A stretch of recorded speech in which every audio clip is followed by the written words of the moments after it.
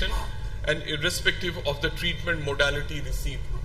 So that is the beauty of medical management, that this is for every ACS patient. So thrombolysis is only for some patients, primary angioplasty is only for some patients, but this is for each and every patient of acute coronary syndrome that presents to us. And ECG becomes a very invaluable tool whenever you are coming across a patient of suspected acute coronary syndrome. It is easy to do, very cheap, and can be done within seconds. So the guidelines have re-emphasized that ECG should be done within 10 minutes, and not only done, it should be properly interpreted also. So many a times we have seen patients who have had an ECG, but nobody has interpreted it for him, and they are carrying an ECG with ST elevation MI, and only after hours are they aware that they had a heart attack. But having said that, a very important word of caution is, do not be fooled if the ECG is normal. So around 40% of cases of acute myocardial infarction or ACS, your ECG can be inconclusive. So a normal ECG does not rule out acute coronary syndrome. That is very important. And many a times the first ECG may not be very clear cut. So if you can have an initial ECG like this with very subtle changes in the inferior leads, what you need to do is just to keep them under observation, get a repeat ECG done maybe after 10-15 minutes, and many a times this will clear the diagnosis for you. So in the second ECG you can see you have a very clear cut elevation in inferior leads, making a diagnosis of inferior wall MI. Then cardiac biomarkers become a very useful add-on. We are now routinely doing troponin tests, troponin T, troponin I, CKMB, everything, NT-proBNPs. But again, one should not waste time waiting for the result if diagnosis is clear. Now what do we mean? Suppose someone is having an ST elevation MI. So getting a troponin T test done there is just a waste of time. We should rather be moving ahead with managing these patients. And the newer guidelines, they have now focused on high sensitivity assays for rapid diagnosis. So earlier what we did, we used to get a troponin T test done. If that test was negative, a repeat test was ordered, say 6 hours after the initial test. So that would mean a whole 6-hour time period when we are not sure of the diagnosis. So the recent guidelines have said that instead of ordering a troponin test, we should be ordering a high sensitivity troponins. So that makes the diagnosis evident in very early period of time, maybe in the first 1 to 2 hours only. And how do we move for this? So the patient presents with suspected non-STEMI and without an indication for immediate invasive angiography. You take the high sensitivity cardiac troponin test at presentation as well as after 1 to 2 hours. And you can then very easily rule in or rule out these patients based on the 2 samples that you have taken. There may be a very few patients who still are unsure about how the things are going for them, and they can be kept under observation. But most of the patients, they can safely be ruled in for ACS or ruled out. Now what if diagnosis is still unclear? Even after getting an ECG and a troponin test, if the diagnosis still is not very clear, you have an option to go for an echocardiography. But echocardiography has limited role. More so if your patient is in cardiogenic shock or you are suspecting mechanical complications, you have to get an echocardiography done. Routine use of CT coronary angiography, that is discouraged in the newer guidelines. In fact, that is a class 3 recommendation. Wherever we are suspecting acute coronary syndrome, this should not be done. Now time is muscle and time is life in acute coronary syndrome. We have known that for ages now. But having said that, it's not always possible to meet the deadline because the society in which we are living, there are many hindrances in timely referring these patients to the hospitals where primary PCI facilities are available. So the newer guidelines, they have focused on how we can cut down the time period when a patient of acute coronary syndrome can be shifted to a hospital, and a lot of emphasis is being made now on paramedics. The paramedics who are trained, who can look after the patients while on way to the hospital in the ambulance setting, where they can get an ECG done, where they can start the treatment and where in fact a pre-hospital thrombolysis can also be done at times. So these are all ways in which we can cut down the time period when the treatment can be instituted. Coming to reperfusion in ST elevation MI, that is the most important part. You reperfuse these patients, open up the blocked arteries so that the damage is minimized. And the gist of this slide is up to 12 hours, you have an option to go for either primary PCI or thrombolysis, although as time passes by, primary PCI has a definite advantage over thrombolysis. Up to 48 hours, primary PCI should be the strategy. And if beyond 48 hours is the time period and your artery is 100% blocked, now these arteries do not need to be opened up if there are no symptoms in your patient. One important point to highlight here is, even if you have thrombolized your patient and that is a successful thrombolysis, your work is not done totally. You need to do something more from here and you need to transfer these patients to get an angiography done. So transfer to a PCI capable center is recommended in all patients immediately after fibrinolysis, even after a successful fibrinolysis. So we should be routinely doing that. Even some non-ST elevation patients deserve as prompt attention as we give to STEMI. So it is a natural or normal tendency to give more weightage to the ST elevation MI patients and be a little bit complacent about the non-STEMI. That should not be the case, particularly with certain non-STEMI patients where there is hemodynamic instability or cardiogenic shock, where there is evidence of recurrent or refractory chest pain occurring, where there is in-hospital arrhythmias, particularly malignant arrhythmias that is taking place, and recurrent dynamic STT changes. So these are the patient subgroups where you need to send them for an invasive part as soon as possible. Now coming to the initial management that we do in acute coronary syndrome patients, routine use of oxygen is a class 3 indication. So we have seen patients who, the moment they are diagnosed with an acute coronary syndrome, someone will start giving them oxygen. So that should not be the case. Rather, that is detrimental because unnecessary uses of oxygen will cause vasoconstriction in the coronary arteries. So that is recommended only in patients with evidence of hypoxemia. Aspirin, we all know that should be loaded in all the patients who have been diagnosed with acute coronary syndrome. And not only aspirin, in addition to aspirin, a second antiplatelet therapy, prasugrel, ticagrelor or clopidogrel should be given to these patients. Now many a times these patients of acute coronary syndrome, they also have some degree of renal impairment.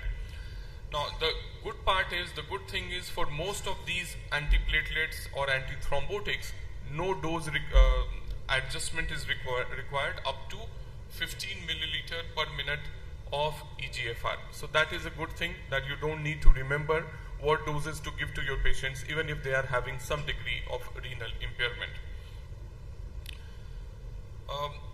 Now the newer guidelines, they have also emphasized on individualizing treatment. So there cannot be one rule for all your patients. Particularly, they have talked about cancer patients because the increase in cancer patients number and the increase in cardiac events in these patients had warranted the guideline committee to look specifically into this matter. So a cancer patient who has an expected survival of more than or equal to 6 months, they should be given a chance with the invasive therapy wherever appropriate. But someone who has a survival of less than 6 months, you should be going ahead or planning a conservative non-invasive strategy for them. Now many a times a temporary interruption of cancer therapy is required in these patients and that should be done as and when required. With the rise in dengue cases, many a times people would ask which antiplatelet to stop at which level of platelets. So the guidelines hasn't talked about dengue fever as such, but with cancer patients they have given a very clear-cut guidelines. Aspirin is not recommended with a platelet count of less than 10,000. Clopidogrel is not recommended below 30,000 platelet count. And in all patients with cancer and less than 50,000 platelet count, prasugrel and ticagrelor, they are not recommended. So these can give you a broad idea regarding the platelet level and which antiplatelet to go ahead with. So whenever you are managing an acute coronary syndrome patient, the entire idea is to balance the thrombotic risk as well as the ischemic risk. And when you are dealing with a stable patient who has a less risk of ischemic events, the bleeding risk needs to be taken care of as far as possible. So there are now strategies being talked about on how we can reduce the bleeding risk. One is abbreviated dual antiplatelet. So instead of giving dual antiplatelet therapy for full 12 months, which is the standard strategy as of now even, in high bleeding risk patients, we can cut down the duration of dual antiplatelet therapy to 1 month or 3 months or 6 months depending on the bleeding risk. And then one strategy is DAPT de-escalation. So instead of using more antiplatelet, more potent antiplatelets like prasugrel and ticagrelor, after 1 month of therapy, we can switch to a lesser potent molecule like clopidogrel wherever the bleeding risk is high. The newer guidelines, they have also talked a lot about patient perspective. So that has to be taken care of, and the guidelines have specifically said that include all ACS patients in decision making as far as their condition allows. Now that is always there. We know we have to take a consent from the patients also, but involving them in decision making, that is now more and more emphasized into. Now long-term prevention, that is the key, because one ACS event that is gone, that does not mean the end of the story. These patients will keep coming to you with repeated episodes if you are not looking into the secondary prevention part. So lipid lowering therapy, that is the cornerstone. Of late we have known about a lot of lipid lowering therapies, ezetimibe, bempedoic acid, PCSK9 inhibitors. So nothing replaces statins as of now. So if you are dealing with an ACS patient, the statins have to be the backbone of therapy. So just a minute and I'll be finishing off my slides. So make sure patient is receiving the maximal tolerated or the maximal advised doses of statins whenever you are dealing with these patients. Beta blockers are a class 1 recommendation when the ejection fraction is less than or equal to 40%. And routine beta blockers for all ACS patients regardless of LVEF is still a class 2A recommendation. The same recommendation holds for RAS system inhibitors. You have to give an AC inhibitors to all these patients, specifically to those patients with an ejection fraction of less than 40%, diabetes, hypertension, or CKD. Vaccination. Now, this is again one area which probably needs more improvement. Influenza vaccine is recommended for all ACS patients. That is a class 1 recommendation now. A low dose colchicine. Now, this is a new molecule which is now getting more and more entry into managing ACS patients because it is an anti-inflammatory molecule. So that may be considered, particularly if other risk factors are insufficiently controlled. We talked about the dual antiplatelet, ideally for 1 year at least, unless and until the bleeding risks are high. And doing a lot of things, taking care of the behavioral aspects, making sure your patient is eating healthy, not smoking, not taking alcohol. These are all a part of healthy living practices which can make sure of cutting down a second event in future. And once you have discharged your patient, make sure to call them back after 6 to 12 weeks time to see how their ejection fraction is so that you can decide for any other options that are available for these patients apart from medical therapy. Now, this is my last slide. Now, this is not for the patients, but for the treating physicians part, medico-legal aspects, because this is one area, acute coronary syndrome, which can get you into more of medico-legal areas also, because everything happens so suddenly that people, particularly the patient and the patient's family, they are not ready to accept that anything as severe as this has occurred to them in no time. So communicating with your patient, documenting everything that you are doing, communicating the documentation part and documenting the communication part. These are all essential for your part, and that is equally important when you are dealing with an ACS patient. Thank you so much. Thank you.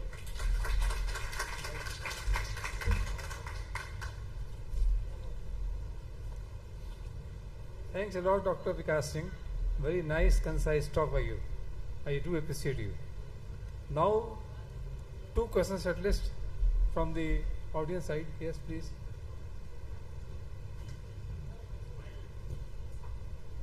So, the gastroenterologist, I see a lot of educational videos on YouTube, basically.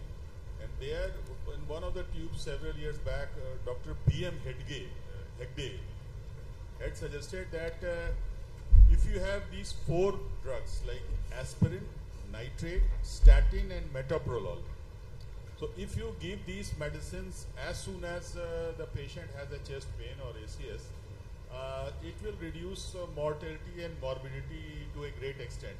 So does that still hold true, or was it, what is the new thing now? Sir, it is partly true, whatever you said, sir. Aspirin still is one drug which should be given to the patient of acute coronary syndrome as soon as possible. That does not only decreases the risk initially, but also in the long term. So that decreases mortality, aspirin, statins, even the beta blockers. But one thing is with beta blockers is that has to be given to only certain group of patients after ruling out certain precautions.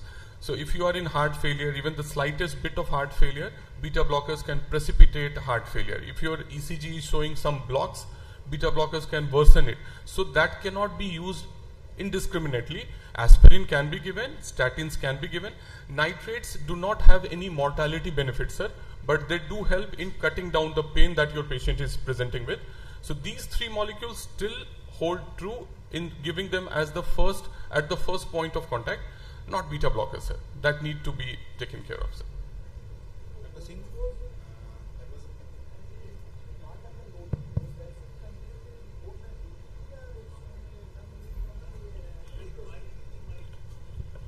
This loading dose is given, where there we are usually giving aspirin plus clopidogrel plus atorvastatin. Should the beta blocker need not be part of it?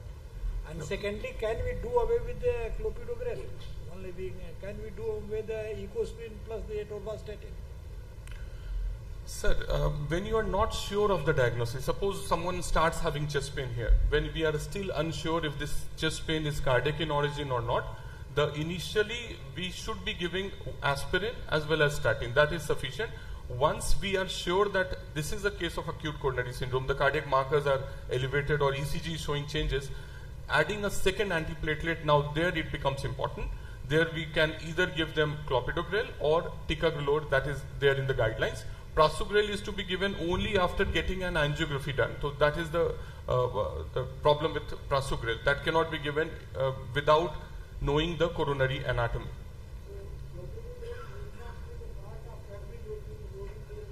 That is a part of every loading dose, sir, but once we are sure of the diagnosis. Unless and until it's only a suspected case of acute coronary syndrome, clopidogrel should not be given, because otherwise, suppose your patient is having a peptic ulcer disease and if you're giving 2 oral antiplatelets, he starts bleeding, that will mess up things, sir.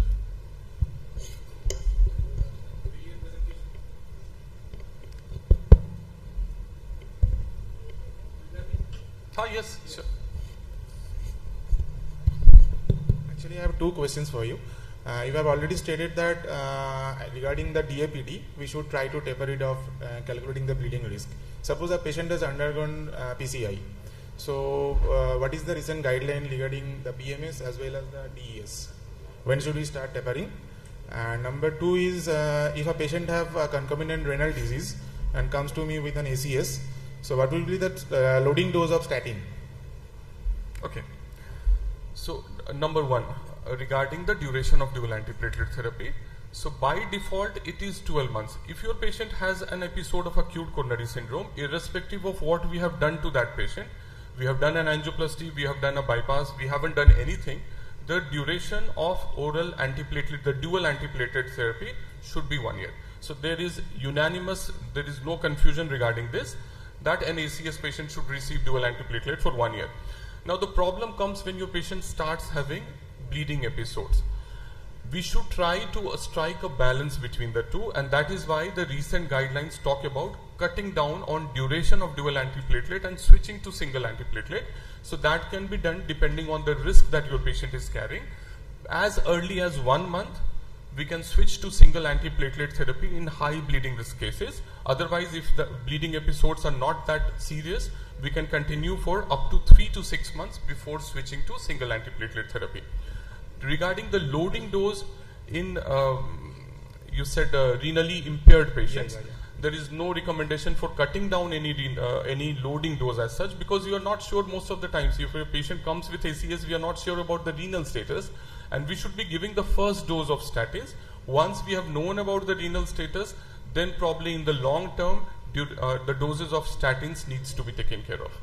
Okay. Now, that is DAPT cutting is applicable for the stent patients also. Yes, absolutely. And you talked about BMS versus DES also. Yeah. So at present, there is hardly any bare metal stents being implanted anywhere except for patients who are having a high bleeding risk. So high bleeding risk patient is the only area where you want to cut down on duration of dual antiplatelet therapy, that you can use a bare metal stent. Otherwise, as a default strategy, drug-eluting stents have proven superiority over bare metal stents, not only in acute term but also in the long term. Thank you. Thank you very much. Any question more, please? Especially from the student side, graduate students or PG students? No question, please. No. Dr. Vikas Singh, one question from my side. Sir. What should be loading dose in the case of the patient aged above 75 years of age? So more than 75 years, they have said that clopidogrel need not be loaded. You can just start with a maintenance dose of clopidogrel. So that is one specific area where loading dose of clopidogrel is not supposed to be given. So thank you so much for asking that question. That should have been mentioned. Thank you. Thanks a lot. Okay. Thank you, Dr. Vikas. It's a wonderful presentation.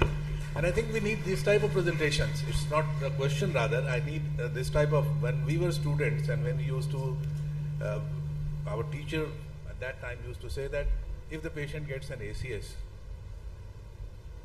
उस समय आपका PCI available नहीं था, बोलते थे aspirin.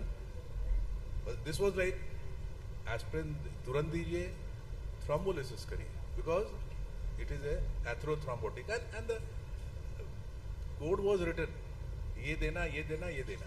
Do an ECG, inferior wall MI, with, मतलब हम लोगों को जो पढ़ाया गया कि टाइप क्या होता है, तो inferior wall MI में हाइपोटेंशन होता है, ब्लॉक्स होते हैं, एंटीरियर वॉल MI में कभी कभी हाइपोटेंशन होता है. उस ग्रुप में, जैसे कॉमन सेंस की बात है, उस ग्रुप में बीटा ब्लॉकर्स, जब पेशेंट को एंटीरियर वॉल MI है, पेशेंट को कंकॉमिटेंट हाइपोटेंशन है, ACS हो गया है, beta blocker along with ACE inhibitors. अगर inferior wall MI है तो उसमें टेम्परली AV कंडक्शन डिफेक्ट्स होते हैं, तो बीटा ब्लॉकर थोड़ा सा रुक जाना चाहिए. ये भी स्ट्रेटेजी अभी भी है कि नहीं है? नहीं, मोस्टली सर जो आपने बातें बताई ना sir, that has stood the test of time. That still holds good today to a large extent. Only thing is the beta blocker story sir. The beta blockers बीच में शुरुआत में वैसी बातें थी, बीटा ब्लॉकर्स को लेकर we were all very enthusiastic. Beta blockers, IV beta blockers use होते थे, जिस समय फिब्रिनोलिसिस भी उतना यूज नहीं होता था. फिर बीच में एक पीरियड आया जब beta blockers out of repute हो गए, ओनली बिकॉज देखा गया कि बीटा ब्लॉकर्स आप दे रहे हैं तो कुछ पेशेंट्स और कार्डियोजेनिक शॉक में चले जा रहे हैं या पल्मोनरी एडिमा में लैंड कर रहे हैं. फिर बीच में वो बीटा ब्लॉकर्स का फेज के बाद फिर रिवाइवल हुआ है अभी बीटा ब्लॉकर्स का. There still a class 1 indication. Only thing is कि वो ग्रुप को हम लोगों ने आइडेंटिफाई कर पाए हैं कि कौन से पेशेंट्स हैं जिनको बीटा ब्लॉकर से और प्रॉब्लम हो सकती है. So those were the patients जिनका कि हार्ट रेट बहुत ज्यादा है, बिकॉज वी नो कि जो टैकीकार्डिया ज्यादा है वो फिर प्रेसिपिटेट कर सकता है, या जिसका पहले से हार्ट रेट कम है, या बेस लाइन में ब्लॉक्स पड़े हुए हैं, या चेस्ट में क्रेप्स हैं, या बीपी बिल्कुल बॉर्डर लाइन 90/60 का पड़ा हुआ है. तो many of those things still hold true sir. Only thing is कि अब बीटा ब्लॉकर्स को लेके थोड़े से हम लोग चूजी हो गए. Should we go exactly by recommendations or by common sense also at that time? Absolutely nothing replaces common sense and nothing replaces that. Guidelines has all talked about individualizing treatment and making the best use of resources and your clinical settings to in most of the cases. Thank you so much for such an excellent presentation, Thank Chris. you, sir.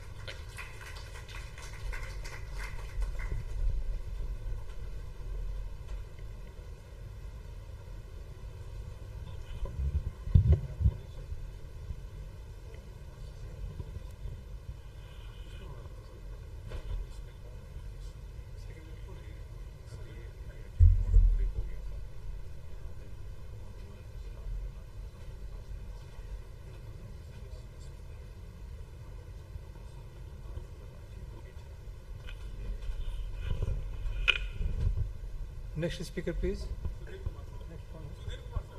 Sudhir Kumar ji. I request Dr. Sudhir Kumarji to come on the desk.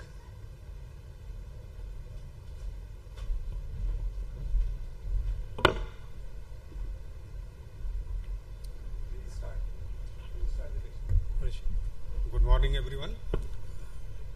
I am going to talk about a recent update in rheumatic fever and rheumatic heart disease.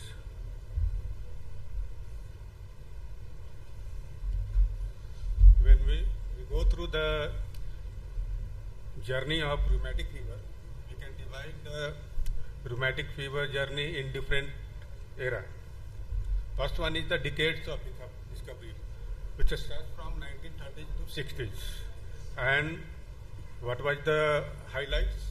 The Streptococcus pyogenes, which causes rheumatic fever, was discovered in early 20th century.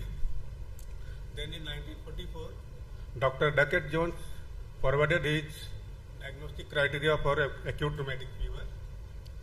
And by the 1950s, because of the discovery of penicillins and sulfa drugs, it was found that the treatment of group A Streptococcus pharyngitis with these antibiotics could prevent the development of acute rheumatic fever. And at the same time, the utility of secondary prevention by antibiotics to prevent a rheumatic fever recurrence was well established. Then came decades of dissemination. During that period, with the improved living conditions and the sanitation, the prevalence and incidence of rheumatic fever came down to very low level in Western countries. When we go through the data, by the 1970s, the annual incidence of rheumatic fever in the US was as low as 0.6 per 1 lakh population of the aged 5 to 19 years, which were around 25 to 29 in 1960s. Then naturally the next decades was decades of stagnation, where the rheumatic fever and rheumatic heart disease were largely controlled in Western country, and new research and funding for research in rheumatic fever nearly came down to low level. And at the same era, the problem of rheumatic fever was progressively overshadowed by newer epidemics like epidemics of malaria, tuberculosis, and especially HIV/AIDS. Then, now we are living in the era of reawakening, which started in year 2000. And in this era, the increasingly widespread availability of echocardiography, particularly the portable echo, has unmasked the large number of new cases.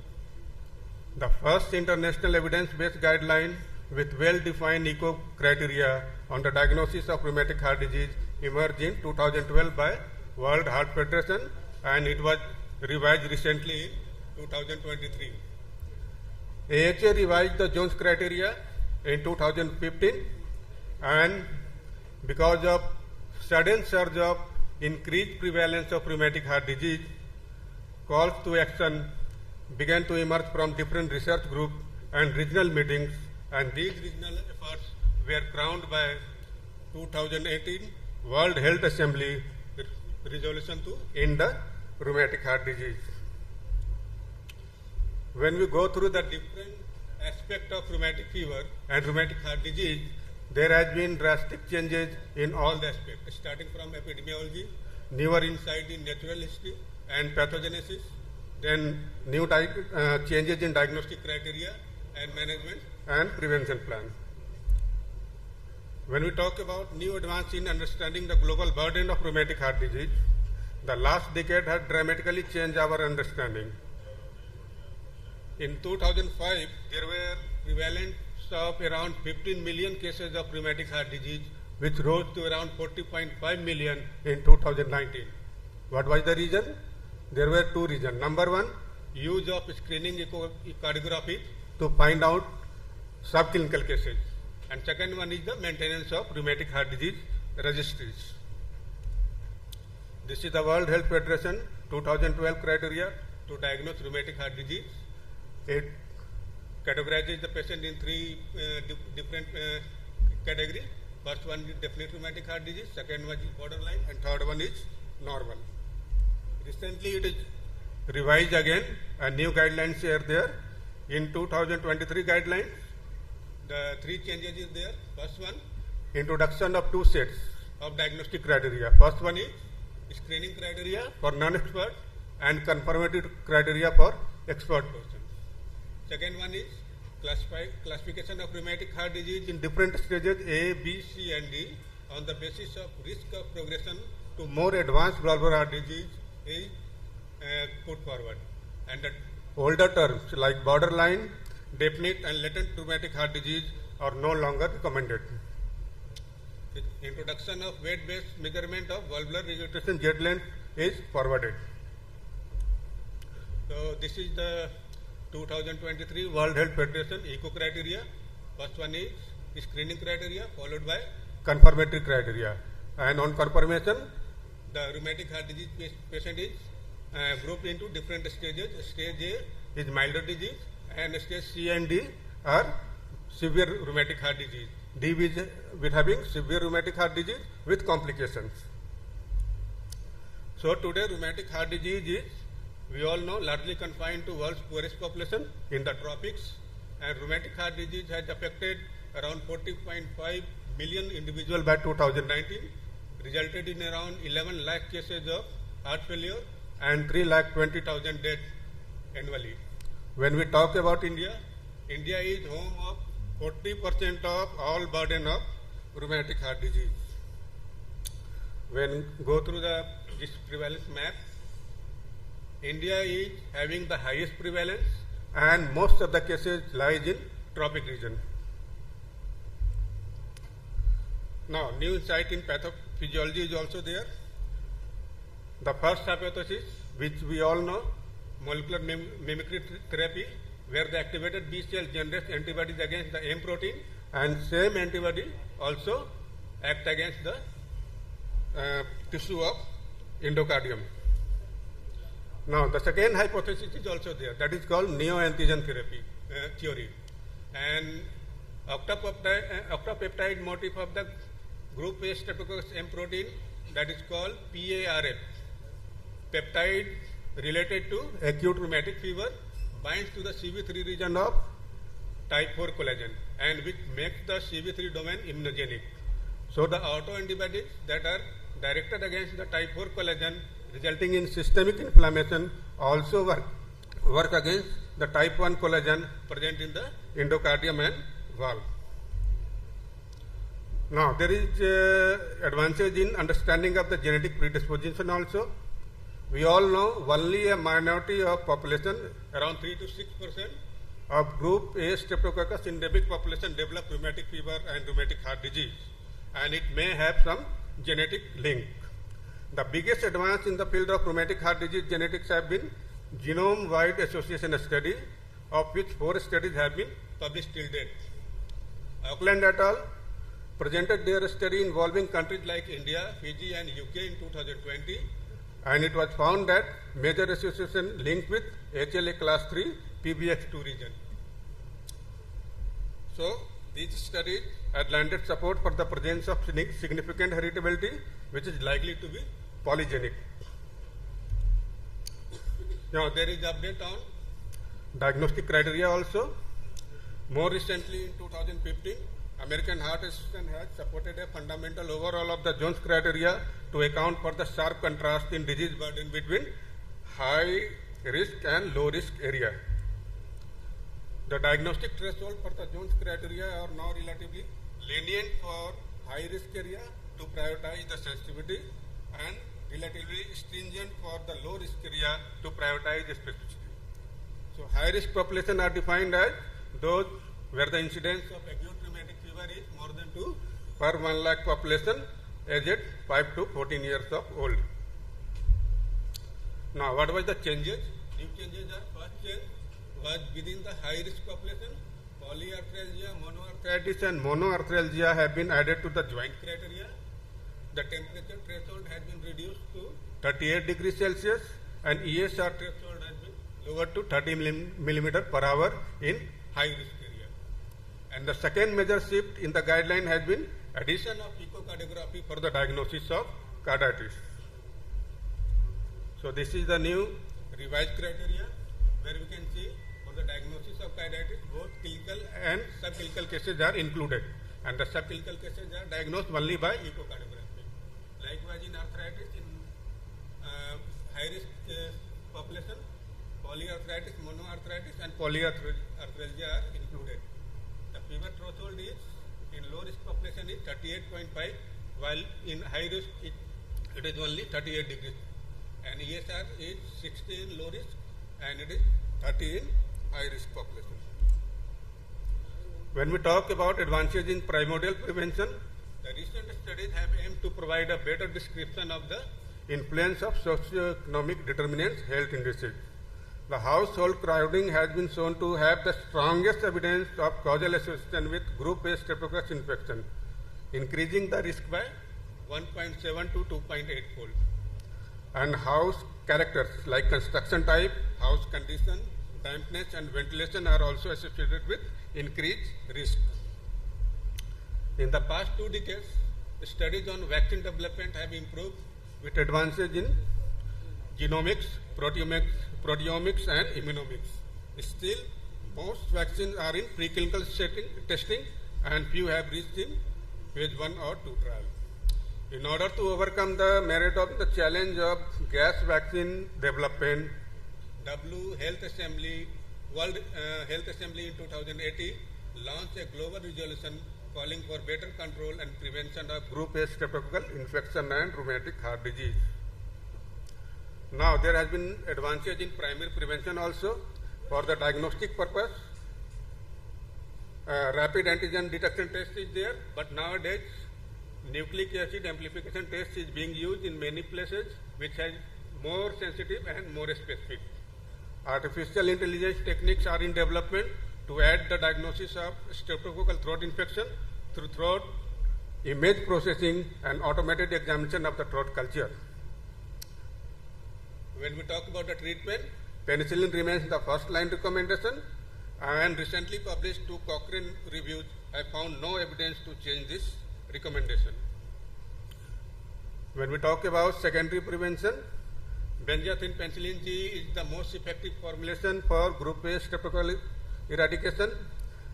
There have been 4 large studies recently published which compared benzathine penicillin with the oral penicillin, and almost all shows the benzathine penicillin has fewer intercurrent group A streptococcal pharyngeal infection and recurrent episodes of rheumatic fever. When we talk about the interval of dosing, the 4-weekly dosing of benzathine penicillin is used in most settings, and there is no data available which say that 2 or 3 weekly dosing is more better. But contemporary data from the New Zealand is available, which shows that ARF recurrence are rare among people who are adherent to 4 weekly dose. So this is the American Heart Association recommendation, which categorizes the patient in 3 groups: rheumatic fever without carditis, rheumatic fever with carditis but no residual disease, and rheumatic fever with persistent disease. And the duration is, in the first group, 5 years after the last attack, or 21 years of age, whichever is longer. Second group, 10 years or 21 years of age, and in the third group, for 10 years or up to the 40 years of age. This is the WHO guideline. It also categorizes the patient in 3 groups: ARF with no carditis, mild to moderate rheumatic heart disease, and severe rheumatic heart disease. Here the duration of secondary prophylaxis is same, 5 years, but the upper age limit is 18 years only. In the second group, minimum of 10 years or until age 25 years. And the third group, it should be given for whole life. Indian guidelines is also available, and it is almost similar to WHO guideline. The adverse reaction to benzathine penicillin G limits the compliance and can have a negative impact on control efforts. So there was a concern about anaphylactic reaction with the BPG, but it is found that whatever the cases available of death after BPG injection, almost all the cases were of severe rheumatic heart disease, and it was assumed that it is not related to anaphylaxis. So, new position statement came from AHA, and as per American Heart Association, patient with elevated risk group means who are having very severe rheumatic heart disease and who are in NYHL functional class 3 or 4 should receive oral penicillin instead of benzathine penicillin for secondary prophylaxis. So this is only position statement, not the guideline. Now advances in tertiary prevention. One point I want to highlight here, that recently published Invictus trial compared vitamin K antagonist with the rivaroxaban in atrial fibrillation patient with significant MS but it was found that rivaroxaban increased the risk of the primary outcome by 25% compared to those taking vitamin K antagonist. So currently it is advised that the patient with significant rheumatic MS and a vitamin K antagonist is still the drug of choice for anticoagulation. Now catheter-based studies. In patient with severe symptomatic MS and favorable morphology, percutaneous mitral valve cystectomy is the treatment of choice and the outcome is also better. When we talk about the surgical intervention, surgical valve repairs offers the prospect of avoiding dependence on long-term anticoagulation, but the technical problem and availability of good surgeon is the main challenges. These are the indications for surgery in rheumatic heart disease. Infective endocarditis prophylaxis. Guidelines have considerably reduced the role of antibiotic prophylaxis before dental procedure because of the lack of scientific evidence of the reduction of infective endocarditis burden when using prophylaxis. So today recommendation for prophylaxis is limited to high-risk patients. Who are the high risk? Number one, following the valve replacement or with a previous infective endocarditis episode. They should go for the prophylaxis who are undergoing high-risk procedure. So take-home message is, there is sudden surge of prevalence of rheumatic heart disease after revised diagnostic criteria and use of echo in diagnosis. Role of sanitation and housing condition in acute rheumatic fever is well established. Genome-wide association studies is being carried out to establish genetic link.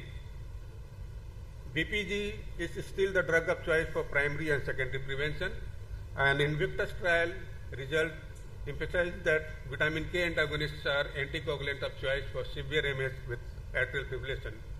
World Health Assembly 2018 had passed resolution to end rheumatic heart disease by 2030. Thank you, sir. Thank you, Dr. Sudhir, for such a beautiful and concise presentation. I would like to invite questions from the audience.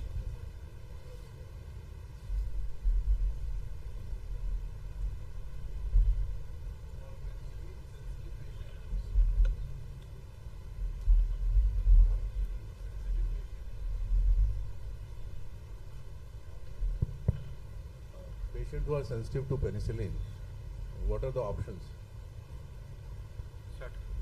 Patients who are sensitive to penicillin, what are the options? Current for prophylaxis. Actually, benzathine penicillin, it was found that many anaphylactic reactions were reported with the benzathine penicillin, but with the large studies, it was found that it was not related to anaphylaxis. Suppose a patient is sensitive.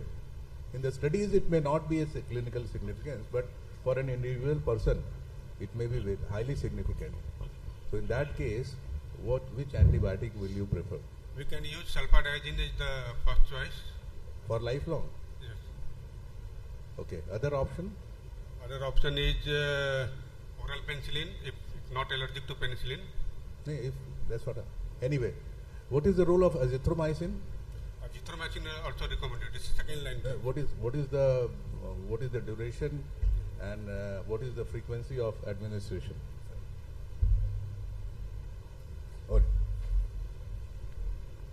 Thanks, Dr. Sudhir Kumarji.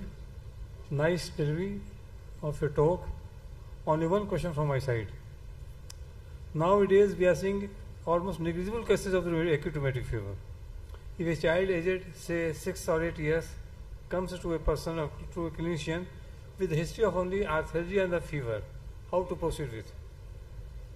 If a child comes with history of fever and Arthralgia only. arthralgia or arthritis, No arthritis, arthralgia only. arthralgia is there.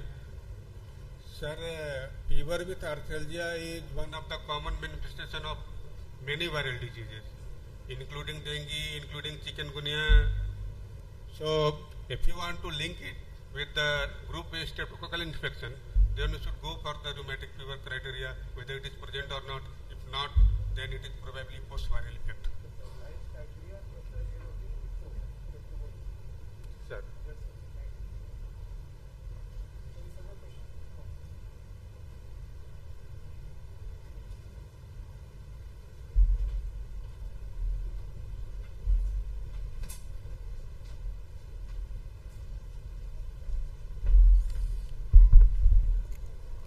Thank you, sir. I now request our chairpersons to please felicitate our speakers.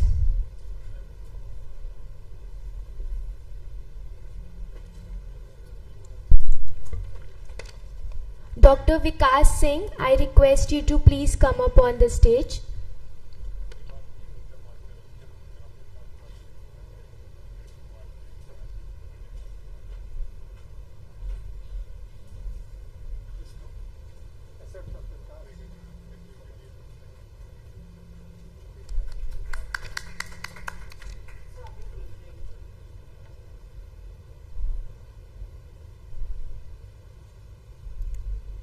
Dr. Sudhir Kumar, I request you to please come up on the stage.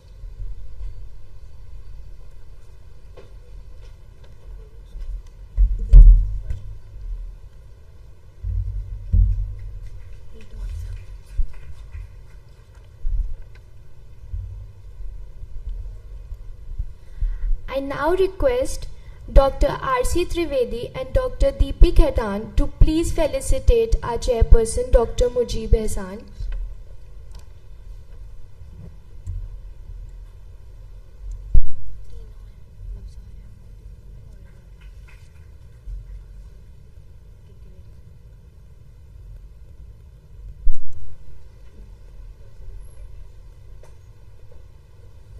Thank you.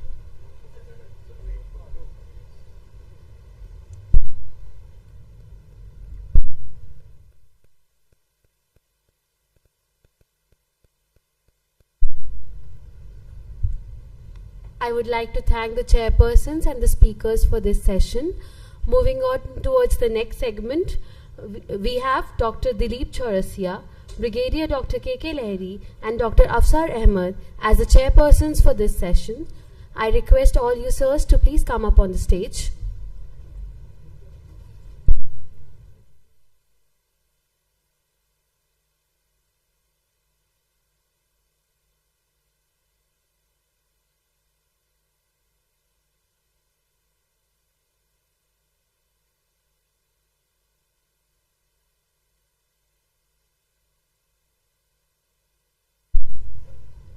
I would request our chairpersons to please introduce our first speaker.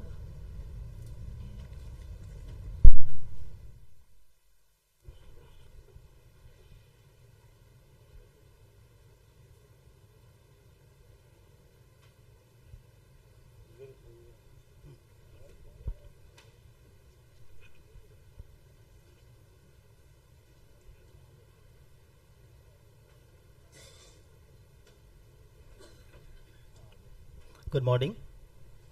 Next speaker is our Dr. Rajiv Kumar Jha from Patna. He is consultant diabeto-nephro clinic and dialysis center at Patna, and his award, he's taking award and affiliations member of ISN, API, RSDDI, CCDSI, faculty at various national and regional conferences, fellowship of Indian Association of Clinical Medicine. His topic is, let us find the alternative methods to win over diabetes mellitus. Here, this is topic. No? Okay. Sorry. And the topic is hepatorenal syndrome. This is a very important topic, life-threatening conditions. So I would like to call or invite Dr. Rajiv Kumar Jha, sir. Please come on the stage. Thank you. Thank you, sir. Thank you, Chairperson. Good morning, everyone.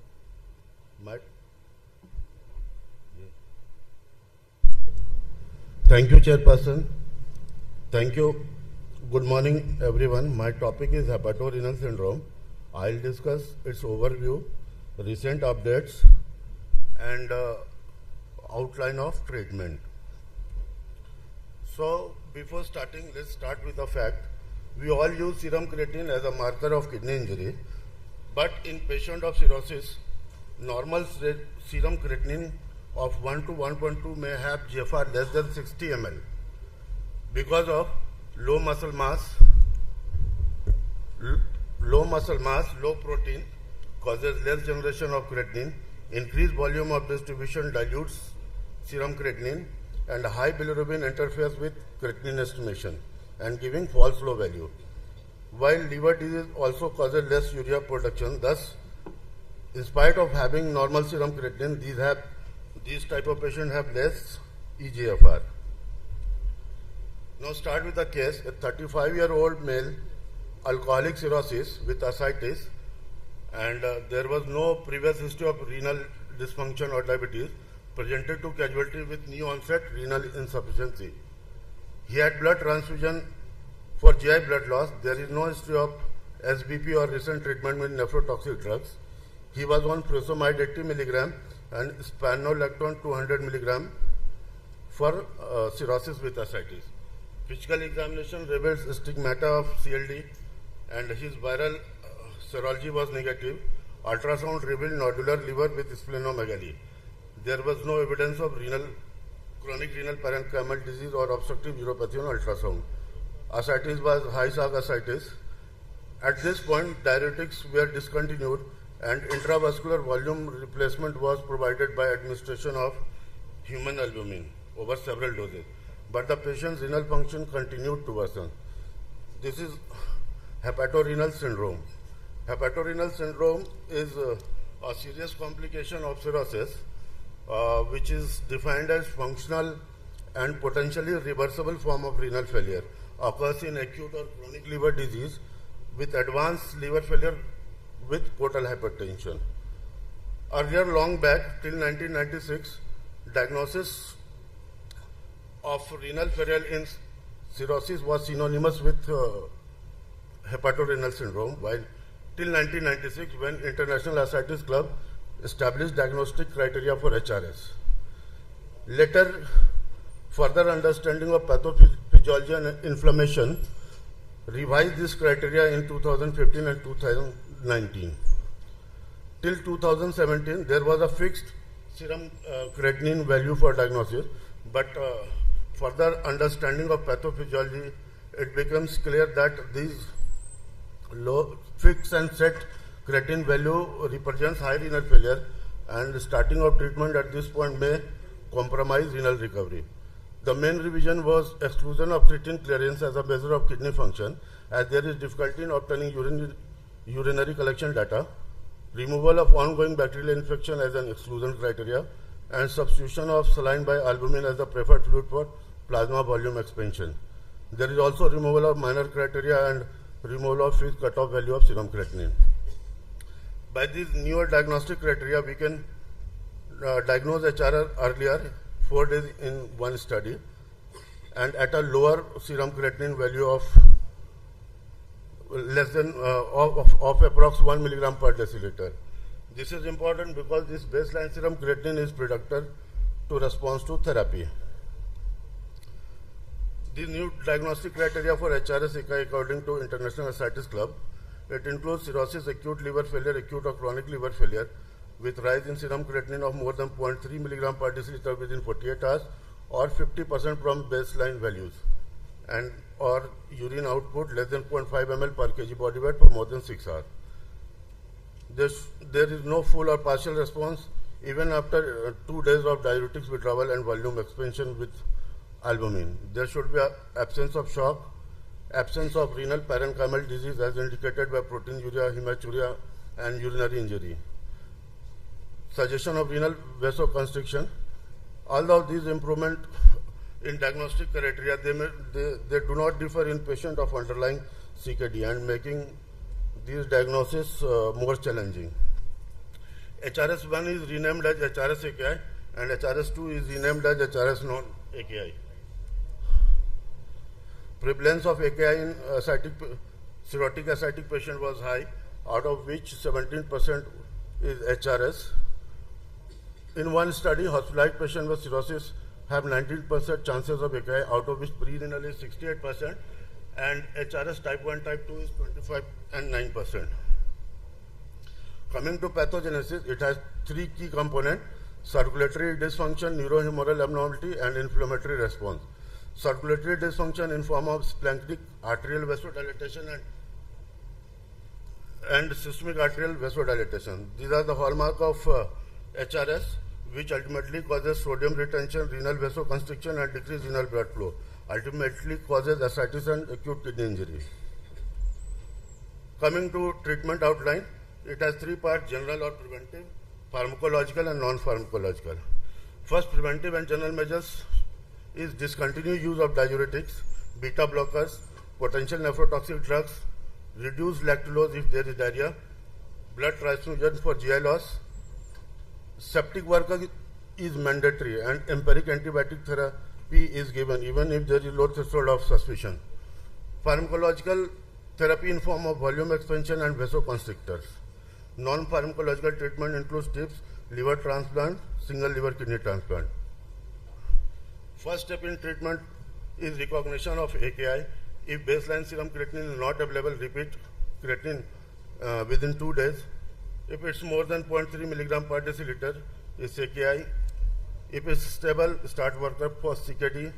If it's decreasing, resolving AKI. Second is staging of AKI.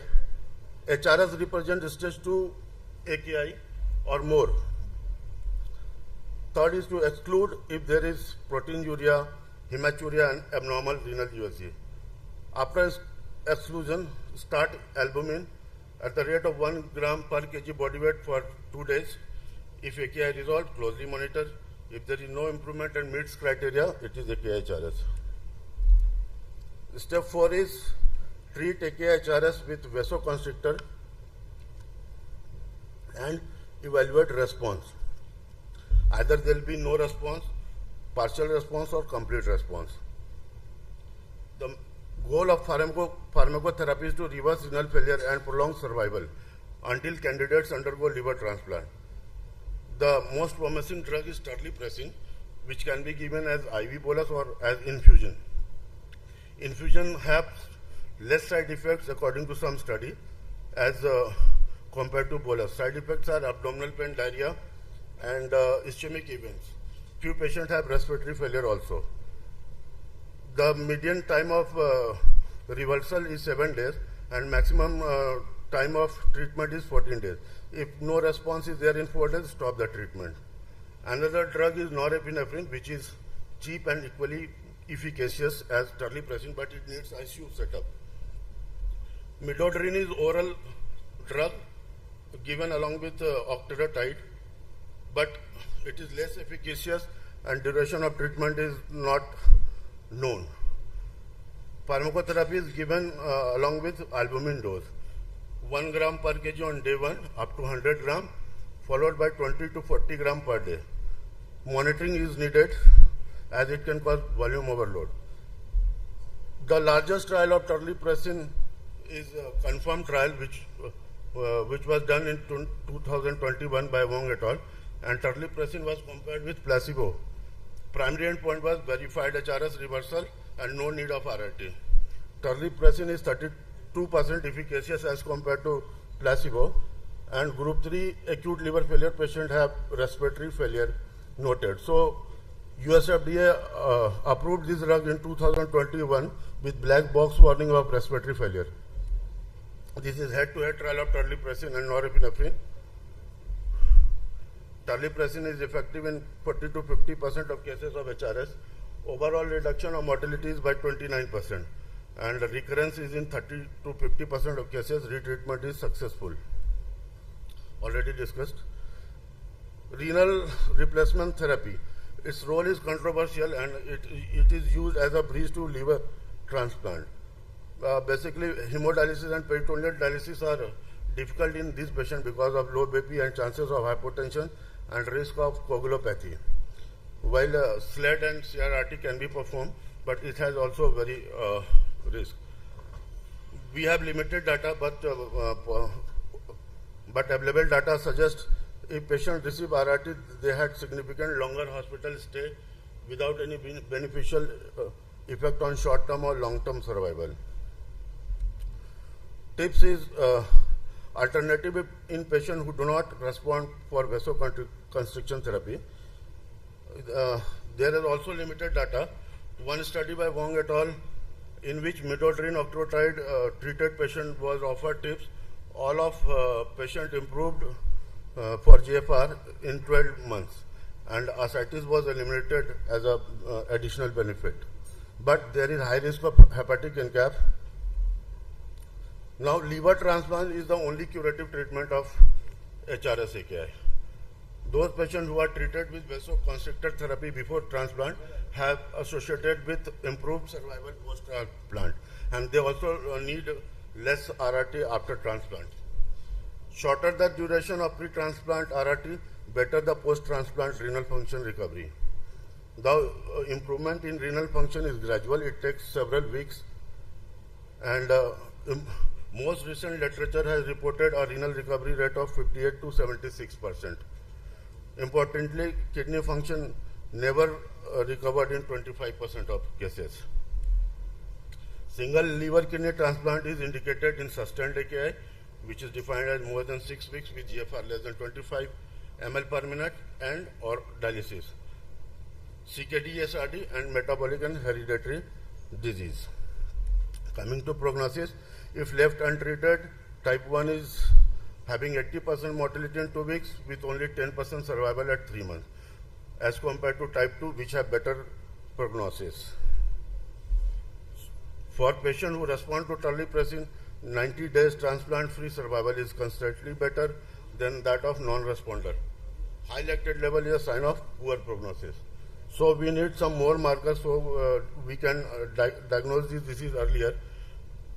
Future novel diagnostic biomarkers and metabolomics needed, but they need standardization and validation in prospective study. So I conclude my presentation. Thank you.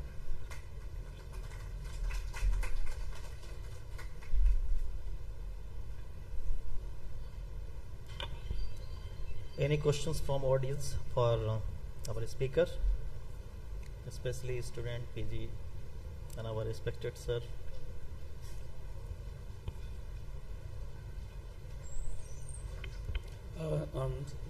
Thank you, sir. It was very elaborate presentation, very nice presentation. I have one question.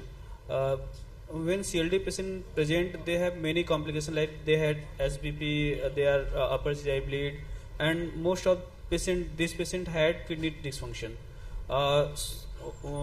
Do we treat upfront as HRS, or we wait for the diagnosis of exclusion, then we start treatment of HRS?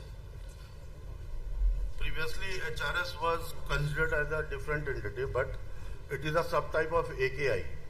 So first, label patient as AKI and stop diuretics and give volume expansion.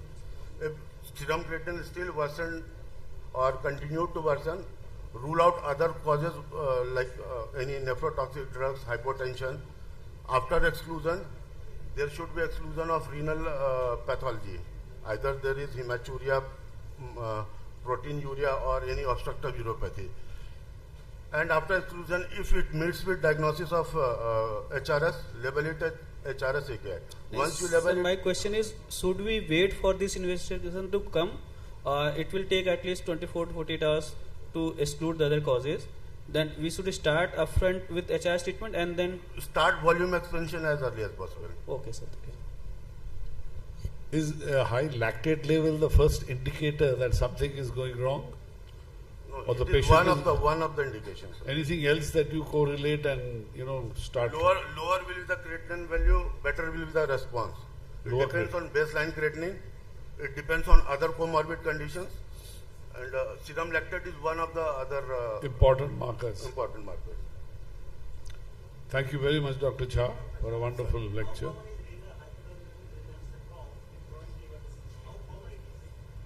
So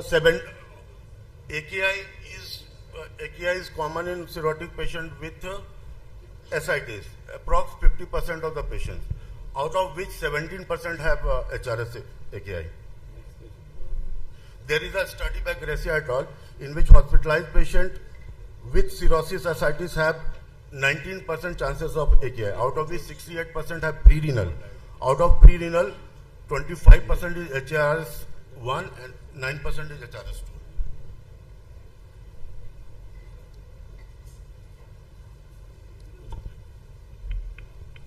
Thank you, sir. For next session, I call Dr. Gururaj B. Sattur, sir, for topic sarcopenia and an unrealized volcano.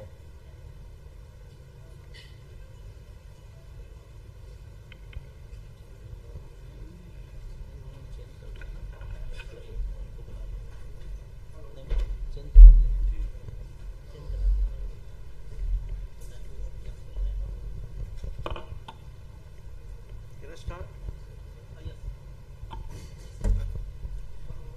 Thanks very much,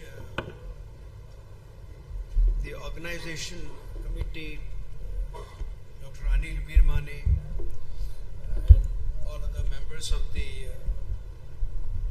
committee of this conference. I was just quickly going through sarcopenia, which has been not really well realized and recognized for a long time.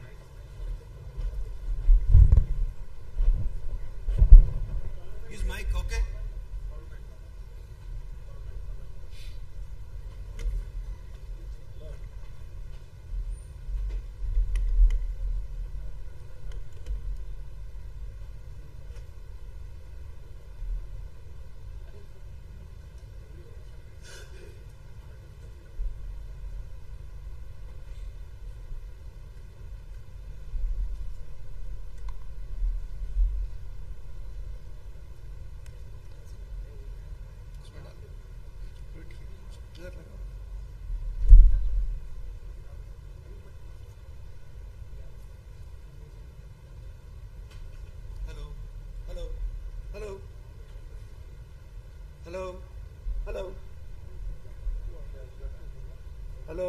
Hello?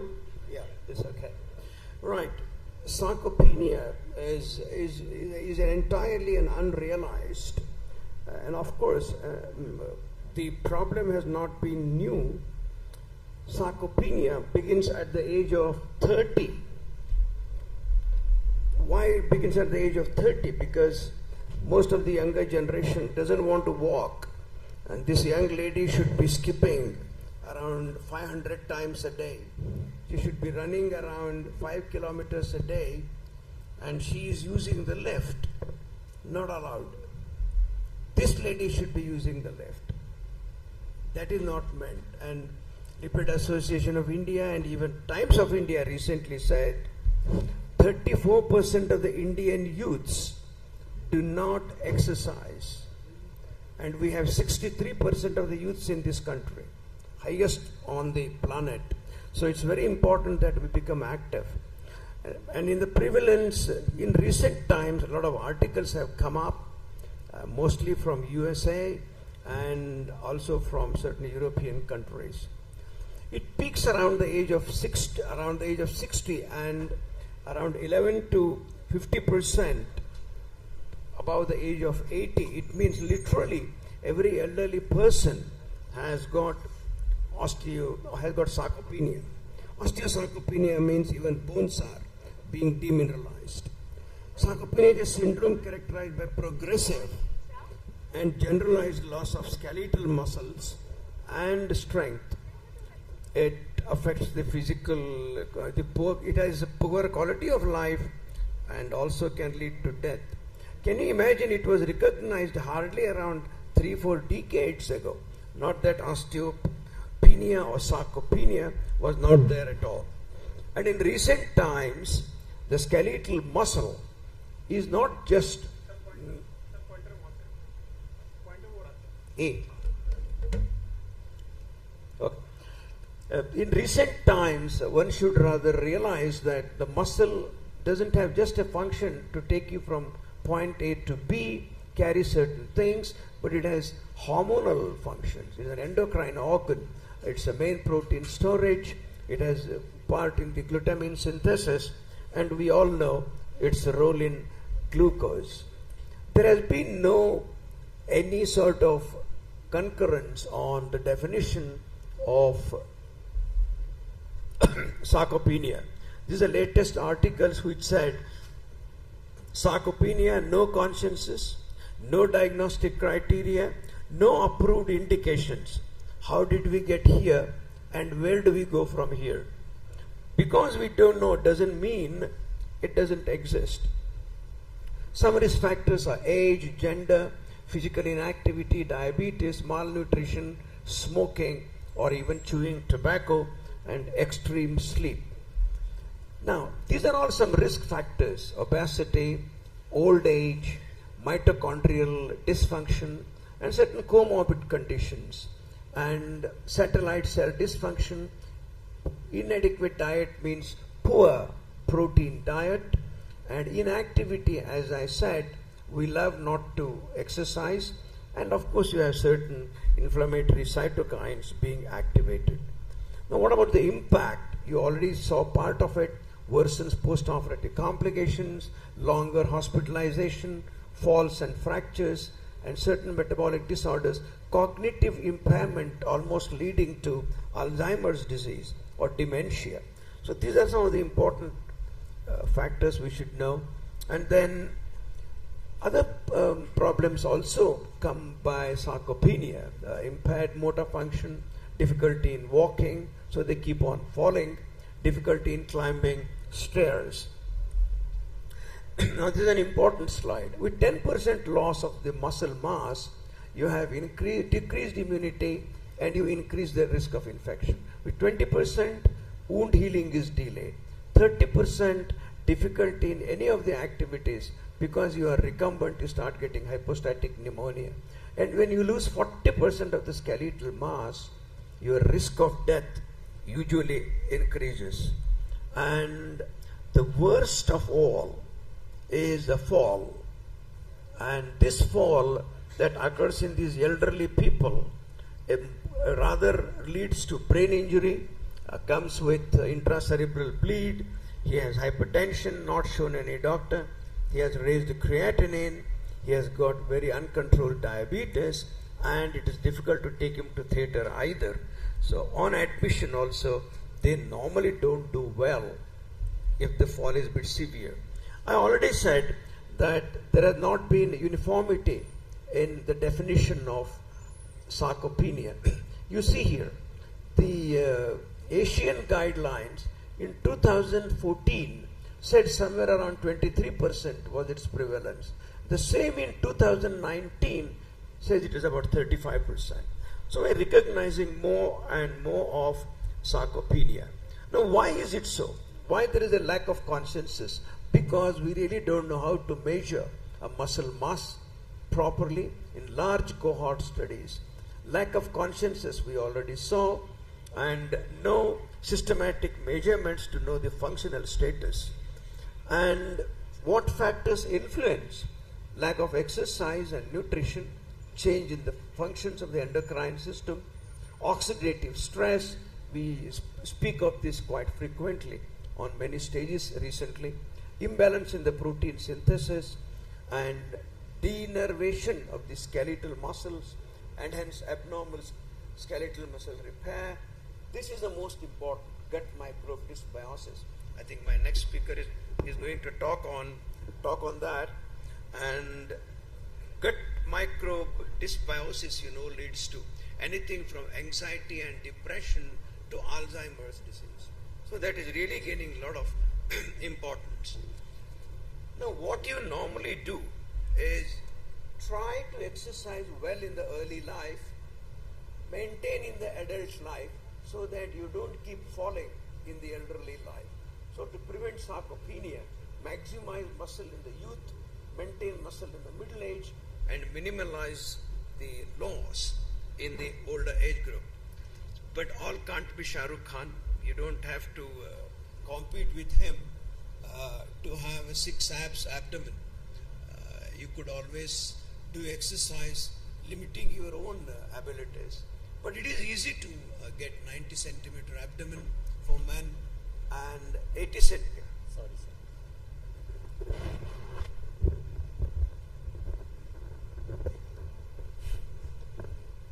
Hello. Is it okay? Can you hear me now? Yep. So, most important, I mean, it may not be possible to do this, but it is, I think it's going out of the screen. But still, I think all know it is Shah Rukh Khan. It's not easy to get 6 abs. So, but we need not have 6 abs, but we need to sort of go away from thin fat Indian status. Look at this guy, he was a heavy weight lifter.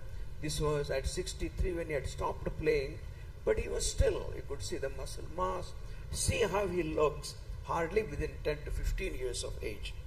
And at one time he has been on the platform. There are certain questionnaires that make you think of sarcopenia. They're called as SARC-F. It is the strength, ambulation, rising from the chair, climbing, history of falls. You give 10 marks to each, and if the score is more than 4, he has got sarcopenia. For example, you want to look for his strength. How much difficulty do you have in lifting and carrying around 10 pounds? He said, I can't lift. He gets 0. A lot or unable, he gets 2. So that's how you could do. And as you saw, more than 4 predicts sarcopenia. What are the tests for sarcopenia? You have to check the gait speed, you have to sit and stand from the chair, and then the grip strength. Of all, walking tests, 4 meters are marked, individual is asked to walk, and time taken is assessed. If the walking speed is less than 0.8 meter per second, it indicates severe sarcopenia. This is a chair test. You are made to stand up, sit down, stand up, sit down. This is the jammer dynamometer, which I have started studies using this now. So I am presenting this in Epicon 2025, where we will have some patients on the hand grip study. These are all levels required for hand grip, and this is Indian study. And here more than less than 27.5 cutoff for males, and cutoff for females is less than 18. So despite claiming of all equality, there are certain strength differences in men and women. So this is just a quick sort of diagnostic run through. You look at the SARC-F just now you saw, look at the muscle strength with the hand grip, and then sit and stand from the chair. Then if it isn't very problematic lifestyle modification, or if he has got a sarcopenia, then you really need to do through next slides what you are going to do. There are types of sarcopenia. If the sarcopenia is not related to any cause, it gets called as primary sarcopenia, and secondary if it is secondary to some other cause. And you know, physical inactivity always contributes. Acute sarcopenia is less than 6 months, and chronic sarcopenia is more than 6 months. There is another very interesting variety called sarcopenic obesity. The guy looks okay, or a bit more fatter too, but this fat is because of the adipose tissue accumulation, which kicks out the skeletal mass. You go on having the round shoulder, but that isn't a muscle. So that's going to be a problem. So very difficult to recognize the sarcopenic obesity. Malnutrition associated is quite well known. Diabetes induced sarcopenia. You know that diabetes people do come wasted Many people tell me that their neighbors have complained, why do you look so thin? They don't know that it is sarcopenia, and we haven't put them on the right exercise. So it is in diabetes, you have insulin resistance, impaired muscle skeletal glucose uptake and utilization, intracellular accumulation of TG and fatty acids, all are associated with sarcopenia. Lipid accumulation also occurs in the myocytes, and with the combination of IR, hyperglycemia, diabetes per se induce mitochondrial dysfunction. Now, what is the potential therapy? Physical activity, resistance exercise and aerobic exercise. Most important is resistance. Whenever we talk of exercise, we talk of aerobic 90% of the time. But when it comes here, it is resistance exercise. Adequate intake of protein up to 1.2 grams per kg per day is not easy, because elderly people could have raised creatinine. So you really need to see the renal function before you push them on a higher dose of protein. So these are all good many studies. And this Peterson studies how important is muscle resistance training. You can see here, this is resistance training is an effective intervention. It normalizes blood pressure, improves insulin sensitivity, decreases abdominal visceral fat, increases the metabolic rate, prevention of bone loss, reduction of risk of falls, which is more important, as I said. And this is most interesting to know that when you do resistance training, older men and women do much better than younger individuals. This is very important. And a 2 to 3-fold increase in muscle strength can occur even as short as 3 months to 4 months period, because following resistance exercise, you get marked increase in the fiber diameter. You can do any one of the, please raise the hands, how many of you do resistance exercise? Raise the hands using dumbbells. Okay, I think about 25%. I think they should increase to around 95%. I mean, without resistance exercise, it's very difficult. Any amount of running you do about. Of course, make certain your patient doesn't get over motivated. This lady has been trying to climb up the lamp post, and she will end up with a fall and a fracture. So it's very important. You have got to be careful. Lots of treatments have been up there. Fish oil, and fish oil I think is very important with N3 Pufa. How many of you take fish oil capsules? How many of you take fish oil capsules? Only one. How many of you eat fish?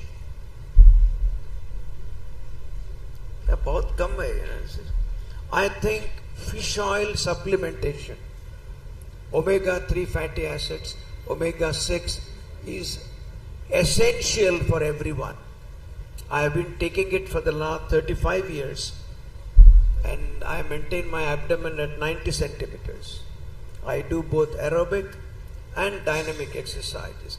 It's extremely important. You have to have dumbbells. You have to take one fish oil capsule. You get it on Amazon. Just write there, fish oil capsules. Nandrolone has been tried for some time. Some vitamin D supplementation, of course, is important. High dose testosterone is good actually to increase muscle power, but it has a lot of limiting side effects. This is a busy slide. Plenty of new drugs are on the way.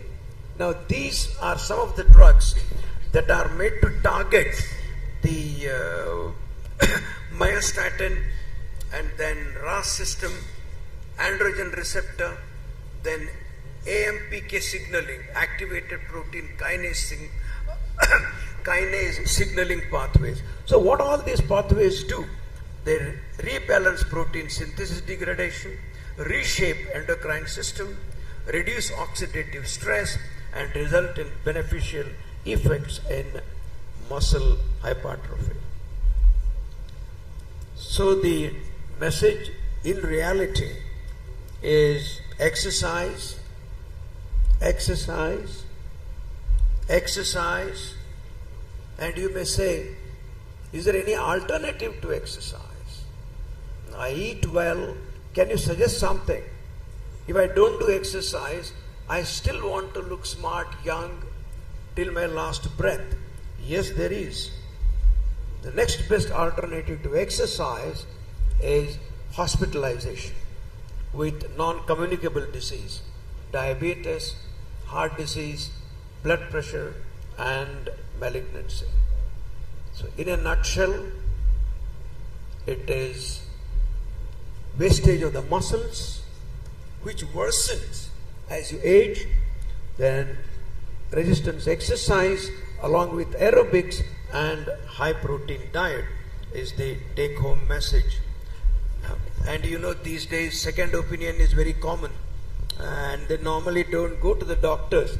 The neighbor gives the second opinion, and she sends the patient somewhere else. See the way they are studying. Even we don't see the scan so keenly. And so the idea of showing this slide is that if you are not updated, you are outdated. That's very important to realize in the practice. If you are in active practice, you have no other way than increasing your own day-to-day changing knowledge. Thanks a lot. Thank you very much, Dr. Satur, for a very enlightening and interesting presentation. And I'm sure that a lot of us will be motivated to exercise. And many of the youngsters, please don't hang around the lift to go to class on the second and third floor. Absolutely. We keep imploding, we take the stairs. They will wait for 15 minutes but not take the staircase to go up. At least up to third floor. How many of you use lift for the third floor? All of you? All of them. I can vouch for it because I take the stairs to ensure that at least in a daytime 4 or 5 times I am able to exercise. But fun apart, really a serious issue with all of you. You keep skipping rope in your room. No. I think, sir, you could probably prescribe that and I think mark them absent. If they yeah, that's the only alternative. Thanks a lot. Any questions, please? Thank you, sir. Thank you, sir, for such a very concise presentation. Sir, I am a professor in physiotherapy, so definitely I can understand, and I very well go with your notion of exercise. There is no alternate to exercise. And yes, we do not have any quantifiable measures to check the sarcopenia. But yes, we do have indirect methods, whatever you have explained, sir. Yeah. And all the guidelines like ACSMS, American College of Sports Medicine, CDC, American Heart Society, all those, they support the exercise and they have a standard set guidelines which we need to follow to prevent the sarcopenia as well as a primordial prevention for these diseases. Yeah, very true, because it's, as I said, the only thing is, start doing, buy one. You get on Amazon for 1,500 rupees. You can do it on your patients, you can do it yourself. It shows the electronic readings. But if you want to do studies, you have got to buy the jammer dynamometry, which I showed. Yes, sir, yeah. So, as you are right, the diet has to be good in protein and exercise, not just walking and aerobic. You have to add resistance. Yes, sir. Yeah, Dr. Satur, excellent talk as usual. Just make a comment here for the benefit of postgraduates. There are two words, one is sarcopenia, the other is frailty. Now they need to be distinguished because frailty is inevitable, sarcopenia is preventable. And as you very rightly said, it starts at the age of 30 years. So there are two things that we must do throughout, even beginning at even before 20 years, to have an adequate protein intake and to go for resistance exercises. That's all. Sir, I have a question for you. Yes, sir. Sir, in our Vedas, it is written that Jivem Sarda Satam, 100 saal ki zindagi. Perhaps at that time there were no sarcopenia. What you advise, the rich diet, especially the protein and exercise. Of course, there were no ambulance at that time. That's why the first suggestion was get exercise. Correct. But now really we are sitting at the unrealized volcano, and this particular subject is very new concept coming Correct, with the last, and that's why many departments are developing. There also geriatric department also. So this is very informative, and its information is fruitful when our young generation use it. Of course, we are using, we have consumed our protein as per required. So thank you, sir. Sir, is there any biomarkers available so that we can predict sarcopenia, especially those sarcopenic obese patients? Excellent question. Yes, the work is on. They are still in the experimental stage. About 4 biomarkers have been identified in Michigan University. But these are all in a very experimental stage. But probably a day will come. You will mark the families who might go into, because I showed genetic basis. So you would mark families who could go into severe sarcopenia. And as I said, it is not pneumonia, it is not getting bedridden. Fall. Fall makes them die. I see so many patients happily walking about, falls, fracture femur, admission, bed sore. And when you are admitted with a fracture, even a young person loses 30% of the muscle mass in 10 weeks. And imagine that young guy losing that amount of muscle mass. So that's why the sports people, they hire 2 to 3 trainees. They spend around 20 to 25 lakhs per month only for training when they fall and come out. This is all resistance training. Thank you. Yes, sir. Thank you, sir. Good presentation.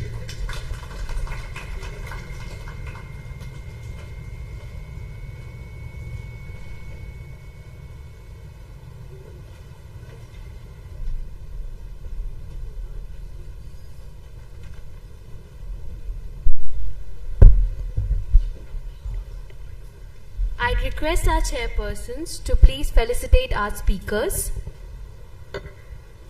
Dr. Rajiv K. Jha,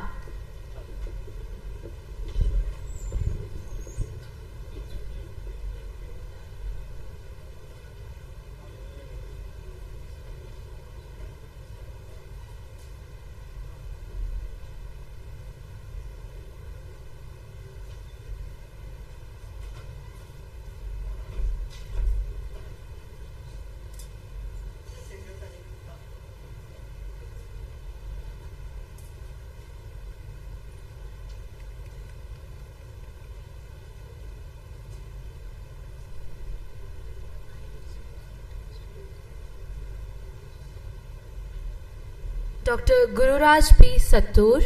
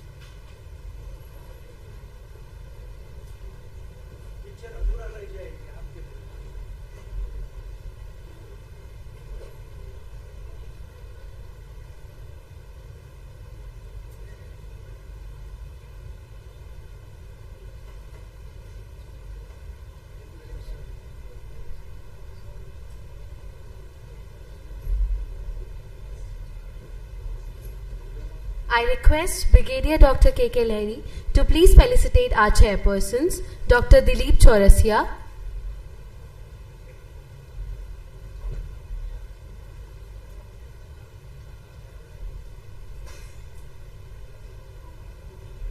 and Dr. Afsar Ahmed.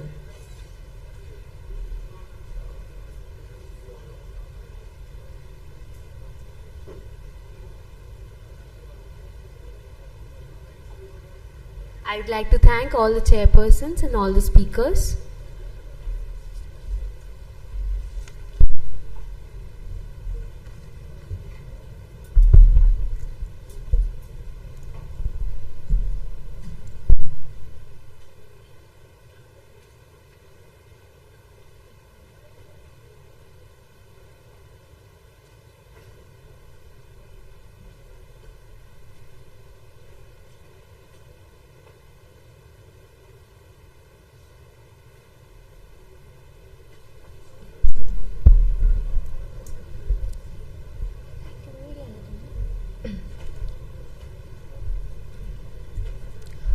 For the next session, I request Dr. A.K. Virmani, Dr. N.K. Das and Dr. Rajesh K. Jha to please come up on the stage and take their seats.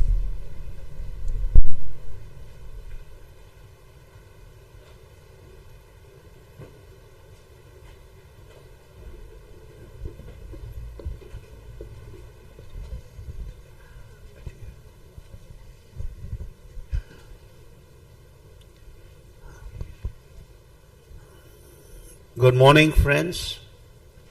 Welcome to the third day of this session. And we have a prestigious oration, the presidential oration by our new president, the Shashi Kapoor of Varanasi, one of the most handsome persons I have ever seen, Dr. Madhukar Rai. Please give him a big clap.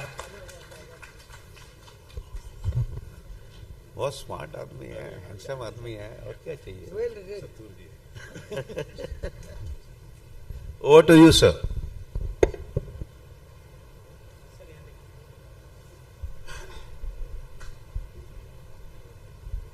Respected Chair and friends.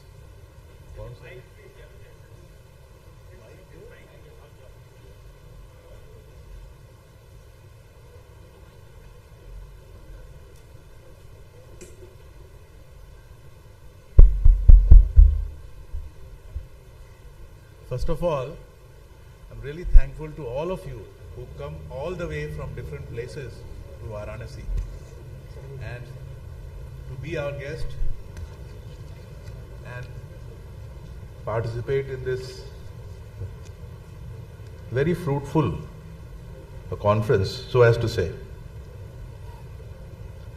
And I made a lot of new friends, new acquaintances.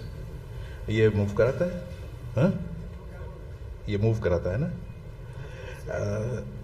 My topic is nothing to do with treatment and other things. And it is also a bit offbeat. Now, we all know, I don't have to tell this august gathering that there is an epidemic. And over the last 30 years, Dr. Virmani started 10 years ahead of me, but those days he would have never dreamt to become a diabetologist because the patients are so less. Now what is happening? We are practically, and we know a lot of things. हम लोग के ज़माने में it was only insulin resistance was coming up and in a different way. Those days we defined insulin resistance by the requirement of insulin per kg body weight rather than insulin resistance in the way we define and hepatic glucose output and decrease insulin. Now we have got so many pathophysiological entities to cover it up, but still we do not know what is the core of the whole issue. So I tried to make an attempt to do that, and still we are unable to curb. So medical fraternity, should it be very happy with that? We are custodian of people's health, and people are developing everything in front of our eyes, and we are not able to do anything. So probably we have to introspect on us that what is happening, or we are creating patients and then trying to treat them. That's a big issue. In India, this diabetic epidemic is a double jeopardy. One is that very high incidence, and second is a clustering of lot of metabolic risks. The consequences are frightening, and this is the latest data. And if you remember, IDF projected 10 million in India by 2030.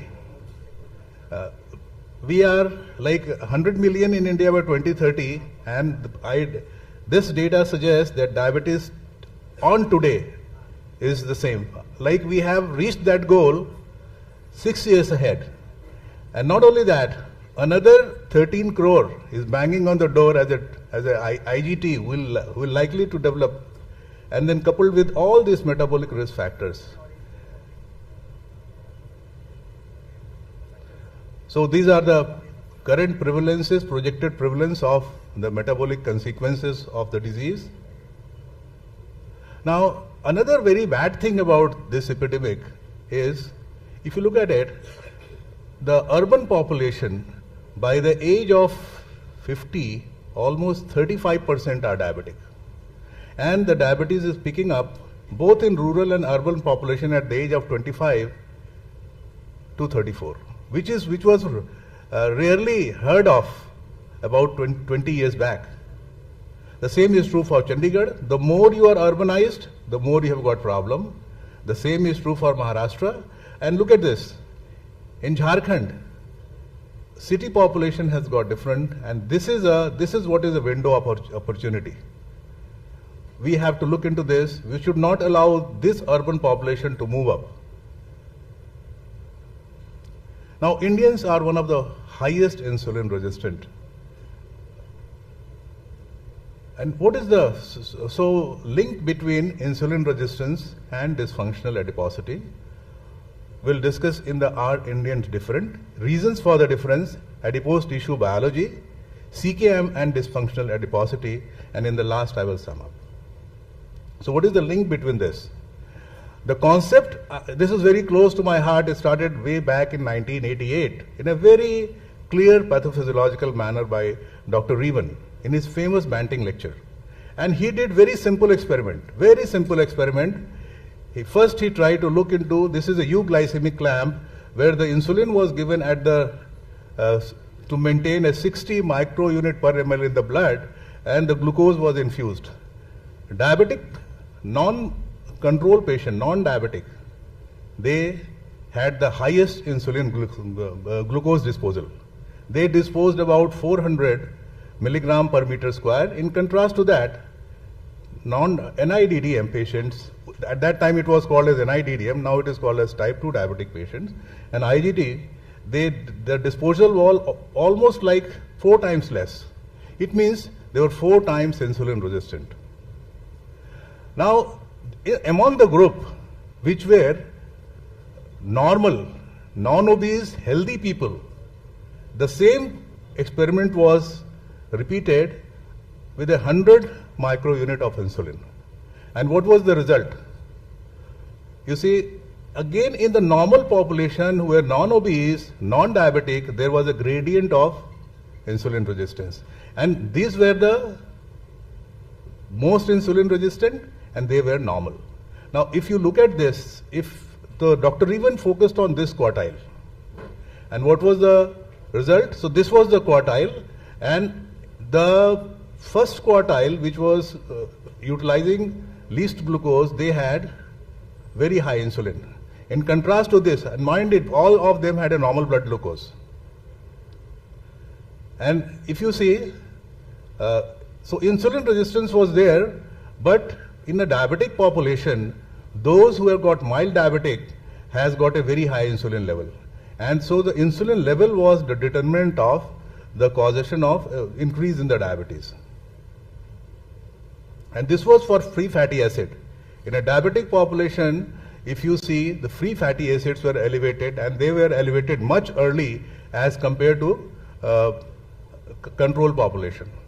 Now, with this, resistance to insulin stimulated glucose uptake is necessary for development of diabetes, but all insulin resistant population do not have diabetes.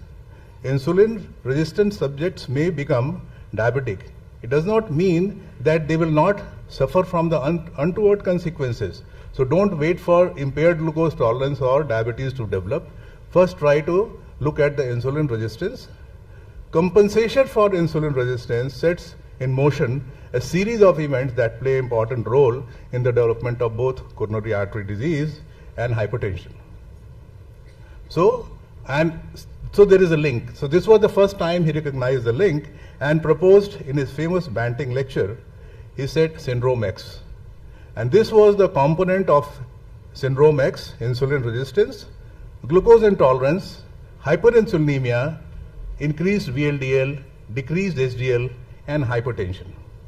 If you look at it, this was present in the upper quartile, and he called it as a syndrome X Subsequently, it was called as metabolic syndrome, and in this metabolic syndrome, a surrogate to insulin resistance was added, which was called as obesity.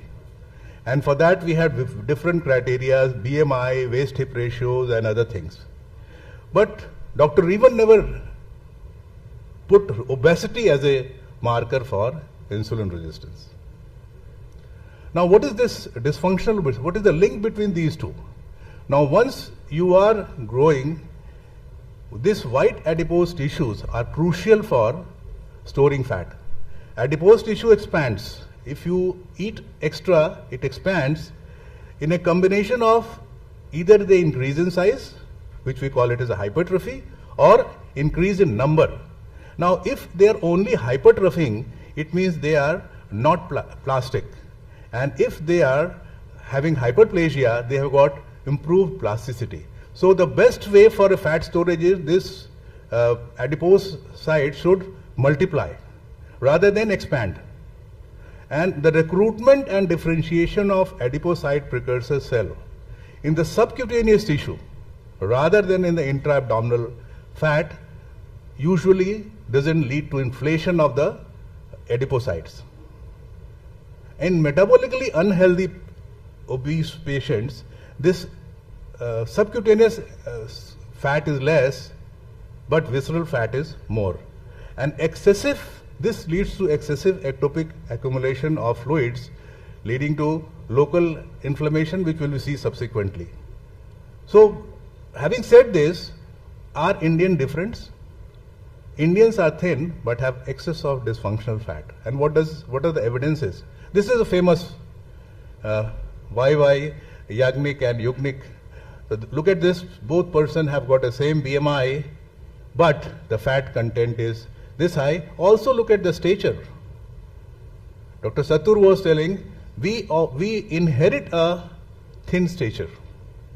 On the top of that, we also have a less muscle mass. So this is our genetics, and we have to cope up with that, and we have to devise a strategy to overcome this. Another thing is, this is from the UK, everybody knows it, that compared to whites, South Asians, they develop diabetes 10 years ahead. They are not obese by their parameters, and their mid-arm circumference is less. Maybe they've got a less muscle mass, and then they have got increased subcutaneous fat and they are insulin resistant. Consequently, these are the things which they suffer. Another very interesting study. This is a Masala and Mesa study. And what did they do was, they compared the South Asians in US with other ethnic races, and to look at why there is such a high prevalence of diabetes in South Asians. And what did they find? If I would like to draw your attention toward this was pretty, around 800 South Asians were there, whites, African, Latins, and they have differentiated between Asians in Chinese and South Asians. If you look at it, the age were almost comparable. Family income, this is a typical middle class of India. More than $75,000 was the income of 71% Indians. As compared to even whites, you see that income was so less, and here you also see that what is the education level. 87% were bachelor as compared to any other race. They were highly educated, they had got very high, but they exercise less. Indians exercise the least. They had a BMI which was lesser than all of them except for Chinese. But the waist circumference was, again, if you measure in absolute term, it was not, but if you look at the waist-hip ratio, maybe it was altered. And what was the difference? They had a very high insulin resistance by HOMAR. They had not only insulin resistance, they had got a decreased insulin secretion. And what does that mean? It has got a definite meaning. Now, consequently, if you see, diabetes was seen in 21% Indians, as compared to if you look at the other 6% whites and Latins and others. So this is a frightening figure, and this is 2014 data. So this is the same. Look at the insulin resistance. Look at the progression of insulin resistance. Indians, they had, at the very beginning, they had got high insulin resistance. It was static, and then later on it starts declining as compared to other races where it gradually picked up. And it has got a very strong correlation with other parameters. So this is the prevalence. And what does it mean? South Asians have significantly higher. South Asian means Pakistani, Indian and other. And HOMA, insulin resistance, so have got a defective beta cell as well as they are insulin resistant.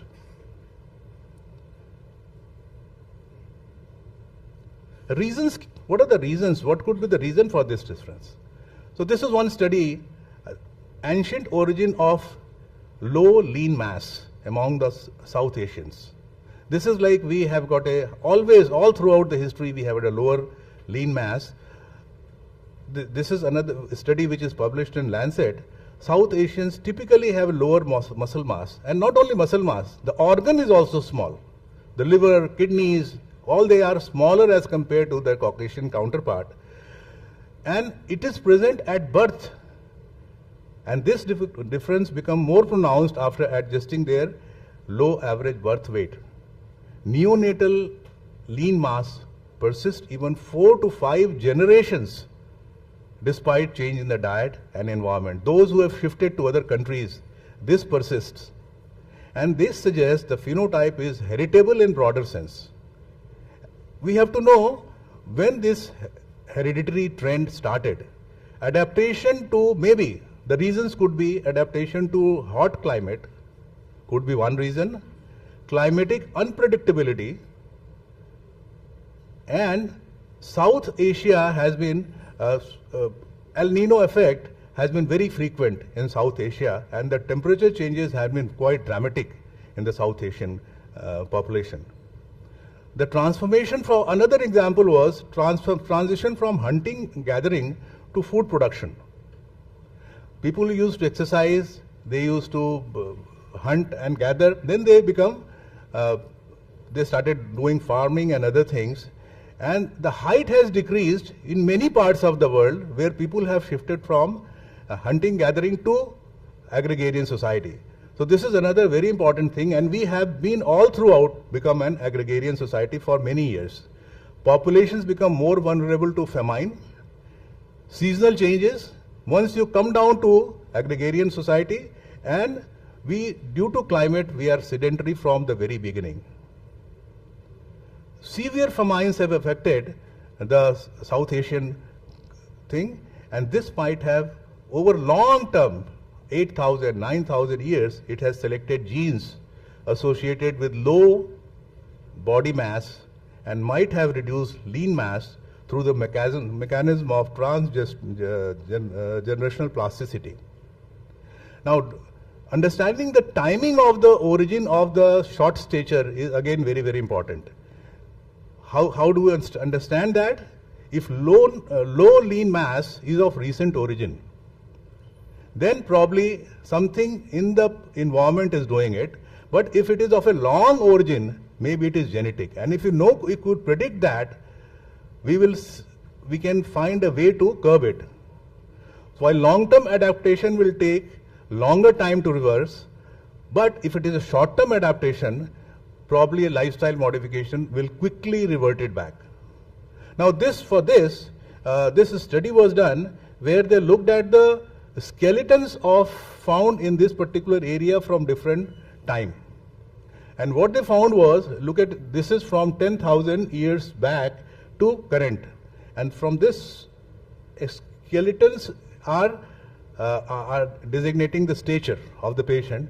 What you find is in the initial part, when they were 10,000 years before, the skeletons which are there, the stature was, and it has gradually declined to the modern. It means our stature is gradually declining.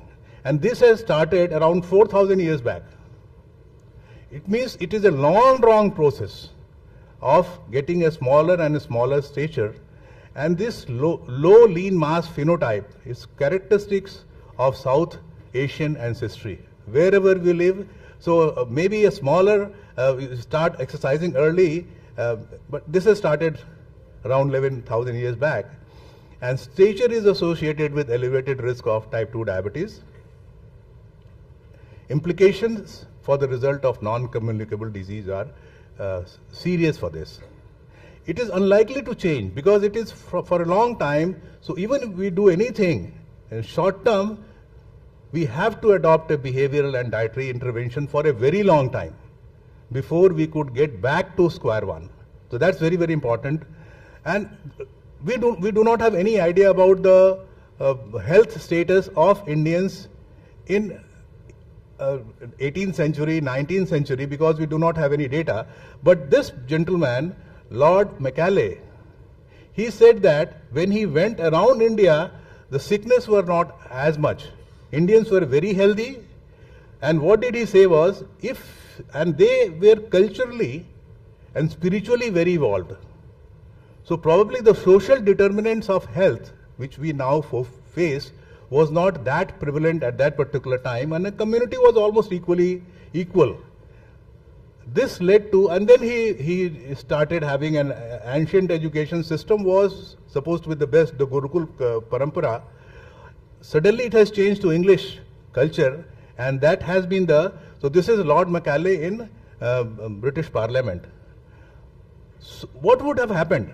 Over years, we have a thrifty gene.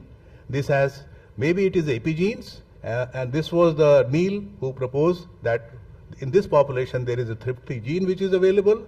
Another is a short-term adaptation to malnutrition in the Barker hypothesis, or so initially we used to think of DNA to biology to destiny. Now we think of DNA to epigenetic, and this epigenetic could be due to psychosocial, environmental factors and social determinants of health to destiny. So this is in nutshell. If you've got fetal environment is bad, maternal health is bad, low birth body weight, and this accumulates, and there is a thrifty genotype along with adult environmental changes, insulin resistance, and it perpetuates in a cycle, and every generation it is increasing. So we have to stop it. Now, briefly about the adipose tissue biology.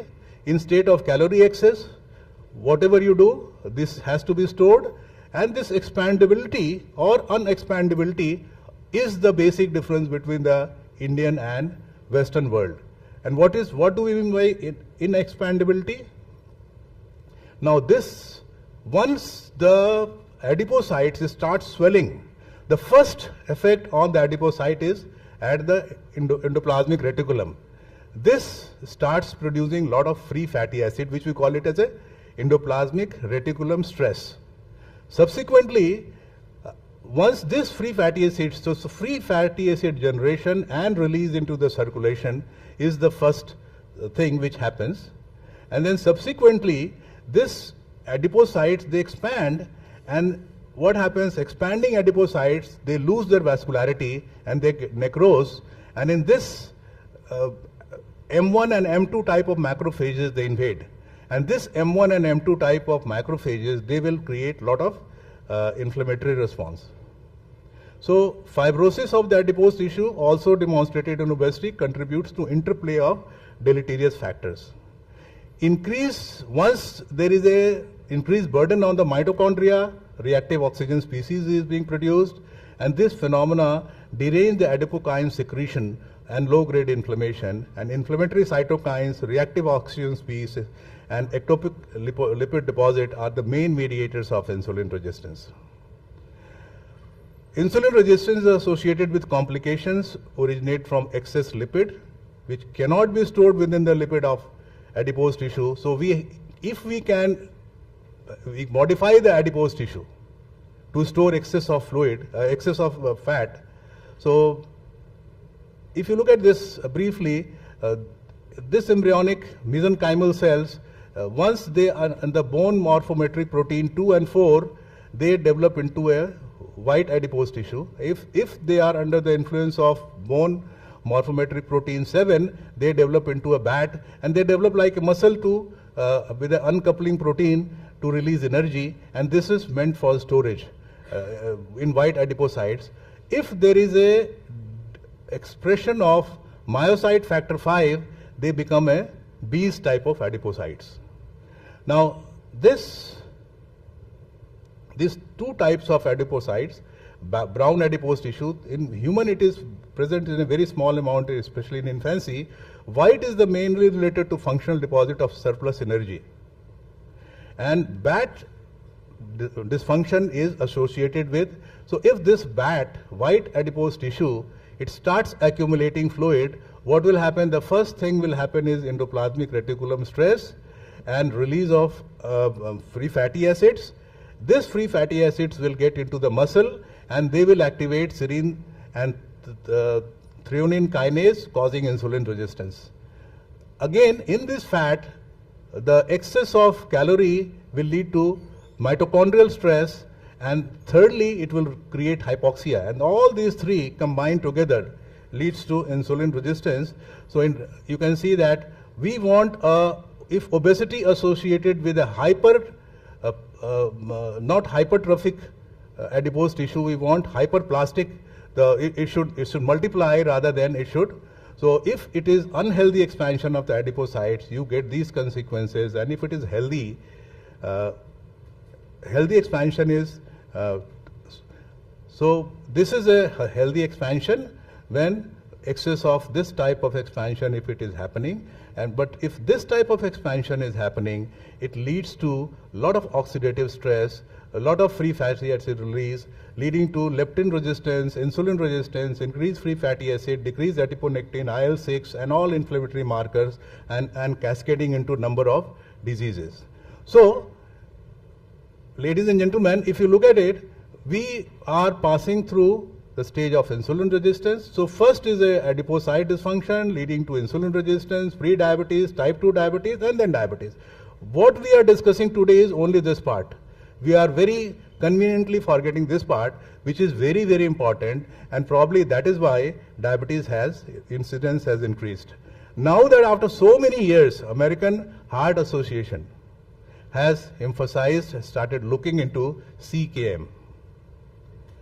They try to bring the people together, and what the current evidence indicates that CKM syndrome is a progressive condition that commonly begins early in the life with biological, every word is important, biological, social, environmental exposure and pressures leading to accumulation of excess and dysfunctional adipose tissue with resultant inflammatory, oxidative stress and insulin resistance. So it has got two phases. One is individual at risk, and we are born with a risk for insulin resistance.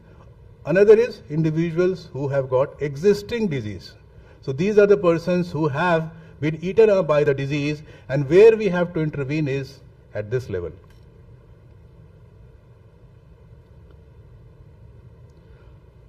And this is recognized as late as October 23. So we have delayed by anything, and again look at their pathogenetic model. They had again focused into dysfunctional adipose tissue.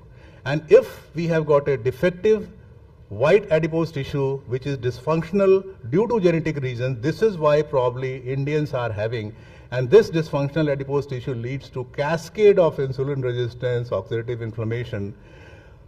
Research has never been there for improving the quality of fat cells. It's only to decrease the cholesterol and other things.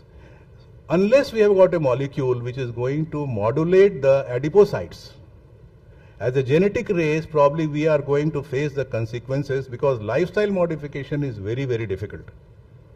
So we are passing through this. These are the stages: stage 1, stage 2, stage 3, stage 4, and stage 5. And we are to intervene in this particular stage. Once this has gone, we have discussed so many guidelines once this has come, but very few guidelines are there. They are in passing reference. To achieve this, we have to come out. We have to come out of the silos cardiology, endocrinology, nephrology, and everybody, public, community medicine, social science, social determinants of health, all these are to be brought together from the very beginning if you want to curb the menace. And for this, again, they have sent like you look at it, consider the social determinants of health, which are very, very important. Our children, their nutrition, their education, their stress level, their dietary pattern, support lifestyle of the community. This has to come from the government. The most important thing for this audience is addressing the research gap. Where is the Westerns are looking for, and we are dealing on the recommendation of Western society day in and day out. Where are our recommendations? Our biology is different. Our recommendation, we look everything to the West to give us a recommendation. So unless we develop our own research gap, what is our need? Because if you look at in those charts, Indians with more than 30 BMI are quite less as compared to other. But we have got a lot of adiposity. And this is a defective adiposity. So to conclude, ladies and gentlemen, we have got a high level of dysfunctional adiposity. Impaired adipose tissue plasticity has been going on for many, many thousand years, and this has accumulated due to epigenetic changes. Understanding the molecular alterations that regulate defective adipose tissue plasticity may identify therapeutic targets. And this is the need of the hour for our community to develop this therapeutic targets to enhance. The only molecule which has got little bit of expandability is pioglitazone, as on today, or thiazolidine-diones. Otherwise, all are directing towards treating the end result of a particular disease. Lifestyle intervention, exercise are effective, which is very difficult. Dr. Satur was telling time and again, but exercise, nobody does exercise. मैं तो doctor साहब से बोलूँगा कि एक tape लेके कमरे में घूम जाएं, क्या मजा आएगा. And adipogenesis, this is a very important therapeutic target which we have to focus on. The era of personalized medicine, precision medicine, increase our knowledge of adipose tissue biology. It will only overcome the limitations of traditional anthropometric. किसी ने waste में दे दिया कि BMI बहुत important है, हमारे लिए BMI important नहीं है. किसी ने कहा कि वेस्ट हिप का बहुत ज्यादा कोरिलेशन है. हमें ऐसी टेक्निक पता करनी है कि इंडियंस की एडिपोसिटी पता चले. Which is better, a height waist ratio, a waist hip ratio, और समथिंग एल्स, और some small investigation which can tell from the very beginning that we have got increased adiposity, and this is the time we have to intervene. Obesity-related metabolic complications do not correlate with BMI, and additional clinical parameters are needed. Although pharmacological interventions may be possible on many points of the cascade, a simple law, as on today if we start following, balancing, आप जितना खाएं उतना खर्च करें.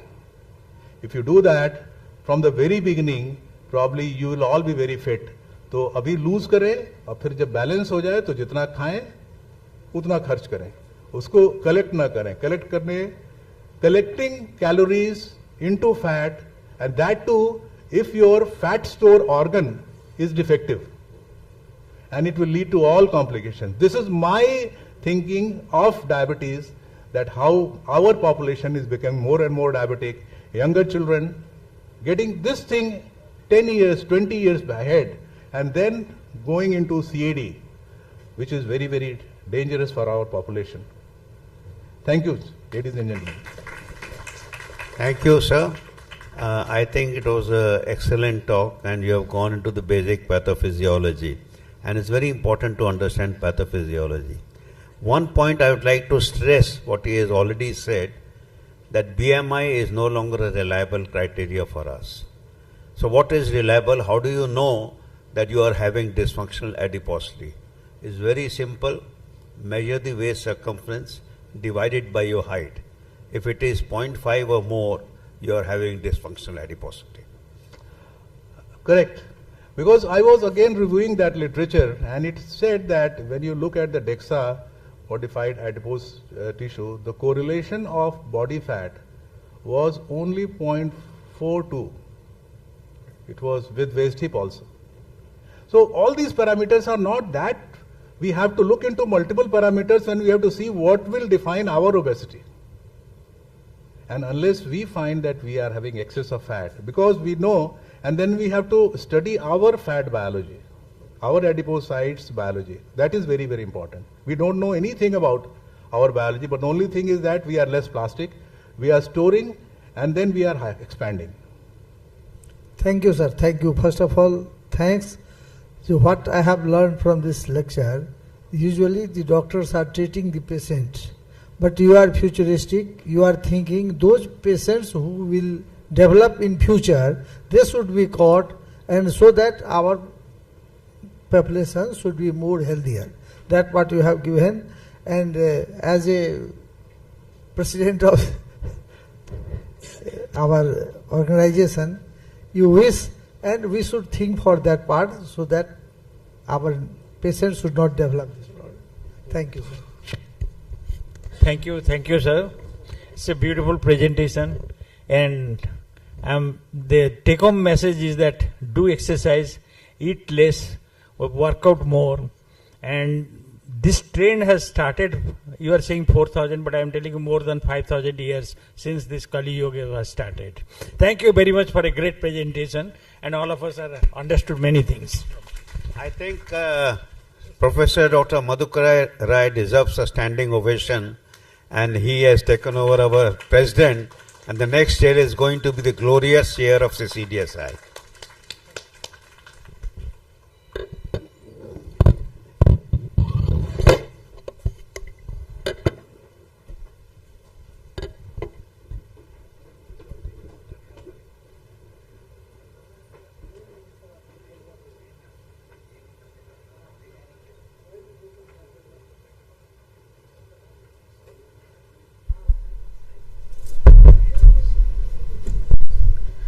I now request our chairpersons to please felicitate Dr. Madhukar Rai.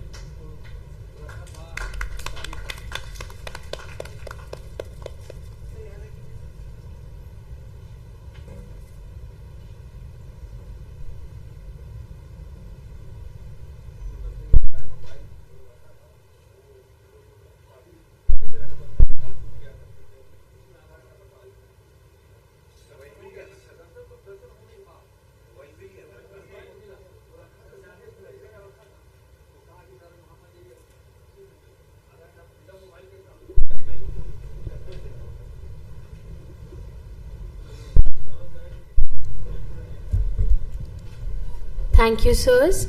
Moving on towards our next session, we have our chairpersons, Dr. B.K. Singh, Dr. G.N. Srivastava, and Dr. Alok Tripathi. I'd request all you sirs to please come up on the stage.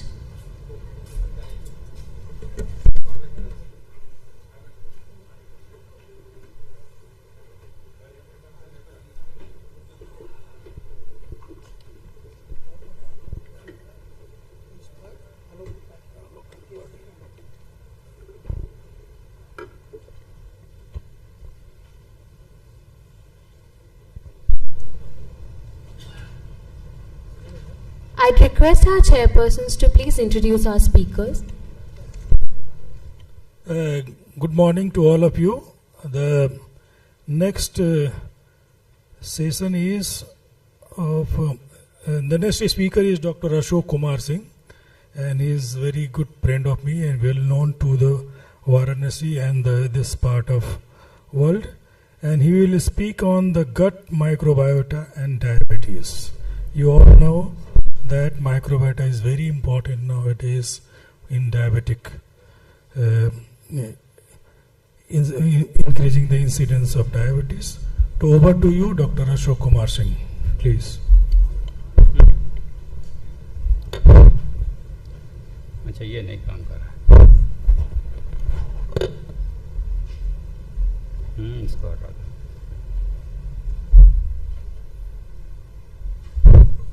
Thank you, chairpersons, for your kind words.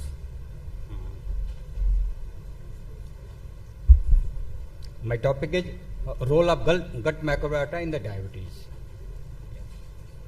The gut microbiota. It is a virtual organ of the human metabolic activity. It interacts with the insulin resistance and diabetes. It has endless capacity to impact and transform diabetes.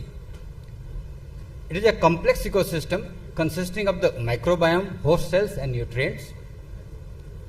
Microbiota consists of the bacteria, microbiome, virome, archaeome and eukaryotic parasites. There are more than 100 trillion bacteria. Among them, Firmicutes, Bacteroides, Proteobacteria and Actinobacteria, they are predominant one. But the most important is the Firmicutes and Bacteroides ratio. A plethora of studies are there which show a significant association between the changes in composition of gut microflora and the development of the diabetes, especially changed Bacteroides Firmicutes ratio. It increases intestinal permeability, which in turn causes infiltration of the bacterial byproducts through a leaky gut barrier, which produces inflammatory response, which is characteristic of the diabetes.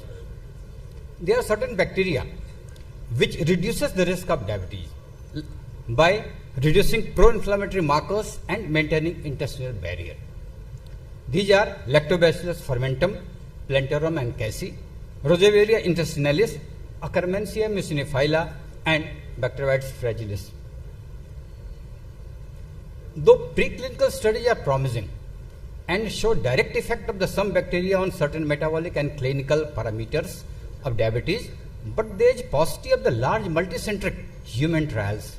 Hence, the modulation of the gut microflora via probiotics, prebiotics, FMT or other means is not included in any therapeutic protocol of the guidelines of the management of diabetes or its complications till today. And the development at the age of 31 to 46 months, more or less core microbiota is formed, and the Firmicutes and Bacteroides, they are the predominant one, nearly 90%. And it shows that the maximum concentration occurs in the colon of the microbiota. Now, if there is a eubiosis of the microflora, it has its impact on every organ, like brain axis, endocrine, liver, pancreas, skin, kidney, gut bladder axis, reproductive, muscles, bone, lung, heart, everywhere it has its impact. And if dysbiosis occurs, then it affects everyone. If metabolic effect, then it causes obesity, diabetes, mitochondrial dysfunctions and cancer as well. Now I will delete later. If gut microbiota products, bad one is the LPS. The source is the cell wall of the gram-negative bacteria, and mechanism, it activates the receptor TLR4 and increases the occurrence of the inflammatory response. Short chain fatty acids, these are good one. The main are acetate, propionate and butyrate. They are produced from the gut microflora and by the fermentation of the carbohydrates. They activate the receptor FFAR2 and FFAR3. By that they stimulate the release of GLP-1 and peptide YY, which improve insulin secretion, and they also reduces the frequency of the autoimmune T cells in lymphoid tissues and increases the number and frequency of the regulatory T cells.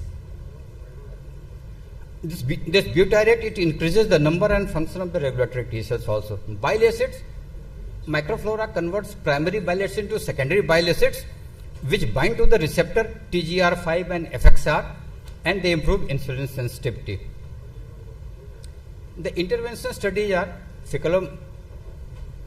FMT, antibiotic therapy, metformin therapy, diet and probiotic therapies. Old Indian setting is that जैसा खाओ अन्न वैसा रहे मन, but it is not showing there. जैसा खाओ अन्न वैसा रहे तन. It is easily altered by dietary changes, that gut microflora, which can induce temporary shift in a large number of microorganisms as rapidly as within 24 hours. The main energy source is the dietary carbs, and if we have dietary fiber intake, it is more fiber, it improves microbial diversity, improves fermentous bacteria ratio, promotes fermentation of the intestinal microbes, and also improves short chain fatty acid productions. This increased short chain fatty acid production stimulates FFAR2 and 3, which has their impact on the regulation mechanism of the glucose homeostasis. Soluble fiber, they increases viscosity of the gastric juice and produces longer gastric emptying time. And also cause slowing of the small intestinal transit time, improves starch digestion, which reduces rate of glucose absorption and also reduces cholesterol concentration. Soluble fibers, they have the direct blood glucose lowering effect also. And the incidence of type 2 diabetes, it is inversely proportional to the total amount of dietary fiber. If we take more dietary fiber, incidence of diabetes will be less. But if we have less fiber, then the incidence of diabetes will be more, and they also improve LPS level. Probiotics, they cause gut microbial balance. That's why they improve insulin sensitivity, improves host metabolic composition, improves short chain fatty acid production, reduces intestinal permeability, reduces pro-inflammatory cytokines, and studies have shown that administration of the lactobacillus reuteri, it improved insulin secretion. And next generation probiotic, though at present they are not available in our country, these are the bacteria with enhanced functional characteristic in the treating specific host disease. That is the specific bacterium for the specific disease.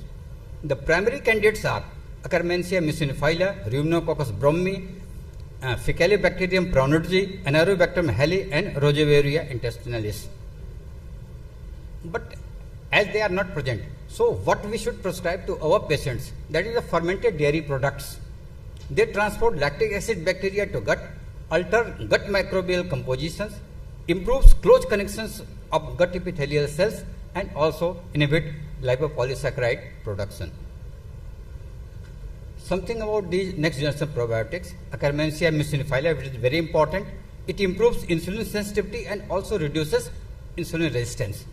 Improve metabolic endotoxemia, ameliorate of metabolic syndrome phenotype, and also improve lipid and glucose metabolism, reduces destruction of the intestinal barrier.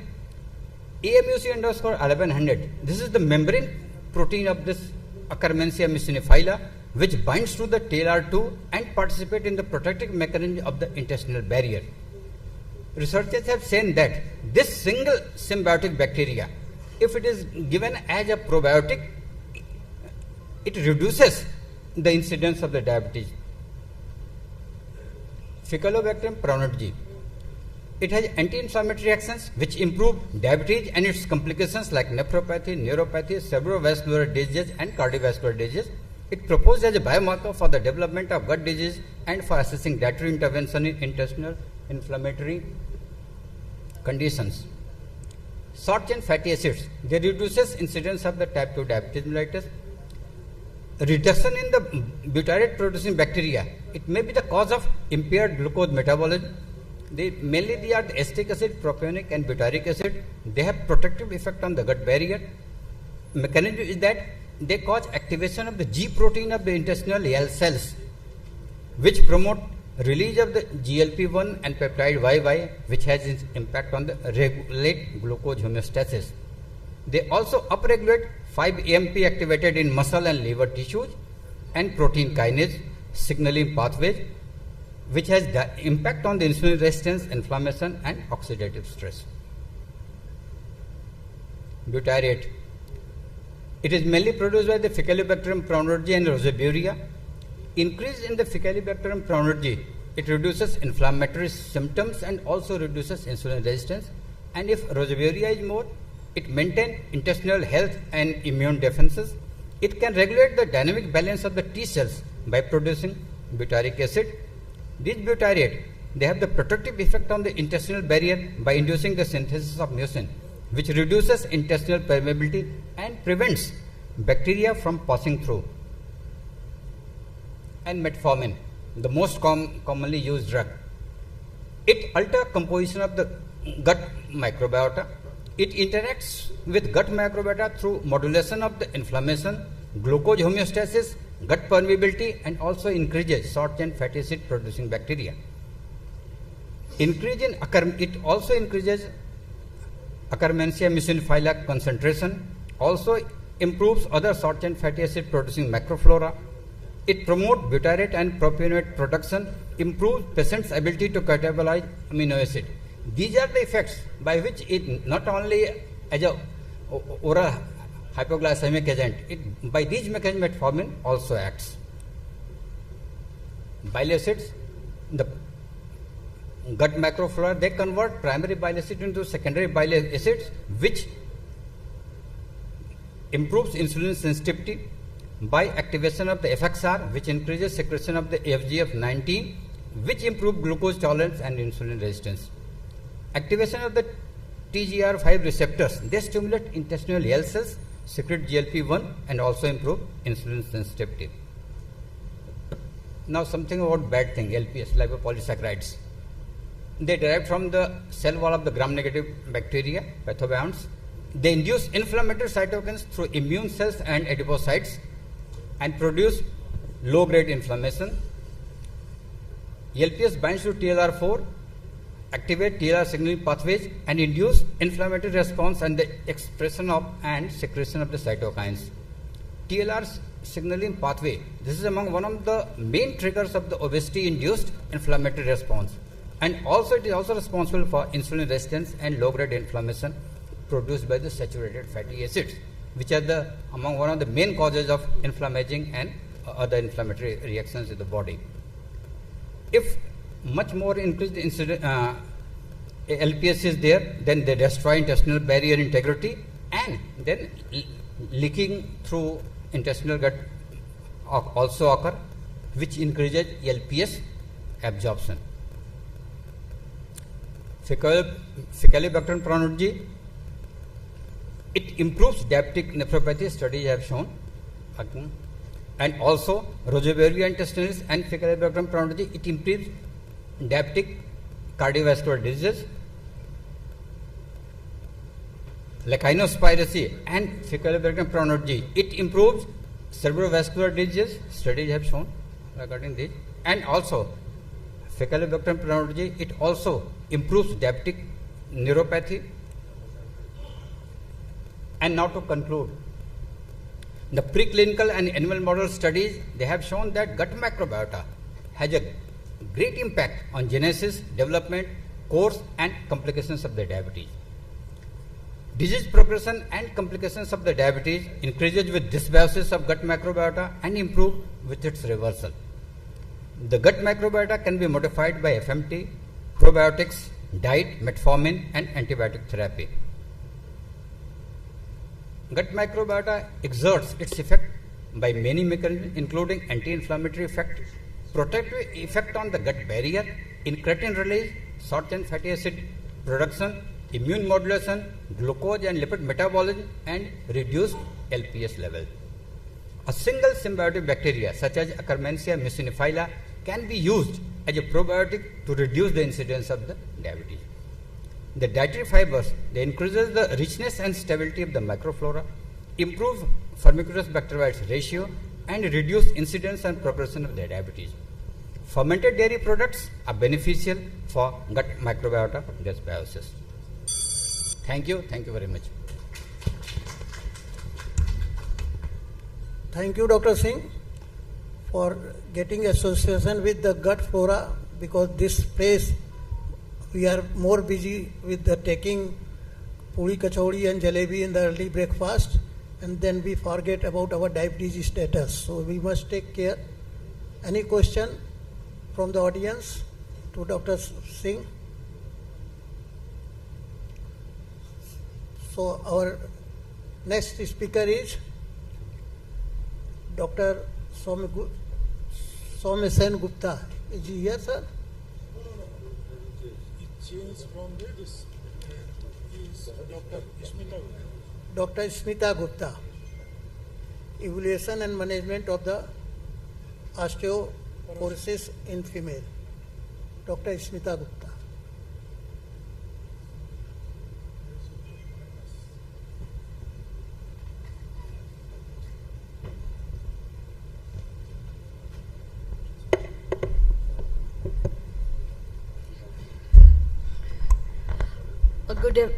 Very good afternoon, everyone. At the outset, I would like to thank the organizers for giving me opportunity to speak on this prestigious platform.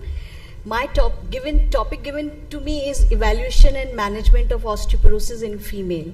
I hope I would be able to do justice on this topic in next 15 minutes or so given to me. Now, why osteoporosis? This is also a very common metabolic bone disease, just like diabetes, dyslipidemia, obesity, which results in increased risk of fractures because of reduction in strength of bone. Here we would be focusing on osteoporosis in women, though it is disease of both and old age, but post-menopausal women are more risk of osteoporosis. And what are osteoporosis related fractures? They occur in the setting of trivial trauma less than or equal to a fall from standing height, with exception of finger, toes, face and skull. So a little bit about epidemiology. It is a health hazard. 200 million population is suffering from osteoporosis. Prevalence of osteoporosis is around 19.7%. And this same meta-analysis showed that prevalence varies from state to country, with minimum in Netherlands of around 4.1%. Probably they are taking a lot of sunlight, and maximum seen in Turkey of 52%. India में इसकी prevalence है 61 million population in India are suffering from osteoporosis, and 80% women हैं. Various studies in India have showed that the prevalence is ranging from 8% to 20%. Little facts about female osteoporosis. It is a chronic disease. 1 in 3 women and 1 in 5 men over the age of 50 years will have osteoporosis.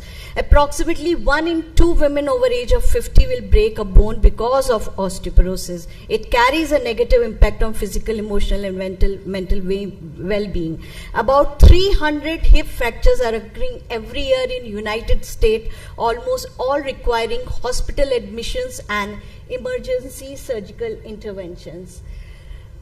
Facts about female osteoporosis, a little more facts. Risk of breaking of hip is equal to her combined risk of breast, uterine and ovarian cancers, and ethnicity plays a role. It is seen that it is more commonly seen in Native Americans, followed by Asians, and then minimum is seen in black people.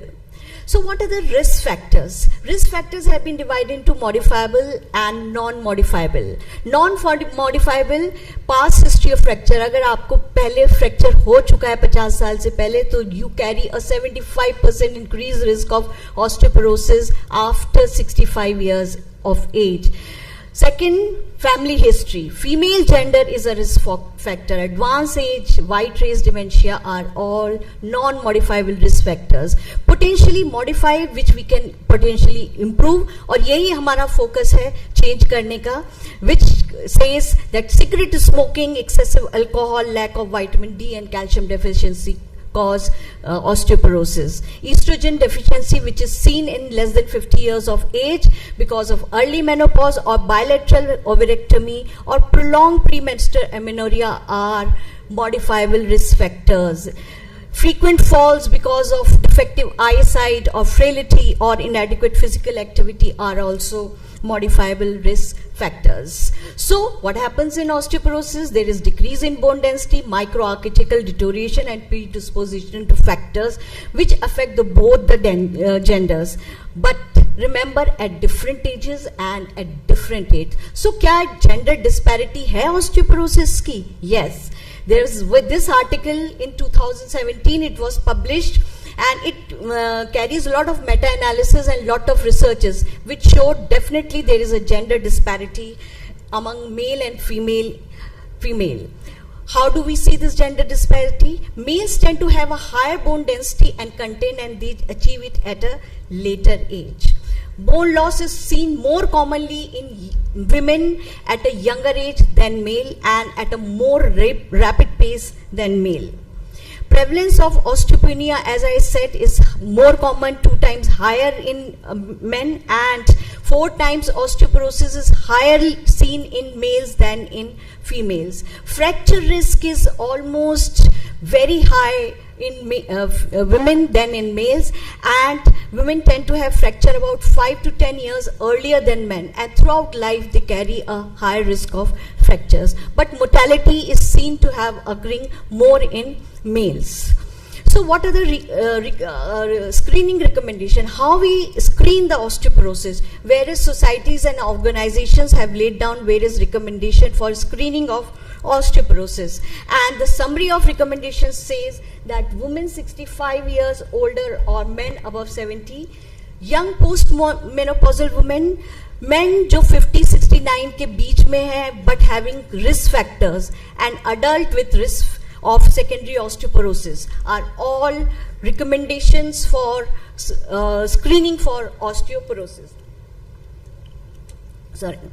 And 2020 update of ACE guideline recommend that all women above 50 years of age which have fracture risk assessment done and showing risk factor with the help of FREX tool, they should be screened for osteoporosis, and in general men tend to be under screened for osteoporosis than male. So what are the screening tools? We know a lot of screening tools, but central DEXA is the best modality, followed by peripheral DEXA. We have other modalities like MRIs and CT scans also, but nowadays FREX score is being used to assess, to discuss the 10 years risk factors in post-menopausal. So it is widely used risk assessment tool.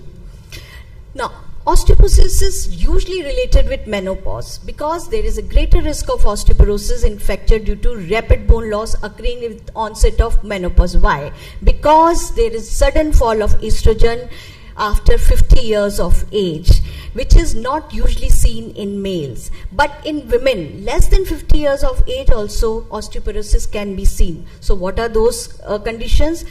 Female experiencing irregular periods or starting having periods at a later age, cancer patients जिनकी ovaries ही remove हो गई हैं, या menopause at early age. These females less than 50 years of age are also suffering from osteoporosis.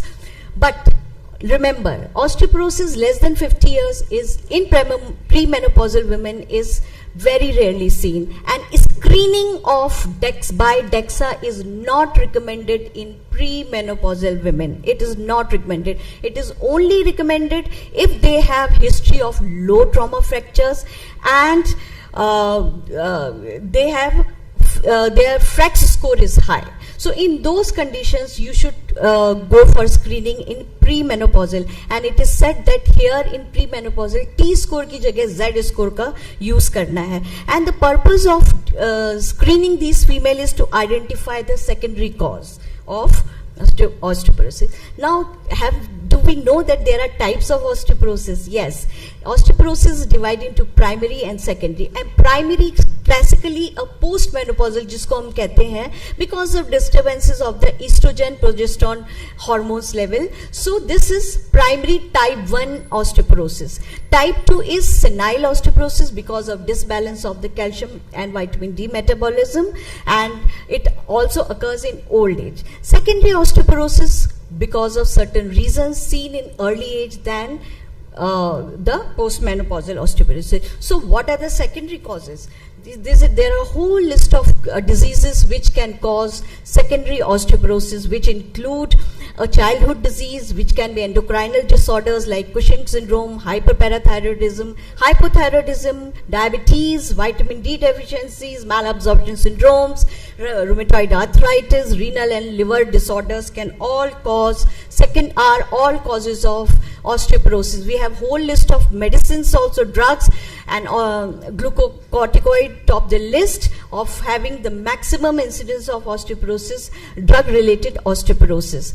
There's one entity also which is called pregnancy and lactation associated. It is a rare entity. It is usually seen in last trimester of pregnancy and occurs only if low BMD is present before pregnancy.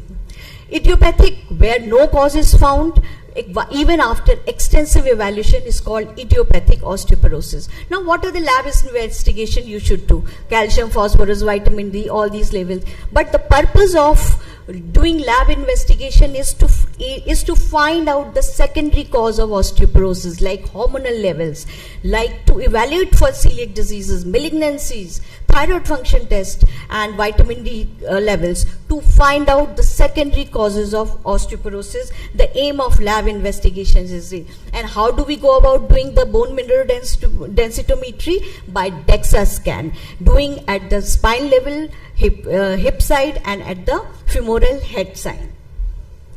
Now, what are the indication? I have already discussed the indication of doing a screening of DEXA scan. Now, after doing DEXA scan, WHO has characterized the osteoporosis on the basis of T-score. Below minus 2.5, it is considered as osteoporosis, and above minus below minus 2.5, it is severe osteoporosis. And osteopenia is between 1 to 2.5.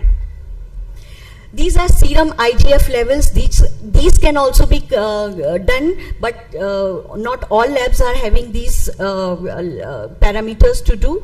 And the indication of doing this serum level IGF has significant, because it carries a significant positive correlation with lean mass, and it indicates risk for developing low bone mass and osteoporosis. There are various others biochemical markers also, like bone formation markers, bone resorption markers. Bone formation markers like bone specific alkaline phosphatase, serum osteocalcinonin, bone resorption markers are also present. Urinary markers are also present. So what are the indications of doing these markers? These markers aid to diagnose and follow up the early response to therapy. जब भी आप therapy शुरू करना चाहते हैं, तो आप ये मार्कर्स कराकर देख सकते हैं, और फॉलोअप में ये मार्कर कराकर देख सकते हैं कि आपका पेशेंट के ये बायोकेमिकल पैरामीटर्स डिक्रीज हो रहे हैं. That means your patient is responding. In some cases even bone biopsy is indicated. Treatment includes pharmacological approach and non-pharmacological approach. Pharmacological approach includes management of the fractures, treatment of underlying secondary diseases, and adequate intake of vitamin 3 and calcium. Non-pharmacological approaches include regular exercise, cessation of alcohol and smoking, and regular exercise means 30 minutes per day or at least 4 times per week. Exercise should be done to prevent the osteoporosis. So pharmacological approach, किसको start करनी है दवा DEXA scan screening के बाद? WHO कहता है कि fax क्रोनिंग से अगर हाई प्रेडिक्शन रिस्क आ रहा है, you can give these pharmacological therapies. And National Osteoporosis Foundation guidelines say that either of the 3 scenarios treatment can be started. If patient has history of hip of vertebral fracture, T-score less than or equal to 2.5, or T-score between -1 and 2.5 with a 10-year probability. In these conditions, we can start pharmacological therapies. So what are the pharmacological treatment we have? We have lot of, there's a revolution now of osteoporotic management. And anti-resorptive measures like bisphosphonate, estrogens, calcitonin, denosumab. Parathyroid hormone, all analogs, these are all present in the market. But first line of treatment is bisphosphonate. They are for postmenopausal osteoporosis and steroid-induced osteoporosis. Alendronate and risodonate are oral, and zoledronic acid is IV, can be used IV. Oral drugs morning में लेना है, empty stomach, उसके बाद खाने के बाद 30 minutes तक सीधे बैठे रहना है. This is, and it is said that alendronate reduces fracture risk by 50%, and more potent is zoledronate, which should be given yearly IV 5 milligram every 2 years or every 1 year, and it is most common, reduces fracture risk by 67%. Duration of treatment should not exceed more than 5 years. In very high risk, it can go up to 10 years because half-life of bisphosphonate is very high. Now, sirs, these are indicated for low risk and prevention of breast patients. Fracture reduction is by 35%. These are oral drugs. Calcitonin is intranasal and should be given in those patients who have contraindication to bisphosphonate. Role of hormonal replacement therapy is unclear but can be given in those postmenopausal women who have low risk of deep vein thrombosis. Denosumab, now this is a revolution. This is the first biological which is available and first line therapy for high risk of patients who are not able to tolerate oral bisphosphonates. It acts on RANK-L receptors, inhibits bone resorption, and it can also be given in those patients who are females who are being treated with in breast cancer. So this is a revolutionary monoclonal antibody. Dose is 60 micrograms subcutaneous, 6 monthly it should be given, 6 monthly. Other revolutionized drug is parathyroid hormone analog, teriparatide, though it is very high caustic. It is the first anabolic treatment approved by FDA. Treatment is 20 microgram subcutaneous daily doses. Daily doses देनी होती है. Therapy should not exceed for more than 8 months to 20 years. If there are many other emerging therapies also which are in the market, but still bisphosphonate are the drug of choice. They should, to begin with, we should start with bisphosphonate, but those patients who are not able to tolerate, nowadays monoclonal antibodies is also present. So my take home message after this presentation is that it is osteoporosis is metabolic bone disease most commonly seen in menopausal women, but in premenopausal women the screening should be done, especially those having secondary causes of osteoporosis. It is fully preventable and treatable. Screening of women should be encouraged as per the guidelines which are available, and we have whole modalities of screening, lot of modalities available for screening in the form of DEXA scan, CT and FRAX scoring. Management include prevention, non-pharmacological modalities and pharmacological modalities, and in this patient selection is very, very important. And ACE guidelines do not support use of combination therapy. Thank you so much for patient hearing. Very nice presentation, Dr. Smita Gupta. I want to ask one question. You have said that the postmenopausal women are more prone, and it is fact also. Is there any ethnic variations where the Indians or the Caucasians or Hispanics have different incidence on prevalence in postmenopausal patients? Yes, sir. Native Americans have the highest incidence, followed by Caucasians, and Indians, Asians also carry medium risk of osteoporosis. And blacks, very surprisingly, have the least this prevalence of osteoporosis, blacks. Thank you. The house is open for one or two quick questions. Yes.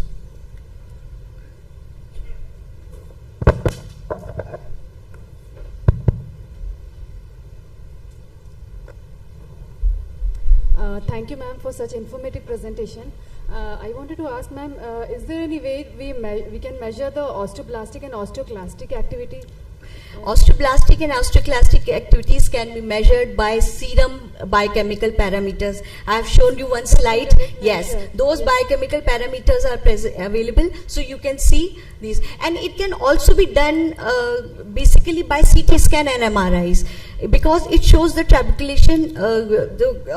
It can be depicted, but DEXA scan will not tell all these things. But biochemical parameters which are available can tell you osteoblastic and osteoclastic. And if you need more further information, then bone biopsy. Yeah, because I think those are the two parameters which we always consider during exercise prescription. Yes, yes. Yes. That it has to be osteoblastic activity has to be increased. Increased, yes. Comparable to the Yes, osteoclastic yes. activity. So by keeping that in check, we can repeat those biochemical parameters just to see the response of therapy also. Yeah, thank you. This is a small question. What is the relevance of Z score and T score? What do we consider Z score? What do we consider T score? Okay.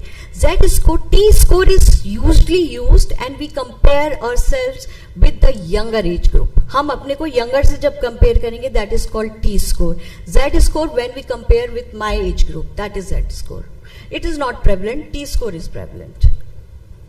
How long you recommend? I mean, what is the recommendation of giving teriparatide? How long maximum? Teriparatide should be given, I think, 2 years, till 2 years. Maximum. Yes, maximum. Yes. Thanks.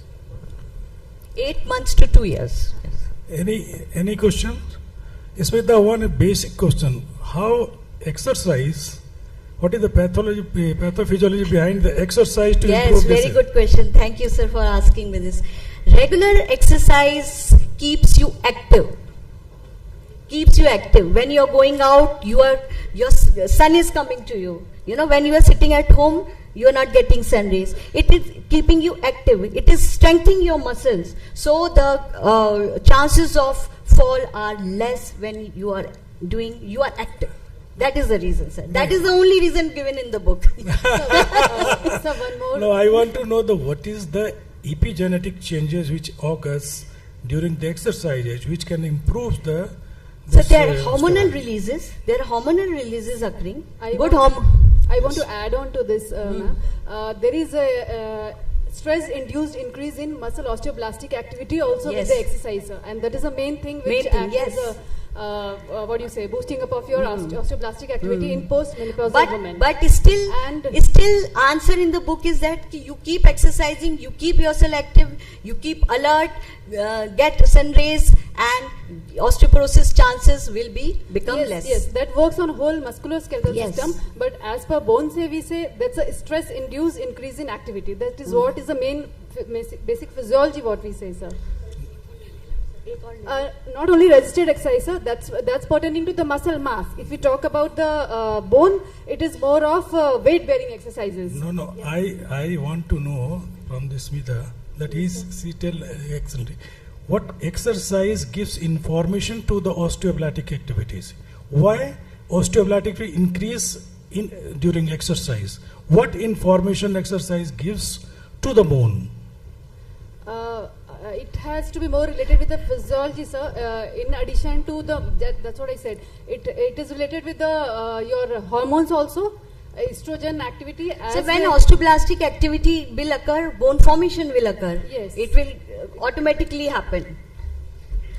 So maybe we are not getting that. Maybe I'll just maybe I'll just summarize everything what sir had asked and what you said and what you added.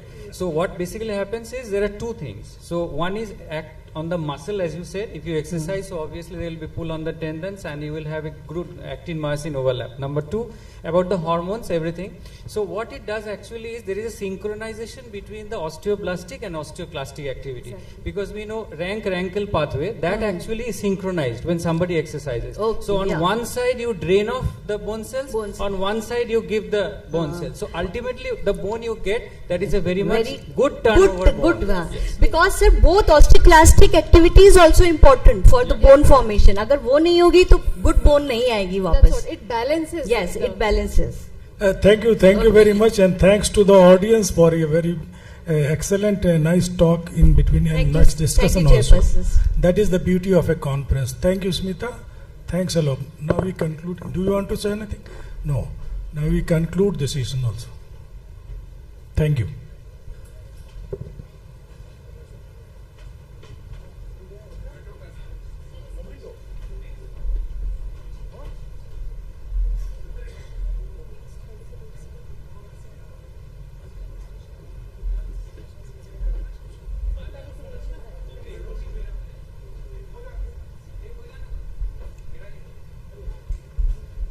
I'd request our chairpersons to please felicitate our speakers.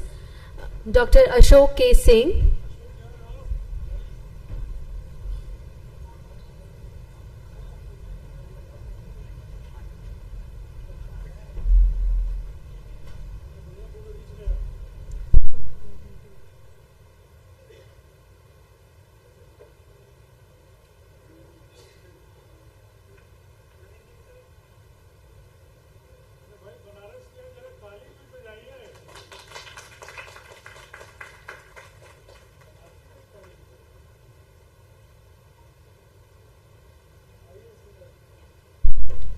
And Dr. Smita Gupta.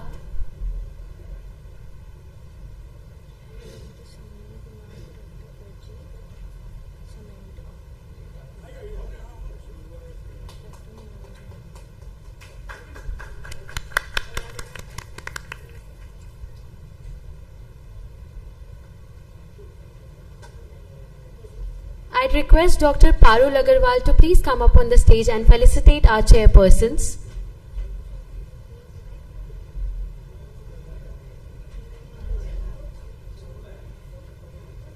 Dr. Parul Agarwal to please felicitate our chairpersons.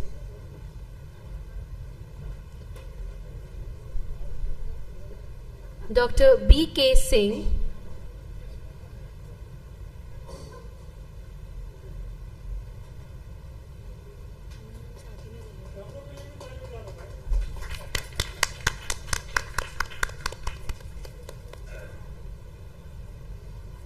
Dr. G.N. Srivastava.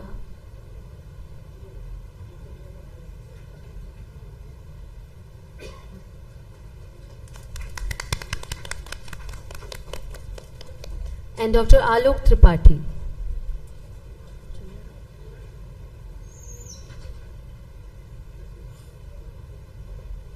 Thank you all the chairpersons and all the speakers.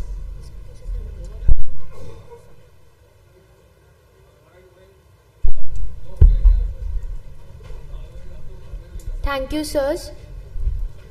For our next session, I request Dr. Sameen Kumar, Dr. Arjit Samanta and Dr. Minaj Ahmed to please come up on the stage and chair this session.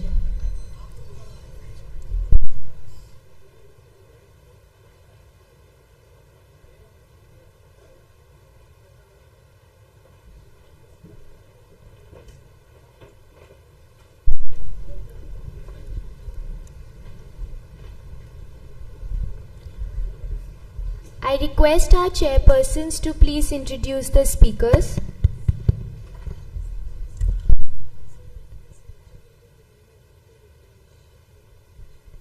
Good afternoon, everyone. The next session is on, I think, pioglitazone, the lost samurai. And to enlighten us on this topic, I am glad to invite Dr. Hridish Narayan Chakraborty to come to the stage. It's over to you, sir.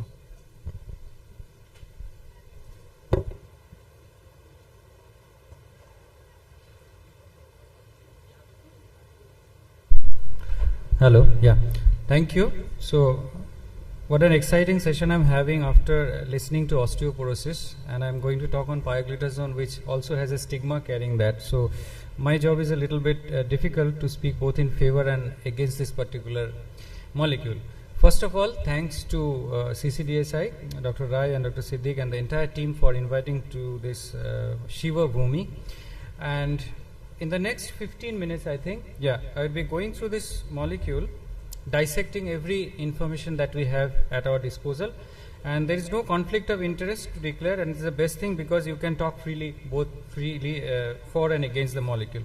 So there has been some idea about this molecule that pioglitazone has lived past its peak life. It should be gracefully allowed to retire because it glistened when we had few drugs. Now we have better and wider options. So maybe it's time to offer a golden handshake to it. We'll be speaking on both sides, like darker sides of the moon as well as the bright side of the moon.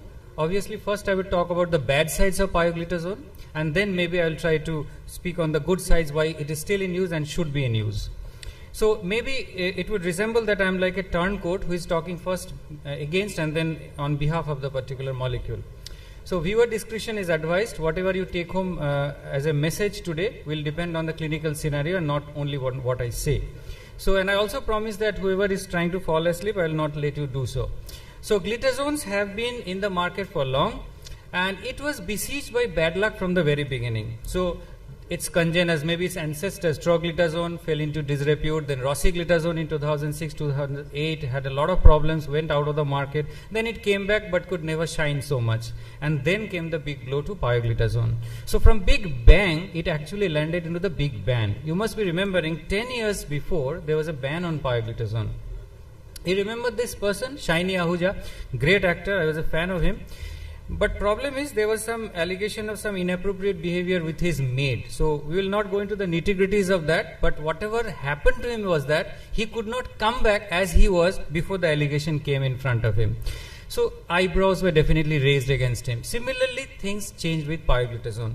So we will not go into the merits and demerits why the ban was given, but the problem is once you go in jail and then come out in bail, obviously you will not get the same reputation in the society. So when the drug came back, this was the headline in various newspapers, the diabetes drug pioglitazone is back with a bold red letter warning. First I will try to speak about the cost. Many people say cost is a very important factor in India. Obviously we pay out of our pocket, it's a third world country, but we have to remember about the cumulative cost as well. So we all invest in mutual funds.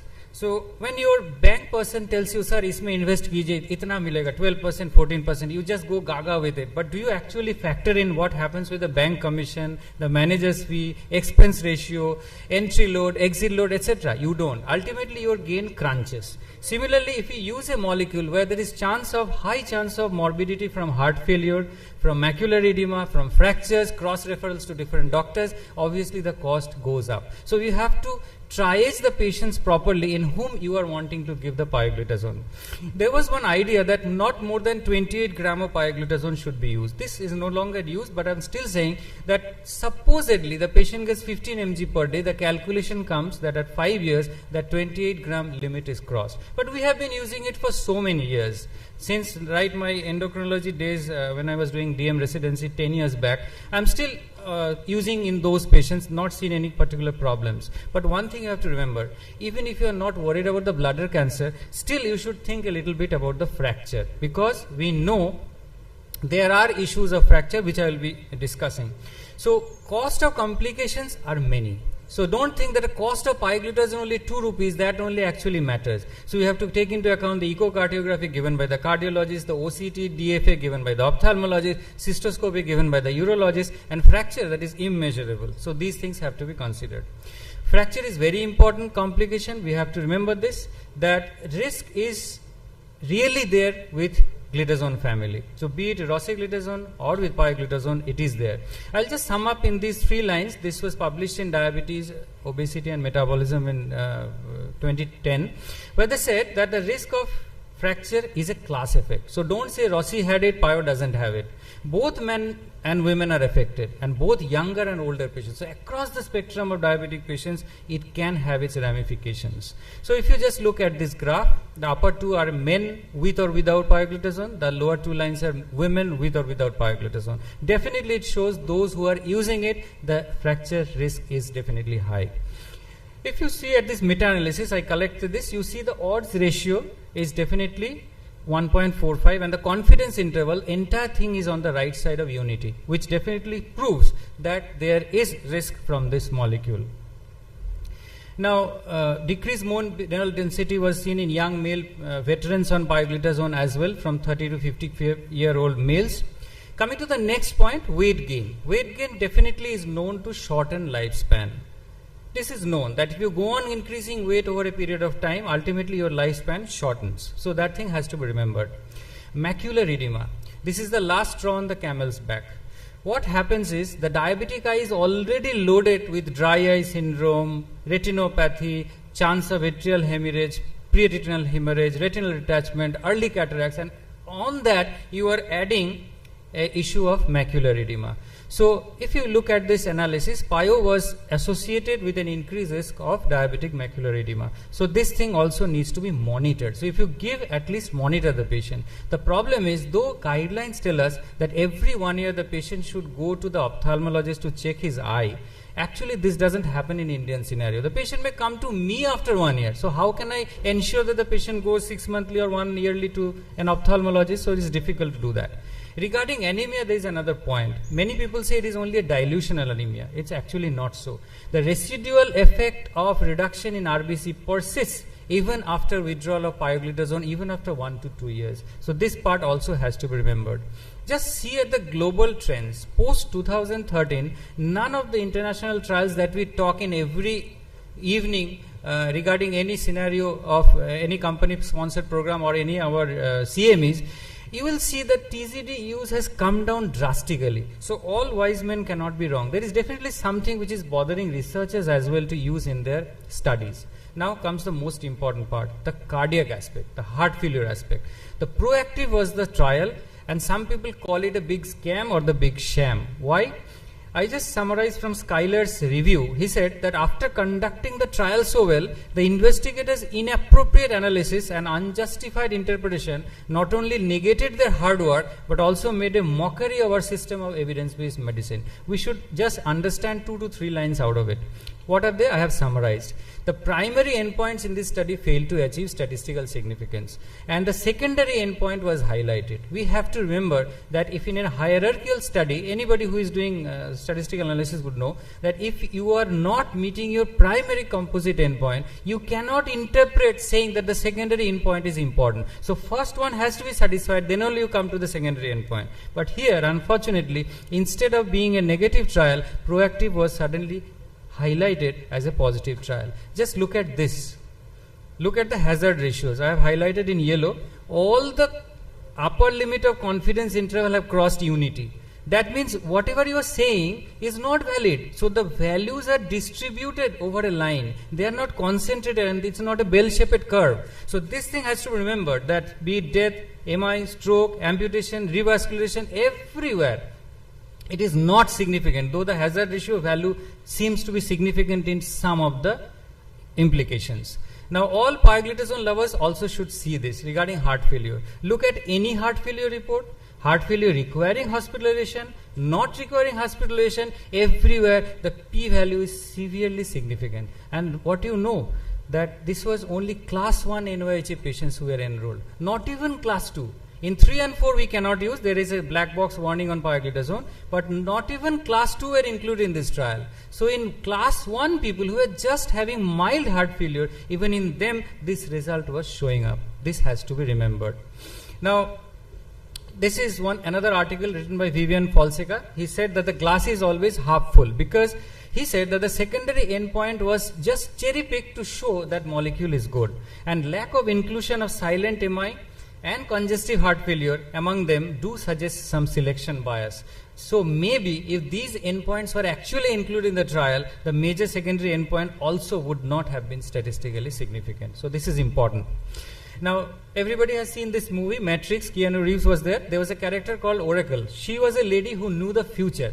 So she could see the future and predict what is going to happen. So everybody flocked to her. So who is the Oracle in clinical medicine? Obviously, it is a Cochrane review. So just let us see what Cochrane has said. They have said, pio treatment do not provide convincing evidence that patient-oriented outcomes like mortality, morbidity, adverse effects, costs, and health-related quality of life are positively influenced by this compound. This has to be remembered. Durability also is important. We know that rosiglitazone was very much durable, but it has some side effects, so it was withdrawn. But this cannot be extrapolated to its cousin brother pioglitazone. You need to have your own data regarding pioglitazone to say that this is also durable. So the proof of the pudding lies in the eating, and that is why 2017 was a watershed moment as far as guidelines were published. Here you can see that thiazolidinediones were occupying the center stage. The focus, the limelight was under it. But then in 2018 it was relegated to a corner. Why? Because now you need to understand whether the patient has heart failure, ASCVD, renal failure, hypoglycemia risk, weight gain risk, etc. And then you have to decide a molecule. Now coming to the good sides of pioglitazone, I will be finishing in the next 4 minutes, so I am just rebalancing what I am saying. First of all, potency. As a drug, this is definitely a very good anti-hyperglycemic agent. So sugar reduction is very good. I have picked this up from the HALT, that is Pick Up textbook. The HbA1c reduction is quite good. And combination therapy studied in combination with almost all other classes of drugs, including insulin, are found to be highly effective. Coming to NAFLD, obviously, we do not have much options for NAFLD. So maybe vitamin E we use, and along with that, we can suggest pioglitazone. So though we do not have much things at our disposal to reverse the fibrosis, but at least the ballooning, the steatosis, the inflammation, the lobular changes, these can actually be a little bit reversed or halted with pioglitazone. So these are the studies, and it was shown that pio could exert a certain effect on alleviating NAFLD, which is now called MASLD. And the effect was consistent between both non-diabetic patients as well as diabetic patients. I'll just skip this. So if you look at the guidelines, now we have pioglitazone there that you can try this molecule. We also have saroglitazar, which is India-made molecule. Just thing to remember is that fenofibrate is a PPAR alpha agonist and pioglitazone is a PPAR gamma agonist, whereas saroglitazar is a dual agonist. So it can reduce both sugars as well as triglycerides. We must mention here, whenever we are talking of any NAFLD, that glucagon, that the GLP-1 receptor agonists definitely have good roles, and they can cause weight loss as well as loss of liver fat. So that thing has to be remembered. Coming to stroke, definitely it's one of the indications where you can use pioglitazone. That in IRIS trial, it was shown that those patients who had stroke, if you use pioglitazone, the risk of further stroke is reduced. But problem is here, that the patient has to be diabetic as well has to be having a history of stroke. Then only in that narrow spectrum you can use this particular drug. Regarding hypoglycemia, obviously it is one of the classes of molecules where you will use this without the risk of any hypoglycemia. Though my nephrologist friends are not very happy when I write that prescription, but let me tell you, in those circumstances where nothing is working, the patient is not wanting to take insulin, you can use ripaglinide or you can use low dose pioglitazone. It really works wonders, provided water retention is not happening. Weight gain also is important. You remember Laurel and Hardy? Laurel was the thinner one, Hardy was the thicker one. So there are many diabetic patients who come to our clinic and say, Dr. Saab, I have lost so much weight, everybody is saying I am looking so bad, I need to gain weight. So very trickily, you can actually combine pioglitazone with some other molecule, say SGLT2 inhibitor, which can cause weight loss. So it can rebalance a little bit if you actually want your diabetic patient who is a lean one and wants to gain weight. So we can do that. And we also need to understand that the edema that happens with pioglitazone is not very much problematic unless the patient says, I cannot wear chappal, I cannot wear shoes. He always thinks either there is a kidney problem or a heart problem. Okay, I'll sum up. So in those circumstances, we need to understand the main effect is on the vasculature, decreased tone, so the fluid just moves out. So that is how the peripheral edema happens. Now bladder cancer, this has largely been, now stigma has been removed. You have seen from multinational cohort studies and IRIS studies that bladder cancer is not anymore a headache or worry to consider before prescribing pioglitazone. Just let me add that Periscope trial and Chicago trials were done, and it was shown that atherosclerosis could also be halted because IVUS and CIMT were studied and they were seen that pioglitazone has a salutary role. Now, who frowns at your prescription when you write pioglitazone? At least for me, it is the cardiologist. They will say, no, it will cause heart failure. For a nephrologist, will say, no, there will be water retention. Ophthalmologist will say, no, there will be macular edema. So this is a problem. And who stares at your prescription? It is the patient. He will read all those package inserts, Google all those things and ask me, Doctor, you have given me drugs which will cause heart failure, I'll be blind and all those things. So we have to deal with it very judiciously. My last slide, it is a balancing slide. Again, Vivian Fonseca, who wrote this article that revisiting the use of pioglitazone, and he gave this chart.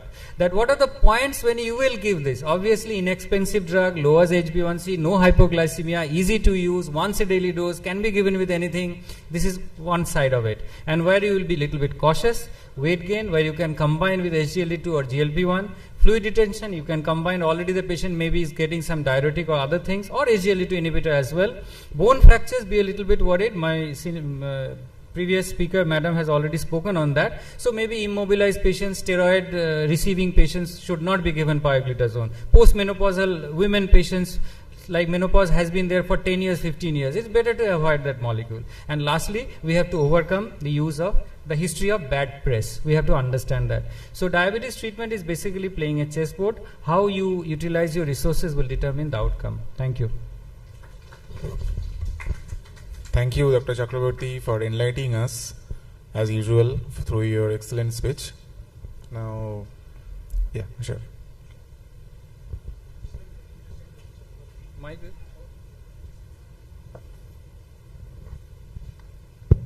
Very excellent presentation.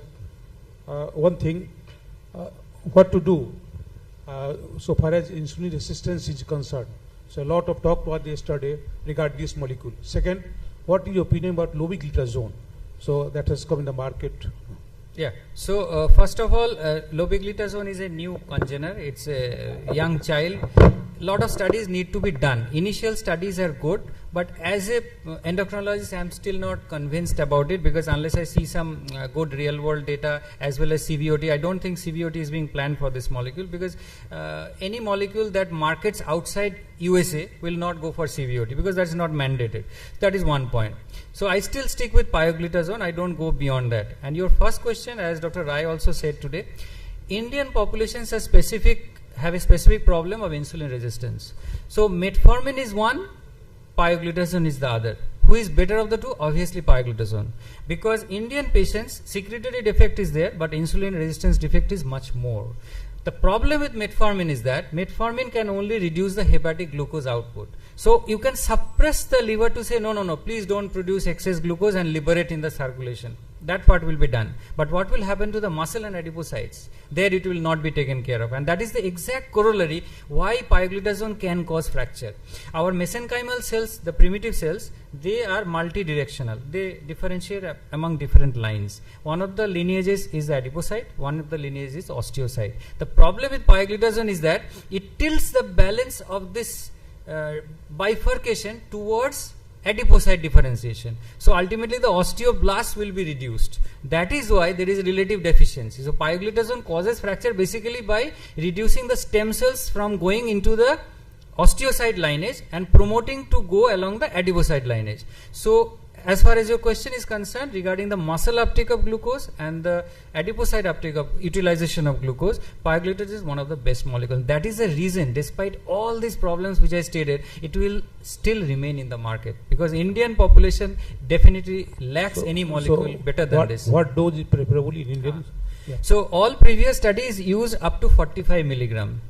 Now nobody uses that. But the problem is NAFLD, I had no time to show that, the NAFLD studies actually use 45 milligram. So the benefit to remove hepatic steatosis will be only then when you are using 45. But by that time you will cause edema, you may precipitate heart failure, you may cause fracture. So maybe nowadays we do not use more than 50 to 30. My 70% of prescriptions remain within 15. A very less number who are very young, very lean, very keen to gain weight, will not take insulin, I give up to 30 milligram. And some patients I give only 7.5. And let me tell you, 7.5 also works wonders. So no lobeglitazone? No, I don't. I have not yet started. Not yet convinced. No more questions? I have just one thing I know from you. Is there any Indian data regarding the risk factors, heart failure, association with pioglitazone? I don't have separate on those particular things, but small case reports are there from multicentric studies done by some companies. I would not mention them because they are not randomized or double-blind procedures. So I would still say Indian data is lacking in that. Have you come across any of the complications in your practice? Which one? Have you come across any of these? Yes, macular edema I have come across, because I do a lot of because I practice in a tertiary care hospital in Kolkata, where patients will come on time. They will take any drug you give, starting from Ribelsas to pioglitazone. So 1-2 रुपए वाला भी खरीदेगा, 400 रुपए वाला tablet भी खरीदेगा. So they will come back after specified intervals. So and I coerce and coax them to go to an ophthalmologist, and then I could pick up. Maybe if I had not done that, I would also have said macular edema तो होता ही नहीं है. So it's basically you pick up more cases. That's what happened. Okay. Thank you. That was an excellent talk. Okay. Thank you, sir. Yeah. Thank you. So, but about this Indian data, that's very pathetic. So why so? India is set with the capital of diabetes, right? And still we have got little or sparse data, sparse this study. So that is to be taken care of. by the endocrinologist. Taking like you cue and the from what friends. you said. Data and- should come yes. from the Indian patient. And I think conferences should be actually about this, that we should go home with some thought in our mind to scratch our head what we can do next. Not that I have just prepared a slide, delivered a talk and go home. So what we should do actually is, regarding this pioglitazone, the problem is not many companies are investing because they are now losing the market to SGLT2, GLP-1 and all these things. So unless you do that, you cannot involve them, you don't get a budget or all those things. It's very difficult to carry on a multicentric double-blind randomized control trial. But definitely your point is well taken. Thank you for this. Okay. Questions. One last question. Actually, I am a gastroenterologist. Okay. So I am more interested in liver fibrosis.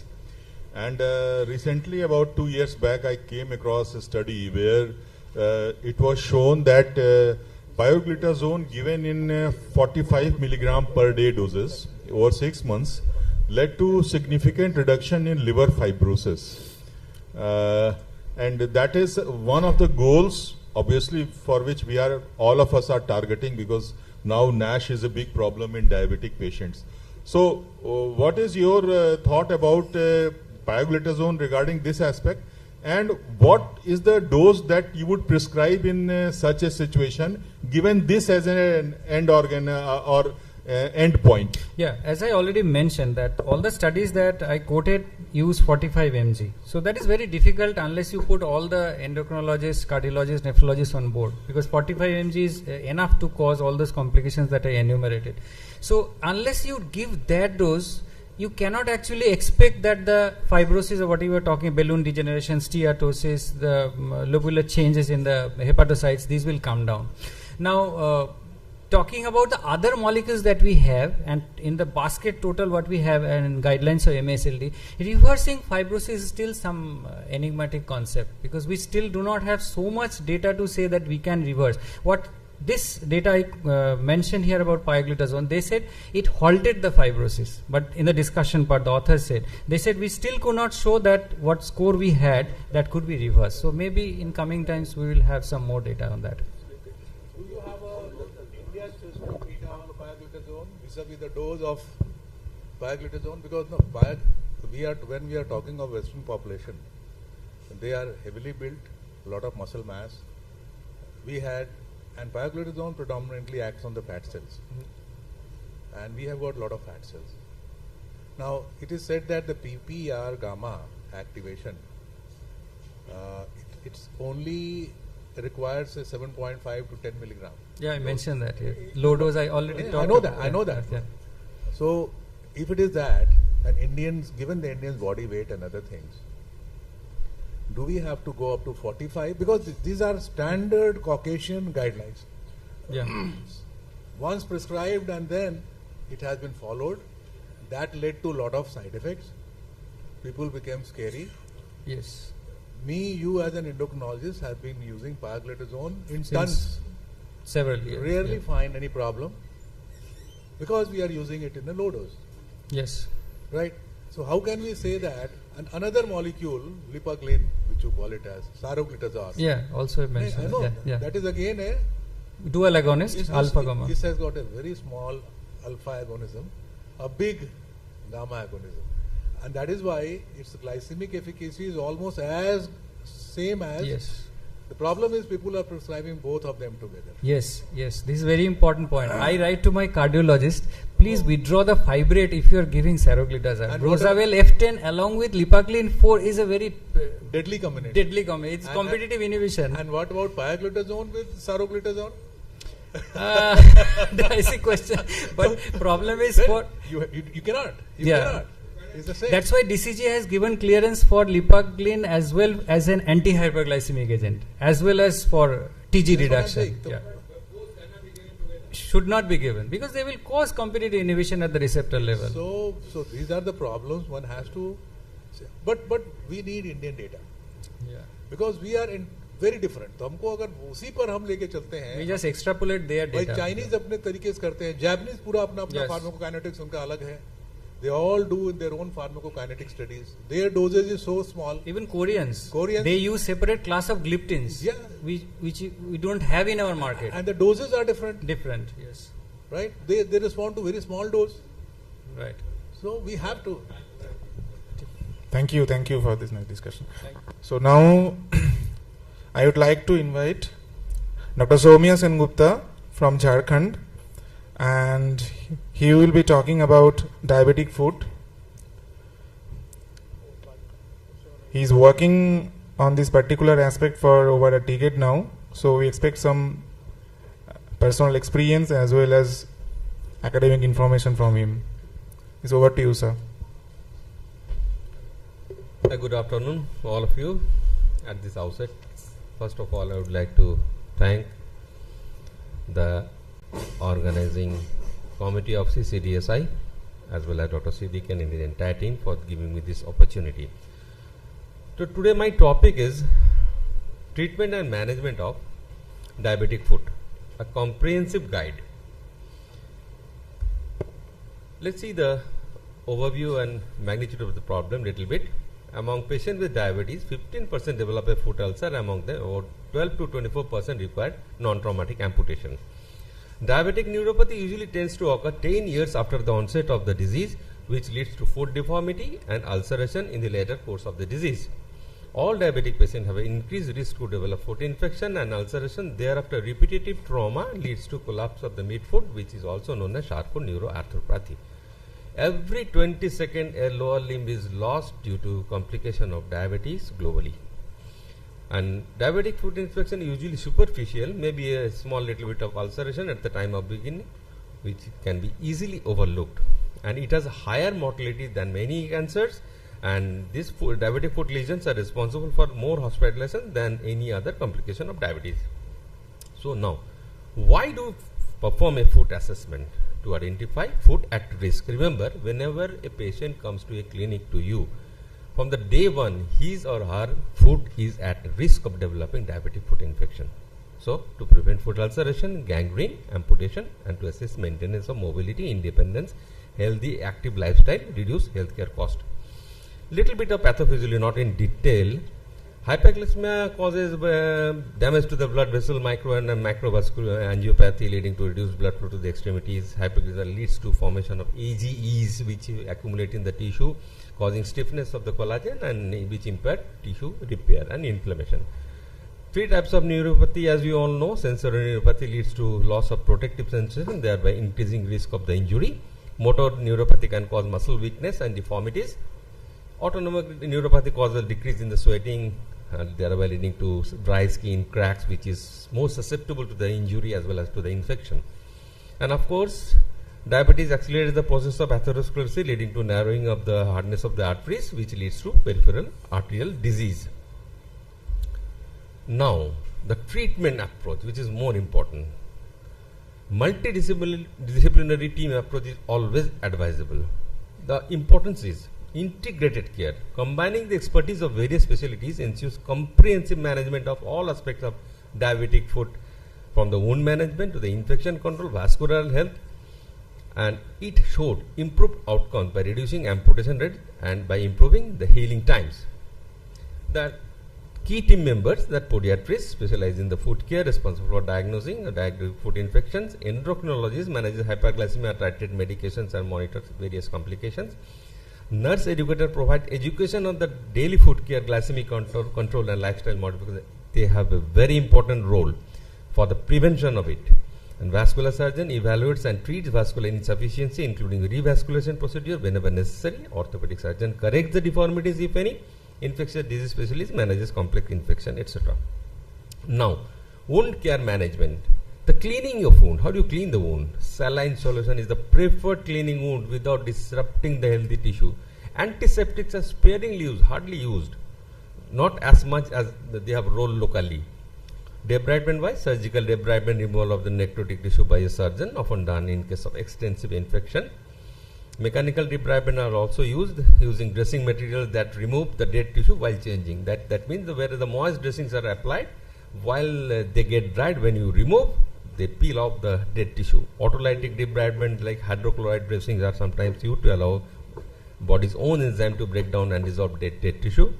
And collagenous enzyme, that is enzymatic degradation, application of this enzyme to selectively break down necrotic tissue, not much in use. There are different kinds of dressing, hydrochloride dressing for the low exudate wounds, foam dressings to moderate to high exudate wound. They absorb excess of fluid while keeping the wound bed moist. And alginate dressing usually derived from the seaweed for heavily exudating wounds, as they can absorb large amount of fluid. There are different guidelines. I'm not going in detail, but remember, ideal dressing feature should be to remove excess exudate and toxic components, to maintain high humidity in the wound, to allow gaseous exchange, to provide thermal insulation, to provide protection from the secondary infection, to allow removal of the dressing without traumatizing the granulation tissue. So while changing of the dressing, you should be very careful. Dressing material should be free from particulate and toxic components. Offloading. What is the purpose? Preventing pressure, reducing pressure on the areas prone to ulcerate is very crucial in preventing and worsening of the exited wound and the development of the new ones. It promotes healing by redistributing weight, that the offloading device reduces the trauma to the ulcerated areas. There are different types of offloading devices like TCC. It distributes weight evenly across the foot, lower leg, thereby releases pressure from the ulcer. It is considered to be the gold standard in case of plantar ulcer. Removable cast walkers offer the same benefits as total contact cast, but can be removed, which is advantageous for the daily wound care, like in case of osteomyelitis, in case of active infection, when you have to inspect and dress the wound. Custom orthotic insole, custom made insole that redistribute pressure and provide support, especially useful in preventing ulcer in deformed foot. And custom shoes designed to accommodate deformities and provide extra protection and cushioning to the foot. Now, epithelial advance, what is it? They bride the edges of the ulcer to remove potential physical barriers, thereby helps in the growth of epithelium across the ulcer bed. If the wound does not respond to the standard management, there are some adjuvant therapy usually done in the higher centers, like negative pressure wound therapy, biological dressing, bioengineered skin equivalents, hyperbaric oxygen therapy nowadays giving very promising result. Platelet-rich plasma and growth factors are usually less done because they are very expensive. Though total contact casts are gold standard, but there are some conditions, these are contraindicated, like patient with infected diabetic foot ulcer in case of osteolysis, because the wound cannot be inspected on a regular basis. As I told you before, in this patient one can use Scotch cast boots, healing sandals, crutches, walkers, even wheelchairs also. Now, control of infection, the identifying infection by locally by redness, swelling, warm, purulent discharge and pain, and systemic sign may be fever, etc. Confirmation of diagnosis by clinical examination, wound culture, blood test like increase in procalcitonin, CRP or ESR. Antibiotic treatment wise, I am not going in detail. Empirical therapy should be started often before you get the culture result, but as you cannot wait. Choices may include so many: coamoxiclav, clindamycin, linezolid, etc. Targeted therapy, once you obtain the culture result, you start the antibiotic to introduce the target specific pathogen. Duration may be 1 to 2 weeks for the milder infection. In case of severe infection and osteomyelitis, it may prolong up to 6 weeks or more. Topical antibiotics are sometimes used to reduce bacterial load, particularly in case of milder infection. Surgical interventions, why? When it is indicated. In case of non-healing ulcer, despite optical management, if the ulcer does not heal, but sometimes it happens, patient does not come for the regular follow-up, intervention may be necessary. Severe infection, in case of deep infection, abscess, osteomyelitis, surgery may be required to remove the infected tissue. In case of acute limb ischemia also, gangrene, dead or devitalized tissue needs to be removed surgically. There are different procedures, debridement I already told you, incision and drainage for the abscess to drain the pus and to reduce the infection load.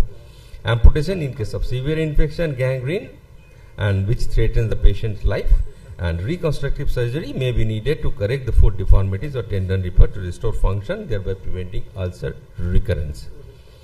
Now, management of peripheral arterial disease. Non-surgical management, while medical management like antiplatelet therapy, aspirin or clopidogrel to prevent clot formation. Statins, aggressive lipid lowering management should be done in case of dyslipidemia. I should prefer, in all cases, I should give this statins. Antihypertensive, of course, reduces cardiovascular risk. Cilostazol and pentoxifylline sometimes can be given to reduce claudication symptoms, if any. And lifestyle modification is very important. Smoking cessation, exercise therapy, supervised exercise program like walking, tailored program to improve claudication and reduce the symptom of claudication. Dietary changes is also very important. Encouraging a healthy diet rich in fruits, vegetables, whole grains, etc. There are different revascular techniques like angioplasty, stenting, atherectomy, bypass surgery, that is creating a graft to bypass blocked arteries. In case of angioplasty is not feasible, usually done in the tertiary center. Amputation indication I have already described: severe ischemia with non-healing ulcer, gangrene or infection that cannot be managed with conservative measures. But post-amputation care is also very important. Focus on rehabilitation, prosthesis fitting, because the ill-fitted prosthesis can give rise to further ulcer formation also. So you should be very careful of that. And preventing development of complication in the remaining limb also, that is also taken care of. And of course, follow-up, monitoring ABI regularly to track the disease progression and the prognosis, and educate the patient for the importance of regular follow-up. Now, treatment of peripheral neuropathy, there are so many medications like antidepressant, TCA, then SNRI, anticonvulsant, gabapentin, pregabalin, etc. They act on different pathophysiological pathway of peripheral neuropathy. Topical agents are sometimes used like capsaicin cream, lidocaine. Non-pharmacological therapies like TENS can provide pain relief by blocking nerve signal, but that is also very temporarily. Exercise the strengthen of the muscle, improve balance and reduce the foot. Tailored exercise program is already advocated. But throughout the course of this disease, remember, you have to do the strict A1C target should be achieved. If there is any neuropathic complication, treat it, but monitoring and follow-up is very important, which is very poor, and patients are usually not adhere in case of diabetic foot ulcer. That is regular checkup. Frequency, that regular visit to the podiatric or a diabetic foot specialist at least once a year. If there is a history of previous amputation or ulceration, remember the frequency should be more. And education, that is self-care techniques, use of assistive devices if needed like walking aids, etc. Now, patient education strategies, teaching self-examination, visual aid. Like in your clinic, you can put diagrams, model to teach patient how to examine their foot properly. Use of mirror, very simple, very easy. Encourage the use of mirror. आईने से अपना पैर का तलवा आसानी से देखा जा सकता है. To check the sole, look for the cracks, look for the blisters, look for the any ulceration. Importance of regular checkup, foot examination, recommended regular foot exam by healthcare professionals, especially for those with the neuropathy or previous history of ulcers. Early intervention, emphasize the importance of seeking medical attention at the onset of the first sign of the foot problem. Remember, you should carefully look the footwear also, and custom footwear, properly fitted shoe. Educate the patient on choosing shoes that fit well and do not cause pressure points or blisters. Protective footwear, recommended shoes with wide toe box, soft insoles and supportive soles to protect the feet. Remember, do not advise shoes with high heels, particularly with nowadays, anyways, are very in fashion. Open toe shoes or shoes with the seams which can cause friction and leads to ulceration and infection. Lifestyle modification, like healthy eating, promote a balanced diet rich in fruit, vegetable, lean proteins, etc. Weight management is also very important. Stress the importance of maintaining healthy weight to reduce the pressure on the feet as well as improving of overall health. Low impact activities, encourage low impact activities like walking, swimming, cycling to improve circulation of the feet. Even the yoga also helps. Supervised exercise program in case of severe neuropathy, in case of peripheral artery disease, people cannot walk, people cannot do cycling. So tailored program can be given to them. And cessation of smoking is also very important in case of peripheral artery disease. There are some technological advancements, I would like to highlight, like newer diagnostic tool like infrared thermography, non-invasive technique that measure temperature difference in the skin, helping they detect areas of inflammation or early signs of ulceration before they become visible. Smart insoles are also in the market, not usually found in India. These are the insoles equipped with the sensor that monitor pressure and temperature, sending real-time data to the patient as well to the health worker. Innovative treatment method, biologic and growth factors include substances like platelet-rich plasma, epidermal growth factor that promote tissue regeneration. They are very expensive. Negative pressure wound therapy giving very good promising result, that there uses a vacuum, that is evac, to reduce the wound size, remove excess fluid and promote blood flow to the area, accelerating healing. Stem cell therapy, there is research is also going on. Advances in wound care product like bioengineered skin substitute like Apligraft, Dermograft are bioengineered skin equivalents. They are also very expensive. Antimicrobial dressings like silver impregnated dressing, these dressings releases silver ions that have antimicrobial properties helping to prevent and control infection. Topical placental extract has got a very good result sometimes in case of chronic ulcers.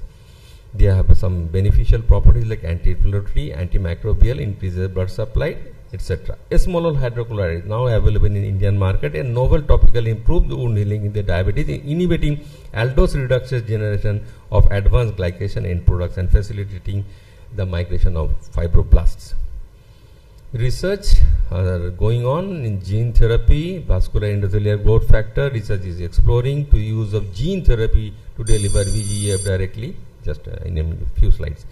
3D printing for the custom footwear. Precision orthotic. 3D printing technology is being used to create custom-made insole and shoes that perfectly fit to the patient's foot, offering better protection and comfort. There are some clinical trials and studies. Stem cell therapy ongoing trial is still going on. Nanotechnology and wound healing also. Research is also going on. Now, what are the challenges? Patient compliance, the most important. Adherence, one of the biggest challenge is patient to follow the recommended care plans, including daily foot inspection, medications, lifestyle, cultural and socioeconomic barriers, especially in the low socioeconomic groups. Beliefs, they are adhered to the treatment, to the healthcare plan, to the regular checkup, etc. Access, geographical barriers in rural and underserved areas. Patients have limited access to the specialist care, including podiatry and vascular services. Financial constraint, of course, very important in country like India, that the cost of care, cost of medications, cost of footwear and regular checkup, etc.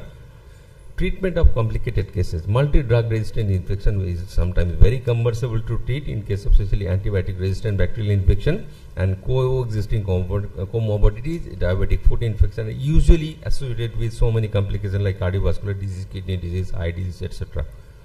So solution and future direction, patient-centering approach, tailored education program, develop a personalized education and support program that take into account the patient's cultural background, literacy level and individual needs. Community-based intervention, engage community health workers to provide education, support and monitoring underprivileged areas. Technological integration like telemedicine, expand the use of telemedicine to monitor foot health remotely. Mobile health application are sometimes can be used for the patient education and self-monitoring. Policy and healthcare system improvement like healthcare access, advocate policies that ensure all patients regardless of socioeconomic status can have access to the necessary preventive care and treatment services. Interdisciplinary collaboration like collaboration between primary care providers, specialists and allied health professionals provide holistic care for diabetic foot patients. Thank you for your patient hearing. Thank you, Dr. Sengupta, for your excellent speech. Now the session is open for a question.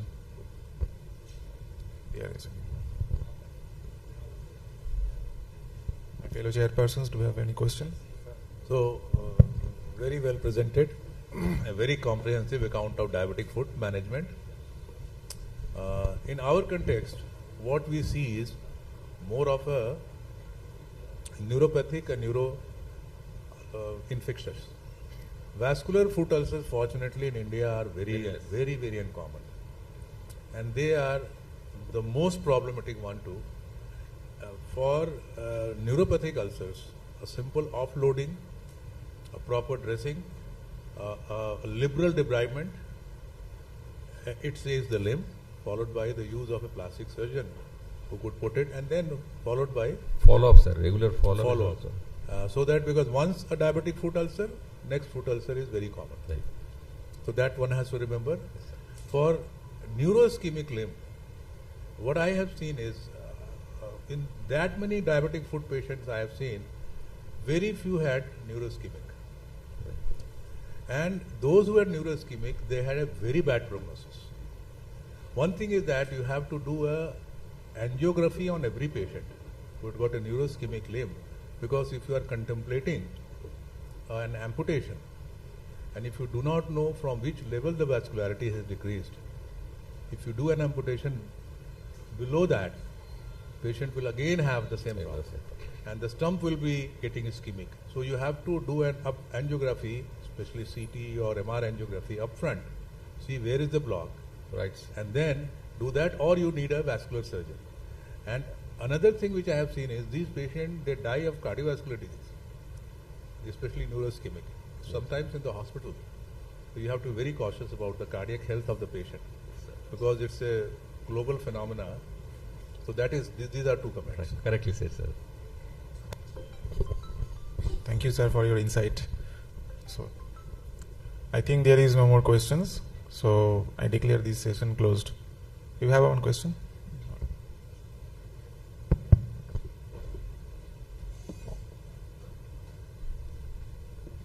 Good afternoon. Very well presented. I really congratulate you for that. I just want to add, I don't have a question. As for the debridement you said, it plays a vital role in the management of diabetic foot ulcers. Nowadays, we commonly use papain and urea ointment for cleaning and debridement. It has a debriding properties, cleans the wounds, and helps to granulate. That has a very promising role in the present world. We surgeons commonly are using this thing, and we are getting very good results. Which type of dressing you are saying, sir? It is a simple dressing, as you said, is along with moisture. Oh. But the ointment initially it was used as nanocrystalline silver were commonly used. Yes. Instead of that, papain and urea, PAPAIN plus Papain urea. yes. That has itself a very much debriding role. Yes, yes. Thank you. Autolytic debriding, yes, right. Okay. Thank you, Dr. Sengupta, again for your nice delivery. So I declare this session closed. Thank you all.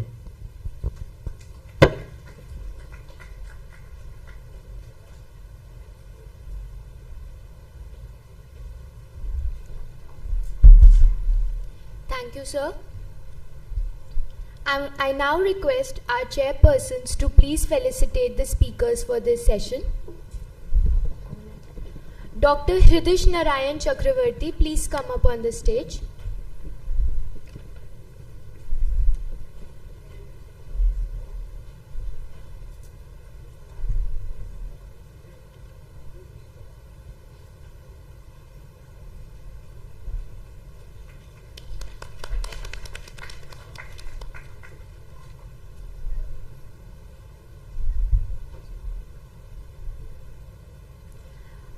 I request Dr. Soumya Sen Gupta to please come up on the stage.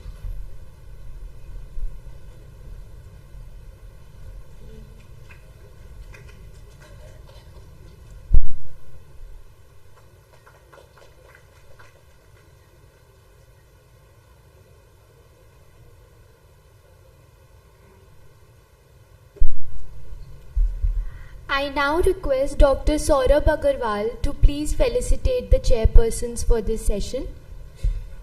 I request sir to please come up on the stage.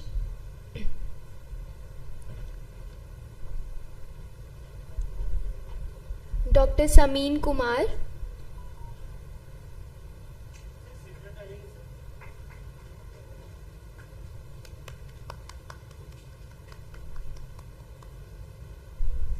Dr. Arjit Samanta.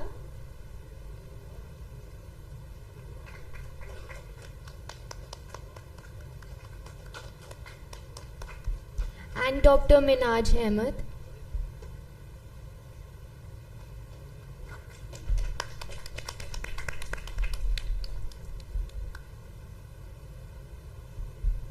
Thank you to all the chairpersons and speakers for this session.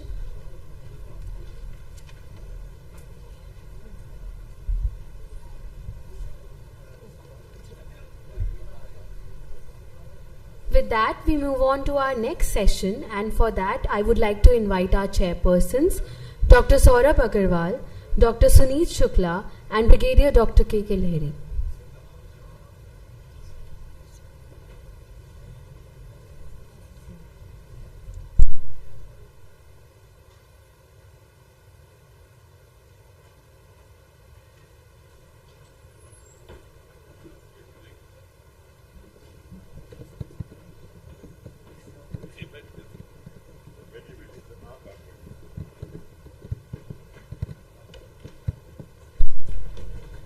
I request our chairpersons to please introduce the speakers.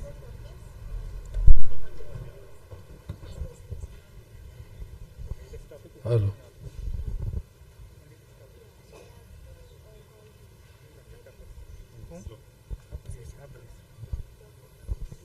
Good afternoon, ladies and gentlemen. We have, I think, one of the last few sessions.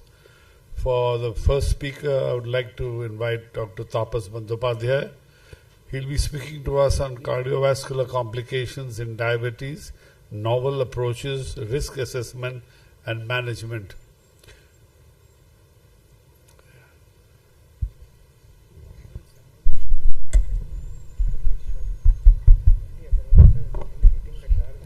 At the outset, I must thank Professor Madhukar Rai, Dr. Mrityunjay Kumar, Dr. A.N. Rai, and the whole organizing team for giving me this opportunity to talk on a very relevant topic, that is cardiovascular complication in diabetes, novel approach. I will discuss only those things that are novel to the management of complication of diabetes, the risk factors and management.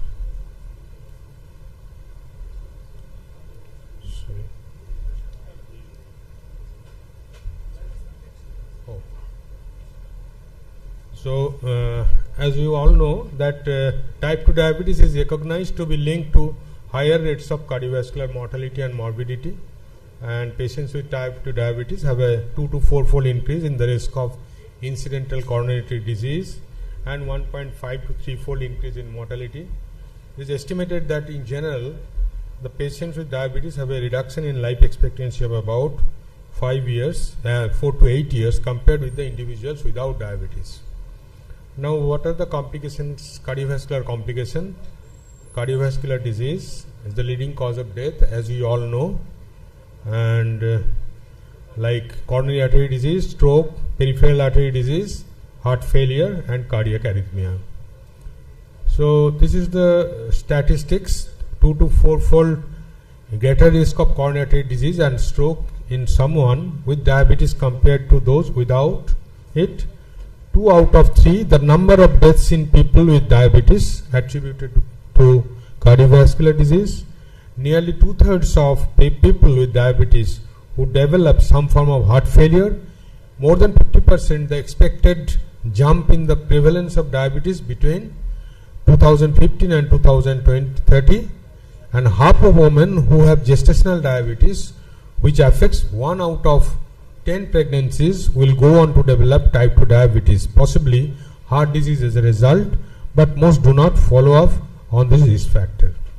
So this is the cardiovascular risk reduction in adults with type 2 diabetes that involves lipid management, screening for cardiovascular disease, lifestyle management, glycemic management, antithrombotic management, blood pressure management, and the lipid management. We will discuss what are the novel lipid lowering agent and what are the novel glycemic control management. So the markers for advanced glycemic markers are HbA1c, as we all know, and fructosamine, which is a higher risk of morbidity and mortality in both diabetic and non-diabetic patients, though it is not routinely checked.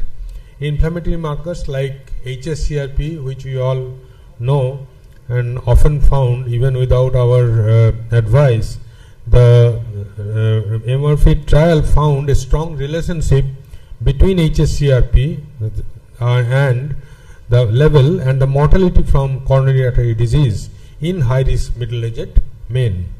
Interleukin 6 is another important marker that has associated with an increased risk of cardiovascular outcome.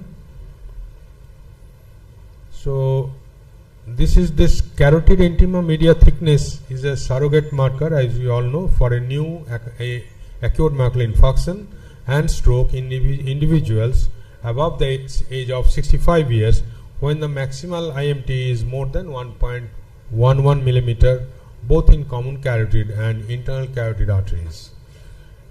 Another important marker is ankle brachial index. We all know that a low ankle brachial index ABI, that is less than 0.9, is associated with elevated cardiovascular risk. Now, what is the role of lipoprotein A in the diagnosis and prognostication? Particularly, it is important is that younger patients with coronary artery disease could be explained, the risk could be explained by lipoprotein A with or without other risk factors. And it is used in screening purpose for elevated LPL level, identify those at high risk for heart disease, especially in absence of other major risk factors.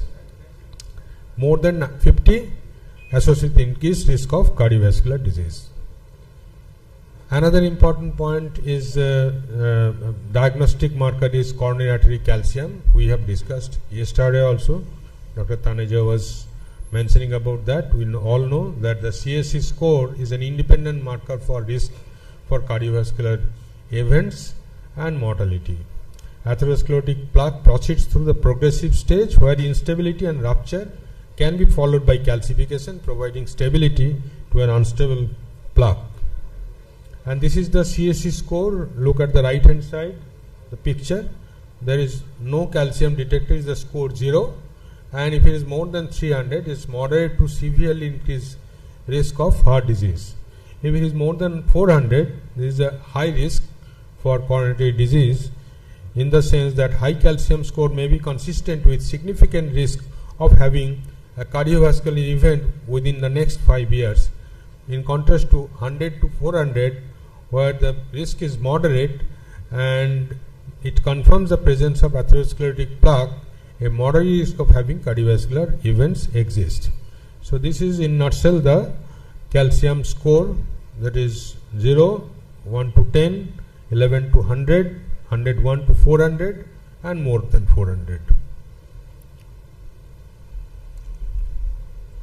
The well-established indications for use of CSC score include stratification of global cardiovascular risk for asymptomatic patients, like intermediate risk based on the Framingham risk score, like low risk based on family history of early coronary artery disease, and low risk patients with diabetes, which is a class 2A indication.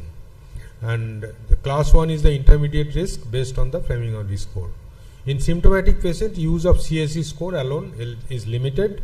In patients with diabetes, the CSC score helps identify the individuals most at risk who could benefit from screening of silent ischemia and for more aggressive clinical management. This we all know that ASCVD risk factors estimator, many risk factor estimator are there, and to name like Prevent online calculator by the American Heart Association focuses on primary prevention in individuals without existing cerebrovascular disease. Score to diabetes to prevent 10-year risk for cardiovascular disease. So there are many scoring systems. I am not going to the detail. Now we all know, though the topic is novel approach, but it is very important that we must have a very robust lifestyle modification in our day-to-day life. The physical activity should include more than 150 minutes of moderate to vigorous intensity aerobic activity per week over at least 3 days, with no more than 2 consecutive days without activity. And recommendation also include 2 to 3 sessions per week of resistance exercise. Shorter duration of vigorous exercise or interval training may also be considered. Increased physical activity and exercise have been shown to improve glycemic control, lipid, blood hypertension, insulin sensitivity, inflammatory biomarker, etc., etc. The nutrition plan is also one of the key components for cardiovascular risk reduction.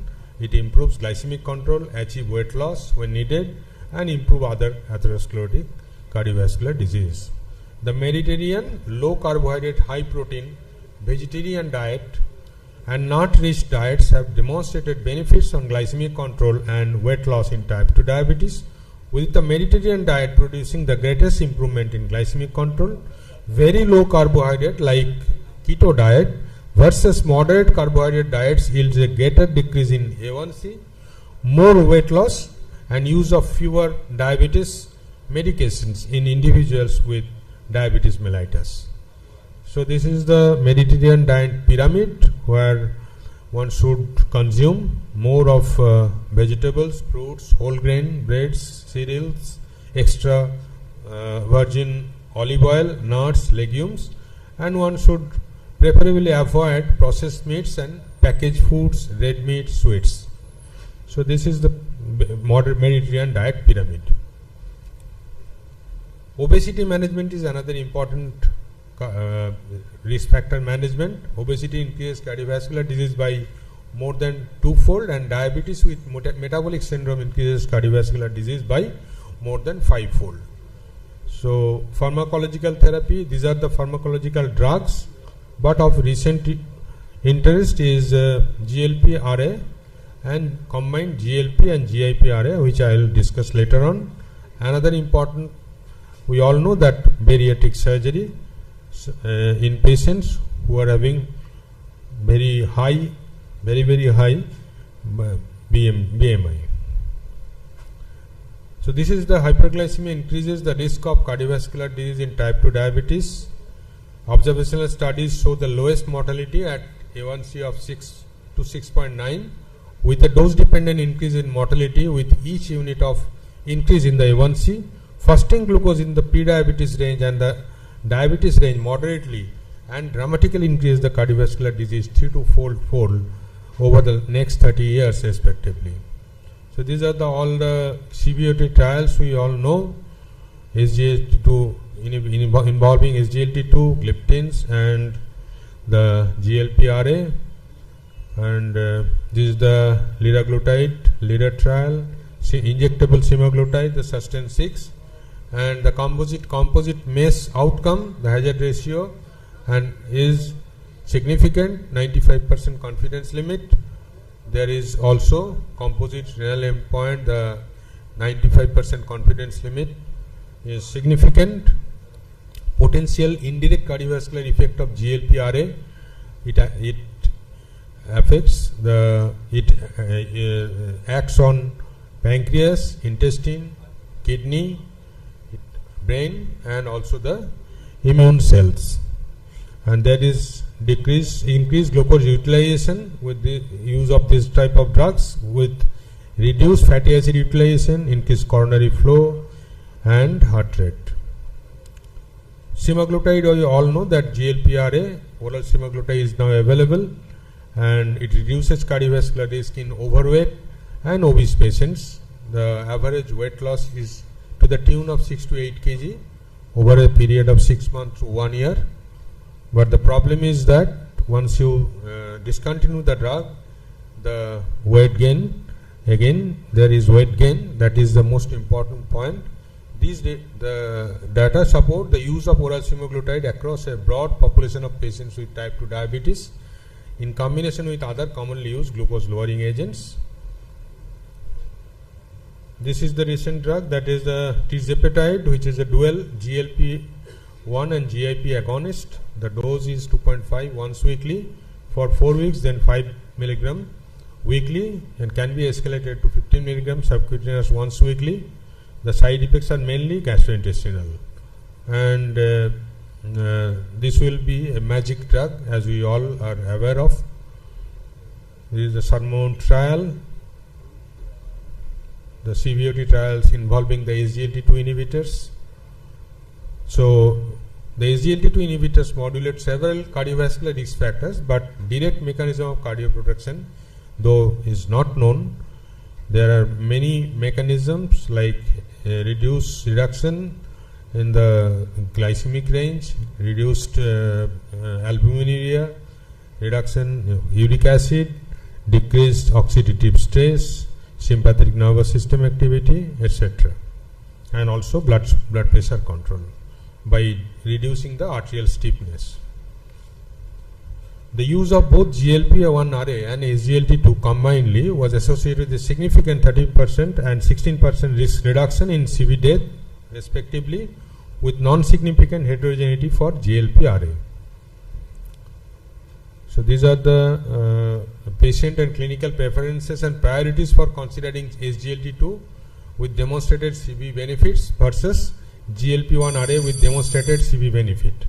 There is the MACE prevention, heart failure prevention, weight loss. So that is to be judged individually, where we will prefer SGLT2 and where will we prefer GLP-RA if used individually. But when used in combination, definitely the benefit becomes much more, manifold. So this is the blood pressure management in type 2 diabetes, the AHA-ACC, the goal is 130/80 and the ADA goal is 140/90. Only thing that indication for dual antihypertensive therapy is when the blood pressure is more than 160/100. These are the correction of dyslipidemia, conventional lipid lowering agent we all know. The only new drug that rather we are using it for the last few years, this PCSK9 inhibitor, where the goal LDL is difficult to achieve, we use it. Another drug is bempedoic acid and inclisiran, small RNA inhibitor. It's used twice a year. So this is the updated 2023 risk stratification. Two, three slides are there. Risk stratification approach recommended by the Lipid Association of India. Only difference is there is extremely high risk in comparison with the other standard guidelines. That extremely high risk are ASCVD with more than one feature of high risk group, calcium score of more than 300, homozygous familial hypercholesterolemia, and category B is more than one feature of very high risk group or recurrent ACS and polyvascular disease, and the LDL-C goal should be as low as possible, around 30 to 35, because there is chance of recurrent ASCVD event despite LDL-C goal of 30. So high LPA level may indicate the need for more intensive statin therapy. A meta-analysis showed PCSK9 inhibitors lowered LPA by 26% in addition to improved cardiac outcomes. So the take-home message is the reduction in diabetes complication is by glycemic control, definitely, blood pressure control, lipid lowering, and agents with cardiovascular and kidney benefit. Thank you very much for your patient hearing.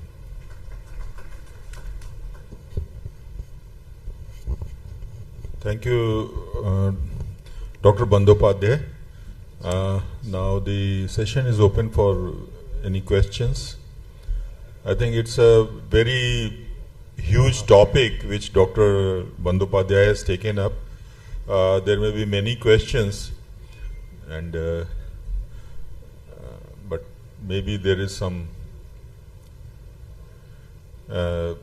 academic fatigue setting in at the end of the huge clinical academic program. Yes, basically the topic is very vast. Yes, topic is very vast. Summarize the main. Thank you. You have covered very well. That's the point. Thank you, sir. So if there are no questions, we will go to the next lecture.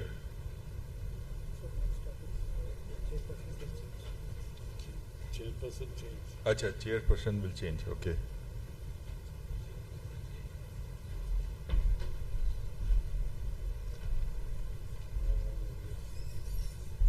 We would like our chairpersons to please felicitate our speaker, Dr. Tapas Bandyopadhyay.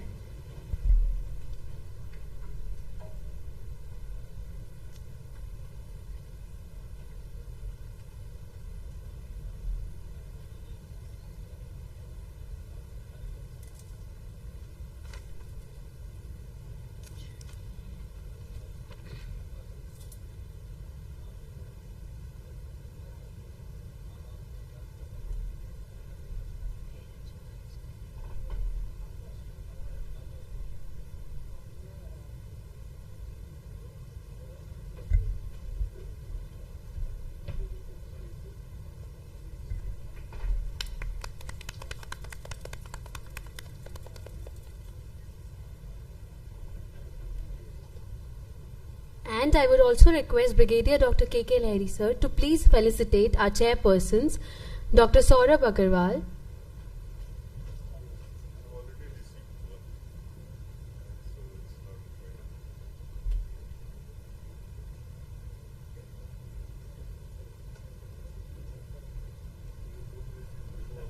Thank you to all the chairpersons and all the speakers.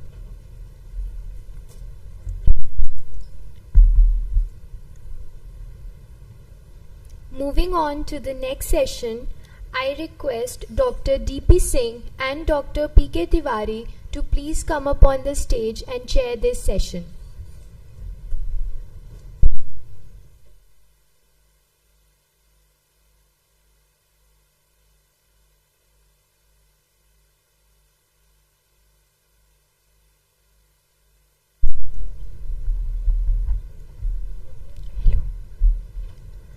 I request our chairpersons to please introduce the speakers for this session. So, next topic is hypertension in elderly. And again, the very common topic, very pertinent topic. And the speaker is none other than Dr. M. Thakur from Bihar. He is a learned clinician, cardiologist, very good speaker. And founder secretary and chairman Sitamarhi branch, also the secretary of API Bihar, and very active in the academic activity, dedicated to research work. So over to you, Dr. Mahavir Thakurji, to your talk on hypertension in elderly. Thank you.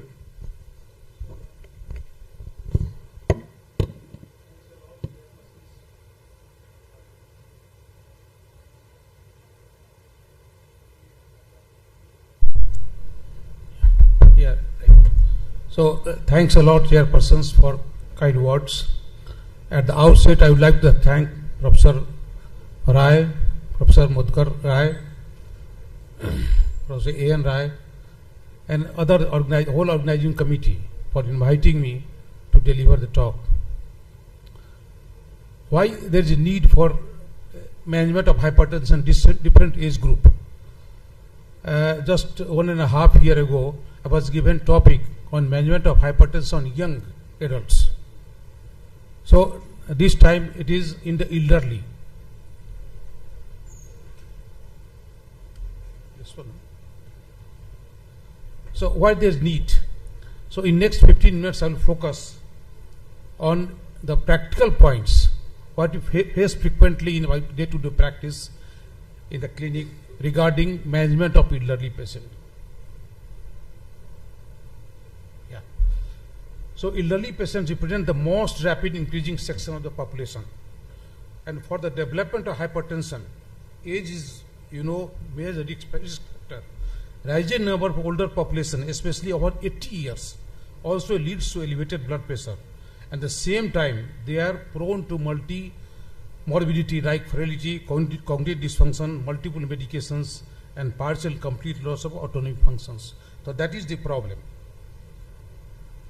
So most countries use 65 as cutoff. Some use 60. 60 is called elderly, but most of the country now use 65. And 65 to 79 in one age group. And this is young elderly. And the old elderly is above 80 years.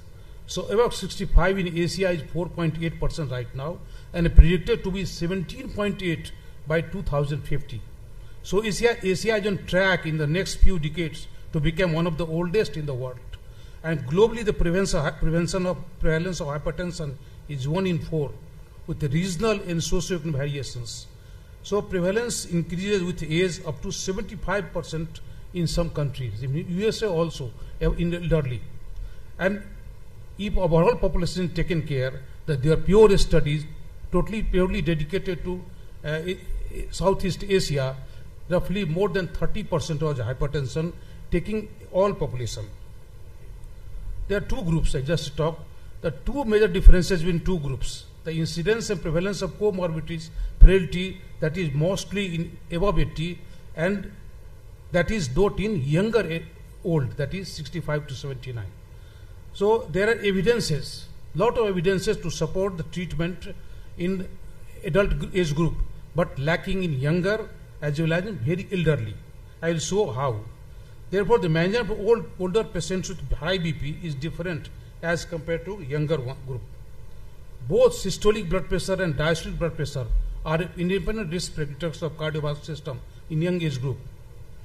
And above 60, the systolic blood pressure is most important. My next topic is on isolated systolic hypertension. So we'll and what about pulse pressure? Both systolic blood pressure and pulse pressure increase disproportionately to diastolic blood pressure with increasing age, and that is most dangerous. And the most common cause is stiffness of arterial wall. Stiffening happens due to hypertrophy of wall with the deposits of calcium, change in extracellular matrix, which include increase in collagen, fibronectin, and fragmentation and disorganization of the elastic network. Then another thing is non-enzymatic cross-links and cell matrix interactions. These all are responsible for decrease in elastic properties, as well as development of arterial stiffness. The duration of diastolic interval and the rate at which blood falls, that gives big difference of diastolic and systolic and diastolic. The speed of, then coming to the PWV, pulse wave velocity, that is also more in elderly. And so the stiffening of the arteries increase PWV, and there is an early return of waves which are reflected and then overlap with the incidental pressure wave, which further contributes to the increment of systolic blood pressure and pulse pressure in elderly. And diabetes is one of the main factors also responsible for accelerating aging of the arteries due to increasing arterial stiffness, leading to increased pulse pressure.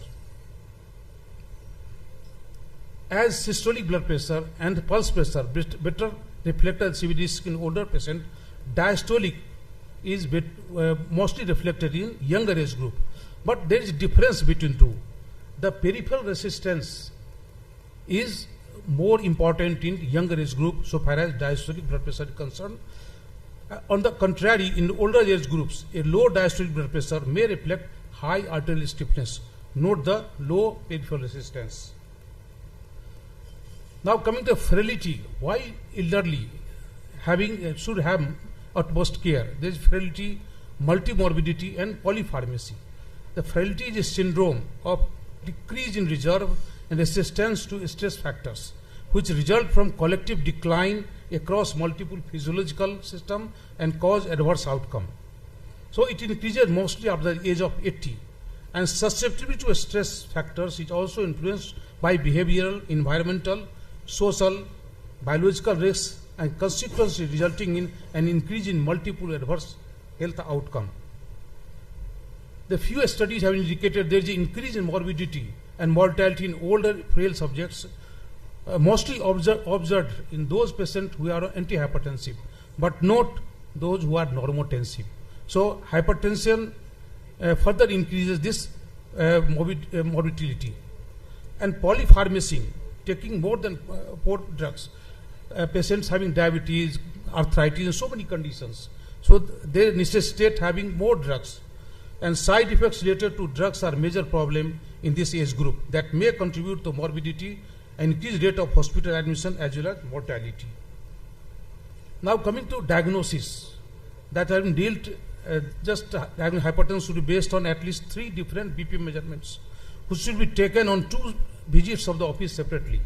At least 2 measurements should be obtained while patient is sitting comfortably 5 minutes. Dr. Abhishek had dealt yesterday in detail how to take BP measurement correctly. An assessment of BP by self at home and ambulatory blood pressure monitoring is very important also. If needed, can contribute in the detection of white coat hypertension, that is very common in elderly, and recognition of CV risk related to high BP levels.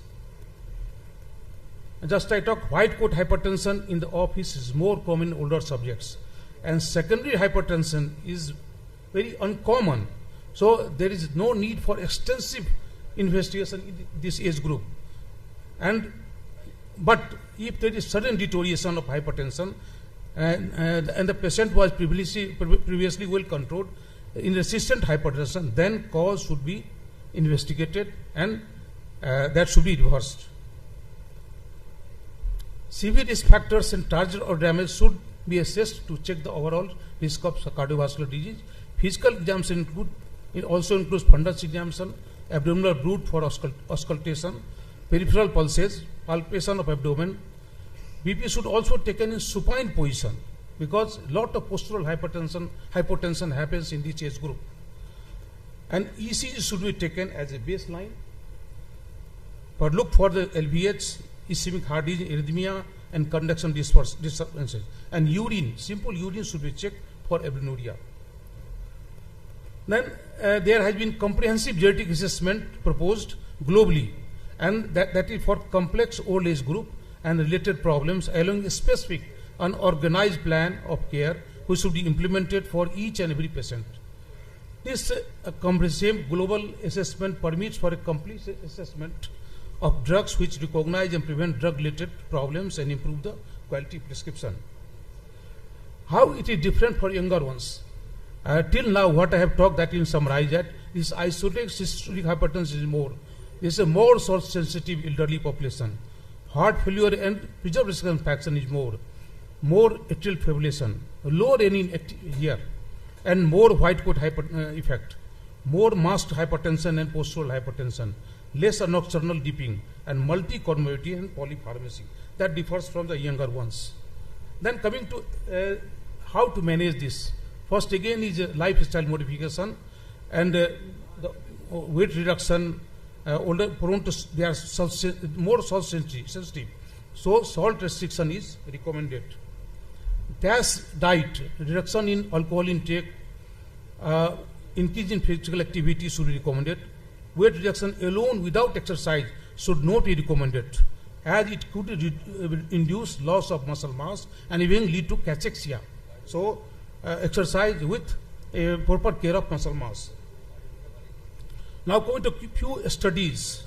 Actually, the sad aspect is we do not have much studies above 80 years. What we have, this is a very busy slide. What I want to show, there is one study, IVET study, that is more than 80 years. All the studies are below 60 years. And what I want to highlight is in very elderly, the outcome was significant. Outcome was early.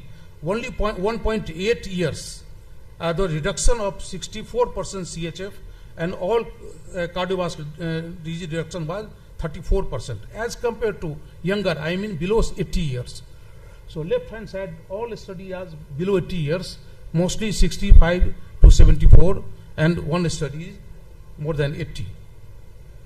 European guidelines also told that if it is more than 160, that should reduce to 150 in between 150 140 in elderly population. But later on sprint, that's entirely different. The cutoff was 120 millimeter mercury in systolic, and the total mortality as compared to patient with target SVP was less, as shown by a sprint. But lot of controversy in that, and you all know how it was taken.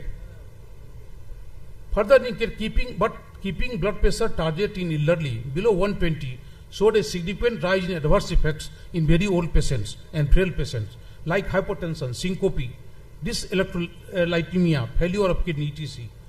So a group of experts on hypertension and genetic medicine proposed few rules of hypertension management in very old with partial and complete loss of autonomy. It is suggested that should be taken proper information of cognitive status, functional capacity, multi-drug intake, frailty status, and just keep the blood pressure to 130 to 150 in this age group. Then JNC and JNC8, just one line, what are difference? But beta blocker, JNC adding beta blocker, other 4 drugs were 8. But in elderly, it says that beta blocker may not be as beneficial as compared to other classes in the reduction of a stroke, mostly in older patients. But in younger one, that is beneficial, particularly having history of MI, chronic angina, or heart failure. Majority of older patients require dual antihypertensive, but it is preferable to initiate with a single drug. Increased risk of adverse effects are there with combination drug therapy, mostly very old age patients with comorbidities. So cautious addition, keeping in mind all those things I have told, like renal failure, cognitive dysfunction, history of hypertension.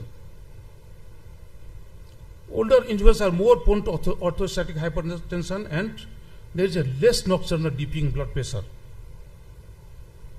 Hence, suggestion of a standing BP measurement and its evaluation and use of treatment goals in older group are given in National High BP Education Working Group. Antihypertension should be started in low dose, later titrated and added cautiously in older age group. Some older patients are on hypertension may have an increased nocturnal dipping of BP, which may lead to cerebral hypoperfusion, or so BP should be regularly checked in waking hours. Now, a few points. Cognitive impairment. Many studies have suggested an association between elevated BP in mid-age group and impaired cognitive function. I mean to say, the BP duration should be long to have cognitive decline.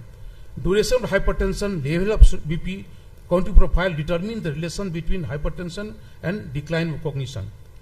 And age, the markers of aging of arteries may recognize patient a high risk of cognitive decline, not only the blood pressure. So many factors are responsible for that. So, friends, ladies and gentlemen, I would like to conclude my talk. Elderly patients are the most rapidly increasing section of the society, and age is a major risk factor for the development of hypertension.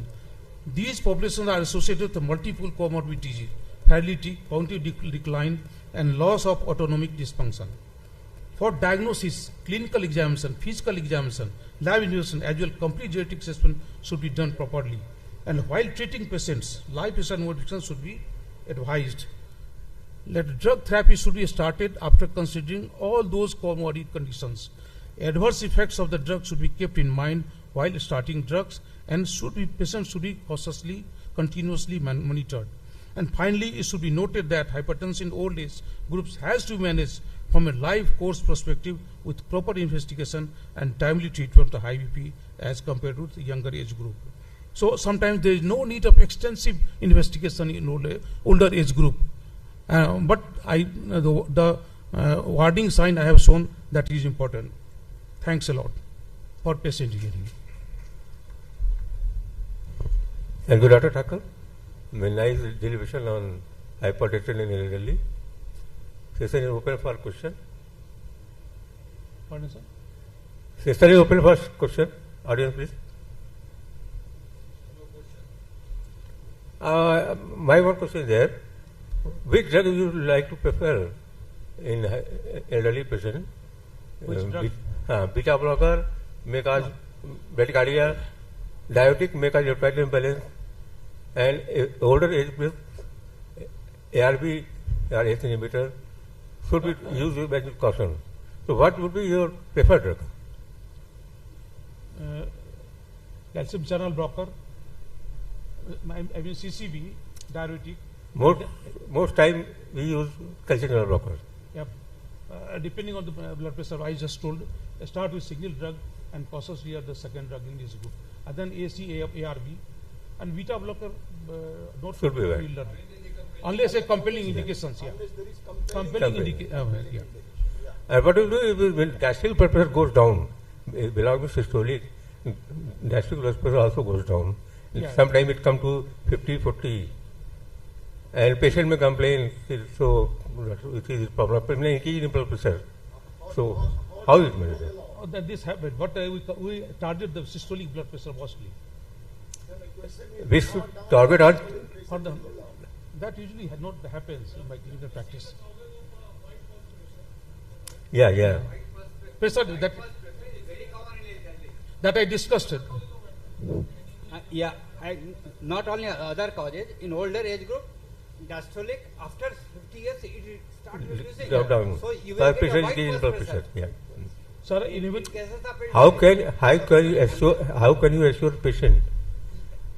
Because everybody is now having in elderly, BP instrument at home. More important, not diastolic. Even diastolic can go below, even if it is 40, it's all right. You don't have to bother for anything.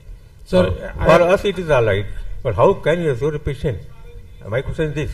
No, you have to say the patient that it is all right. You don't have to only systolic is responsible there. I have discussed that. Also, always occur due to systolic, not due to diastolic. Yeah. So that's the important. Systolic is important, not diastolic. Patient is comfortable, nothing to worry. Nothing. Diastolic Yes. up to 50 is okay. That's the thing. But we have to look after the systolic, mostly systolic blood pressure.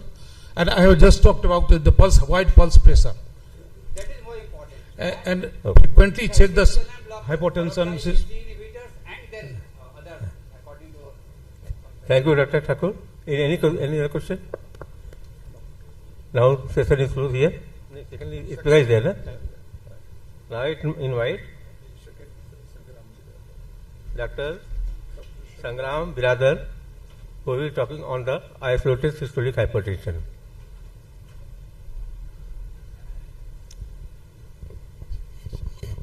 Dr. Sangram Biradar is a great orator, very academic man, and every day in the WhatsApp you will find the new article, new chapter, and he will update you something from the academic world. Dr. Sangram Biradar is a very important topic, that is, what is that? Isolated systolic hypertension. Doctor. Thank you, chairpersons. At the outset, let me thank the organizing committee for giving me an opportunity to be part of this prestigious conference headed by Dr. Ian Rai and his team in this beautiful city of Varanasi. The topic allotted to me is isolated systolic hypertension. Most of the things have been covered and we are at the fag end of the closure of the conference. So what is basically isolated systolic hypertension is a condition exhibiting a high level of systolic number when the blood pressure is checked on casual readings. Generally, the systolic blood pressure is greater than 130 millimeters of mercury and the diastolic lower than 80 millimeters. The systolic blood pressure measures the force of blood pushing against blood vessel walls as heart pumps, as everybody is aware, whereas the diastolic blood pressure measures the arterial resistance to stretch during the time when heart is relaxing.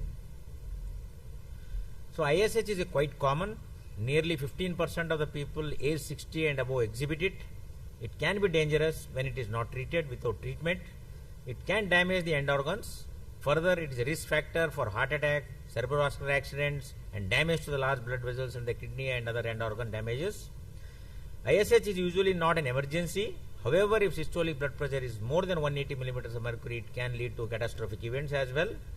It may suddenly, without warning, may lead to hypertensive crisis, hence should be treated immediately. These are some of the important factors as everybody is aware. There was a prevalence of ISH at the national and the state level where a demographic study was done. The overall prevalence of ISH in India was 1.2. The northeastern states of Meghalaya 2.3, Assam 2.2 showed the highest prevalence of ISH, whereas Andhra and the Maharashtra had the lowest prevalence of ISH according to the study.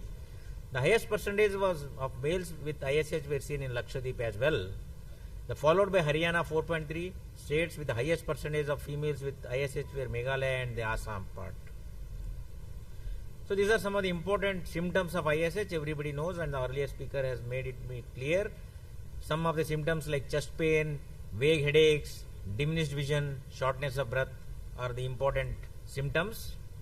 So what is the cause of ISH?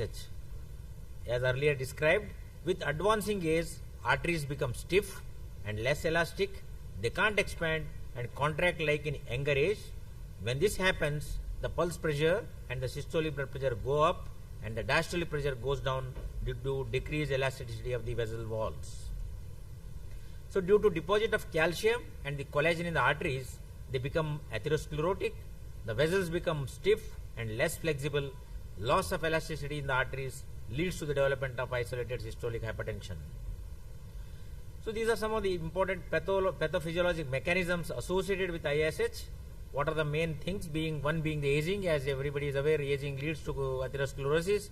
There is an increase in the vascular stiffness, increase in the endothelial dysfunction, elastin calcifications, ventricular arterial uncoupling, increase in the RAS activity is one of the important, and increase in the sympathetic activity as well is very important, and the last being the increased salt sensitivity, as our patients are more prone for taking more of excess of salt in their food.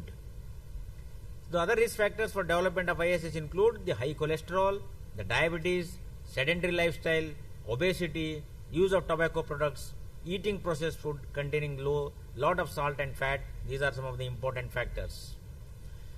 So ISH in young and middle-aged individuals, what we are concerned nowadays is ISH was earlier confined to elderly, but now ISH is on rise in young and middle-aged, and in those with BMI of more than 30, and in those using tobacco products as well. The prevalence of ISH among individuals of age between 18 to 39 years and 40 to 15 years respectively is estimated to be 1.8 and 6% in the US population, which is a commendable one. So in younger individuals, systolic pressure is elevated mainly in the peripheral arteries compared to central arteries. This results in higher amplification in the upper limb arterial pressures and the pulse wave as well. So in young patients with ISH and low central blood pressure mainly have low risk of development of hypertension, which needs to be treated because we are concerned for the young now. The complications of ISH, if not treated early, ISH can lead to heart failure, heart attack, stroke, chronic kidney disease, and the aneurysm complications of the vessels. Finally, the diagnosis, the family history of hypertension is important. Diet, activity level, and other coexisting medical conditions will help in the early diagnosis of the ISH. The investigations, as routinely, recording of the blood pressure is very important with all precautions to be taken at 2 or 3 different times is required before making a diagnosis. The other tests like electrocardiogram, blood tests such as lipid profile, renal function test, and echocardiography, they are all the important parameters to be taken into account. So management, the non-pharmacological management such as lifestyle modification is essential in the treatment of ISH. It includes mainly the less salt in the diet, the DASH diet, plenty of vegetables and fresh fruits to take, decreased fat intake, especially the saturated fats, weight reduction is important, more exercise is important, limiting intake of alcoholic beverages counts a lot, managing the stress well in day-to-day lifestyle is very important, the potassium-rich diet is helpful, the tobacco contents to be avoided in all the cases. There is no outcome data or well-controlled trial to support the use of non-pharmacological treatment of measures in ISH. However, there is a general agreement where management should begin with lifestyle factors, weight loss, moderation of salt and alcohol intake, increased aerobic exercise, smoking cessation. These are impending things to be taken into account. So in addition to lifestyle changes, antihypertensive medications are helpful for ISH treatment as well.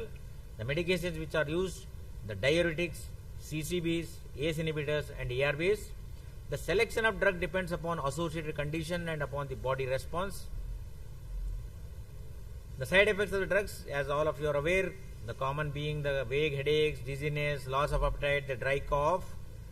The antihypertensive agents in ISH include the ACE and ARBs considered if there are a compelling indication such as chronic systolic heart failure, post-myocardial infarction, or the chronic kidney disease. For patients with diabetes, ACE, ARBs are the better compared to other antihypertensives. In elderly patients, recent analysis has shown no significant difference between ACE and other antihypertensive agents on cardiovascular outcomes. The choice between different antihypertensive agents should be based on patient's comorbidities, tolerability, and the clinical response of the patient as well. The drug combination for ISH includes the primary, as everybody is aware, the calcium channel blockers, thiazide diuretics, mainly chlorthalidone and the indapamide. The secondary being the calcium channel blockers, ACE inhibitors or the ARBs, the thiazide diuretics like chlorthalidone and indapamide, plus ARBs or the ACE inhibitors are the drug of choice.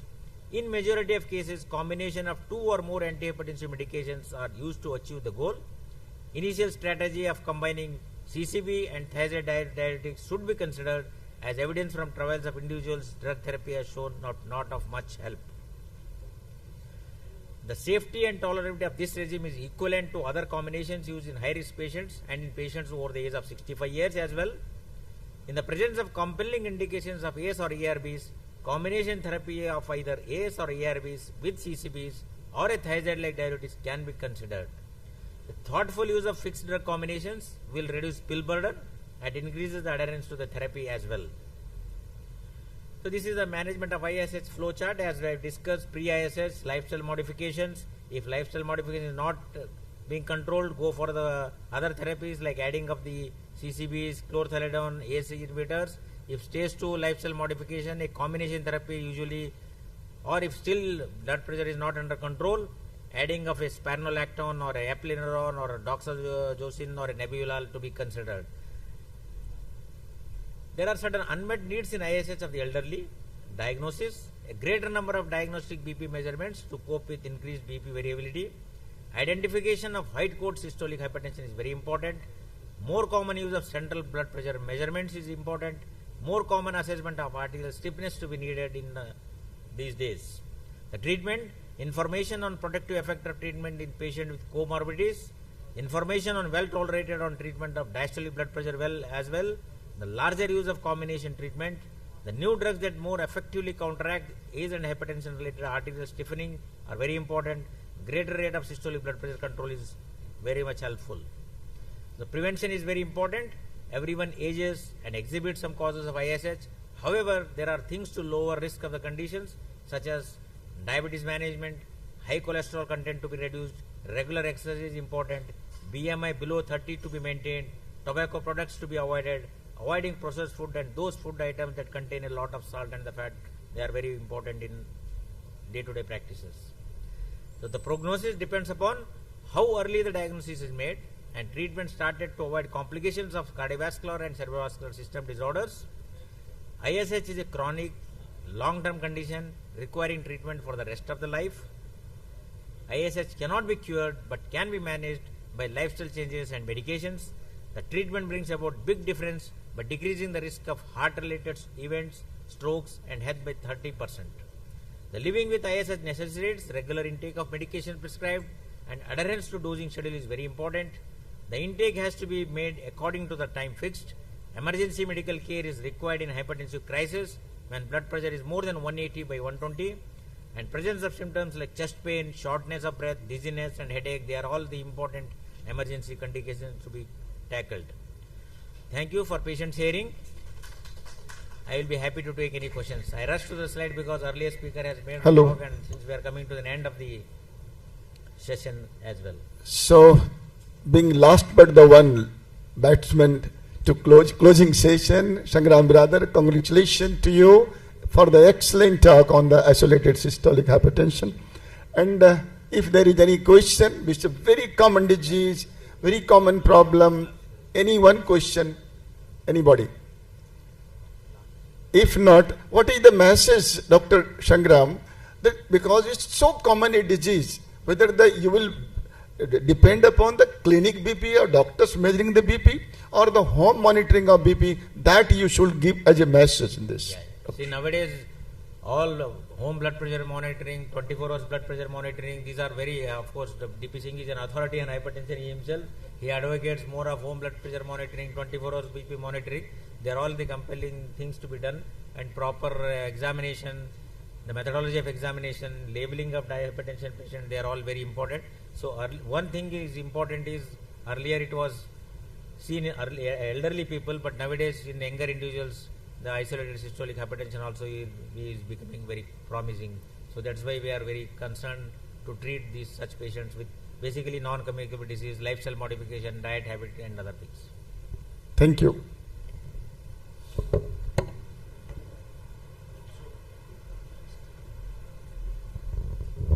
Now, the last speaker of this session is Dr. Rajesh Kumar Jha. And he is change हो रहा है अभी तो बोले ठीक है thank you. This session is over.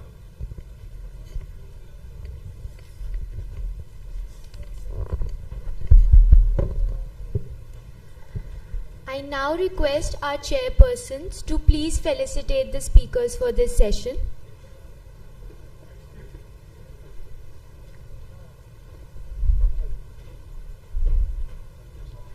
I request Dr. Mahabir Thakur to please come up on the stage.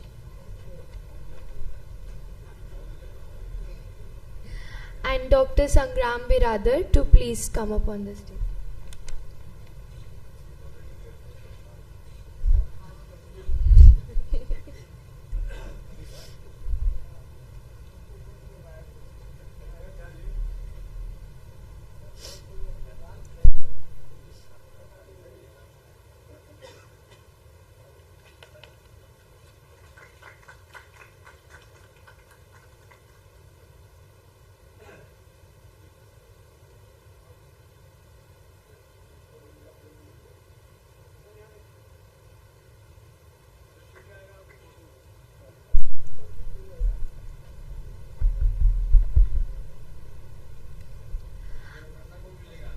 I now request Dr. MSI Siddiqui to please felicitate the chairpersons for this session.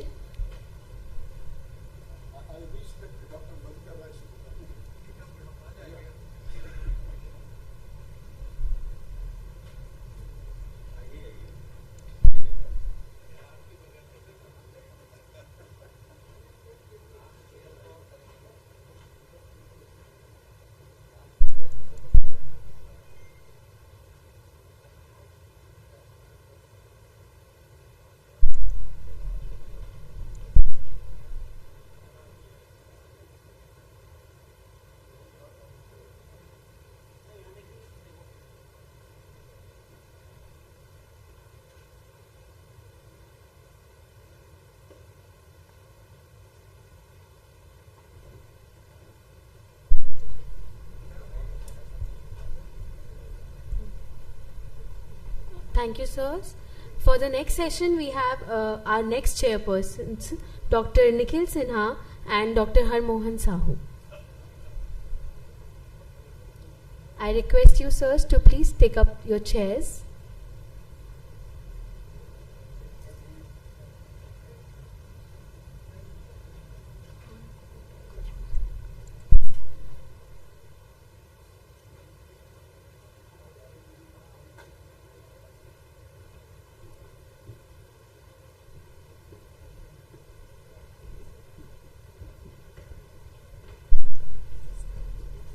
I'd request our chairpersons to please introduce the speaker. Good afternoon, ladies and gentlemen. Dr. Harmohan Sahu and I cordially invite Dr. Rajesh Jha for his oration. Sir,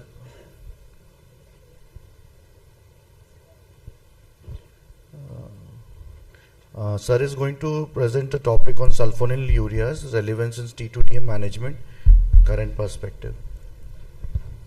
Good afternoon, everyone. As I am standing in between the lunch and this lecture, so just I want to finish as early as possible. Number one. Number two, at outset, I am thankful to Professor Madhukar Rai, Professor A.N. Rai sir, and Professor Siddiqui and his team to inviting me.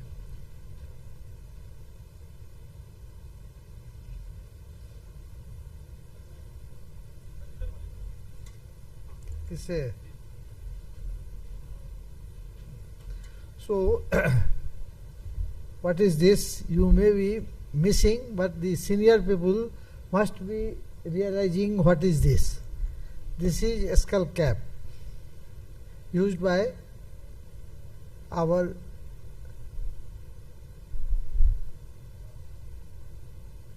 Sunil Gavaskar. He was using it. And the another person who is saluting him is because of the one reason he has never used the traditional helmet, rather he was using it, and this is basically used just to protect the fast bowlers from the West Indies and the Australians. And for that, the Pakistani captain is saluting him. And you just see how he was using it. Are sulfonylureas still relevant after Corallina and Carmelina trial? So this cap is made up of the glass fiber, and later on it was detected it will not protect any injury, head injury. Rather it will make more head injury.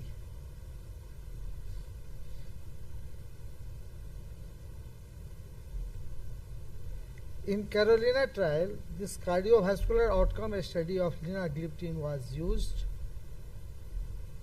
and this trial adds evidence to the debate on the cardiovascular safety of the sulfonylureas and also provides robust insight into the overall safety and efficacy of linagliptin and glimepiride in the long term. The Carmelina, the cardiovascular safety and renal macrovascular outcome study with linagliptin.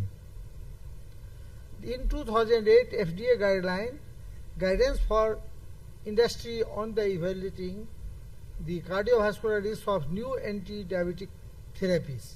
And this is the guideline for completed studies prior to NDA, the integrated meta-analysis of phase 2 and 3 trial to compare cardiovascular events in patients randomized to investigational drug versus control, and that demonstrate new therapy will not result in an unacceptable cardiovascular risk. So, the evaluated by measured adverse cardiovascular events, that is MACE, the estimated risk ratio for upper bound of the two-sided CI for the investigational drug should be less than 1.8, and in upper case it should be in between 1.3 to 1.8, and post-marketing cardiovascular surveillance trial may be required. The FDA guidance on conduct of CVOTs. The patient selection was focused on the high-risk population, advanced disease, elderly and renal impairment. Duration was approximately 2 years of cardiovascular safety data. The endpoint was a prospective independent adjunctional of cardiovascular events in phase 2 and 3 studies must be performed for cardiovascular mortality, MI, stroke and hospitalization for the ACS and urgent revascularization. Now, the possible statistical scenarios for drug approval based on CVOT result is that we are getting, this is the thing, and the hazard ratio has been shown, the 1.8, the NI boundary HR 1.3, and the approval and non-approval part is there. So, this is the outcome result. Now, the CVOTs regarding the DPP-4 inhibitors, the cardiovascular outcome trial for DPP-4 inhibitors are the severe TIMI 53, in that the CVD or CRFs A1Cs is between 6.5 to 12%, and the data, the number of population taken was more than 16,000, and the sexagliptin was used. The median follow-up was approximately 2.1 year. The primary endpoint was cardiovascular death, non-fatal MI or non-fatal stroke. The hazard ratio was 1.00.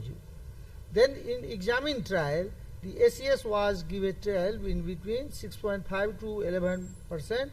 The number of patients was approximately 5,380, and the alogliptin was used. The median follow-up was for 1.5 years, and the primary endpoint was similar, CV death, non-fatal MI and non-fatal stroke. And in this, the hazard ratio was approximately 0.96. Then TCOS. In this TCOS study, the cardiovascular disease has been taken, and A1C was in between 6.5 to 8%. The number of patients was more than 14,735. The sitagliptin was used, and median follow-up for the 3 year, and the primary endpoint was cardiovascular death, non-fatal MI, non-fatal stroke, the UA requiring hospitalization, and the cardiovascular death, non-fatal MI and non-fatal stroke was the second one in the different median duration of the follow-up, and the hazard ratio was 0.98 and 0.99.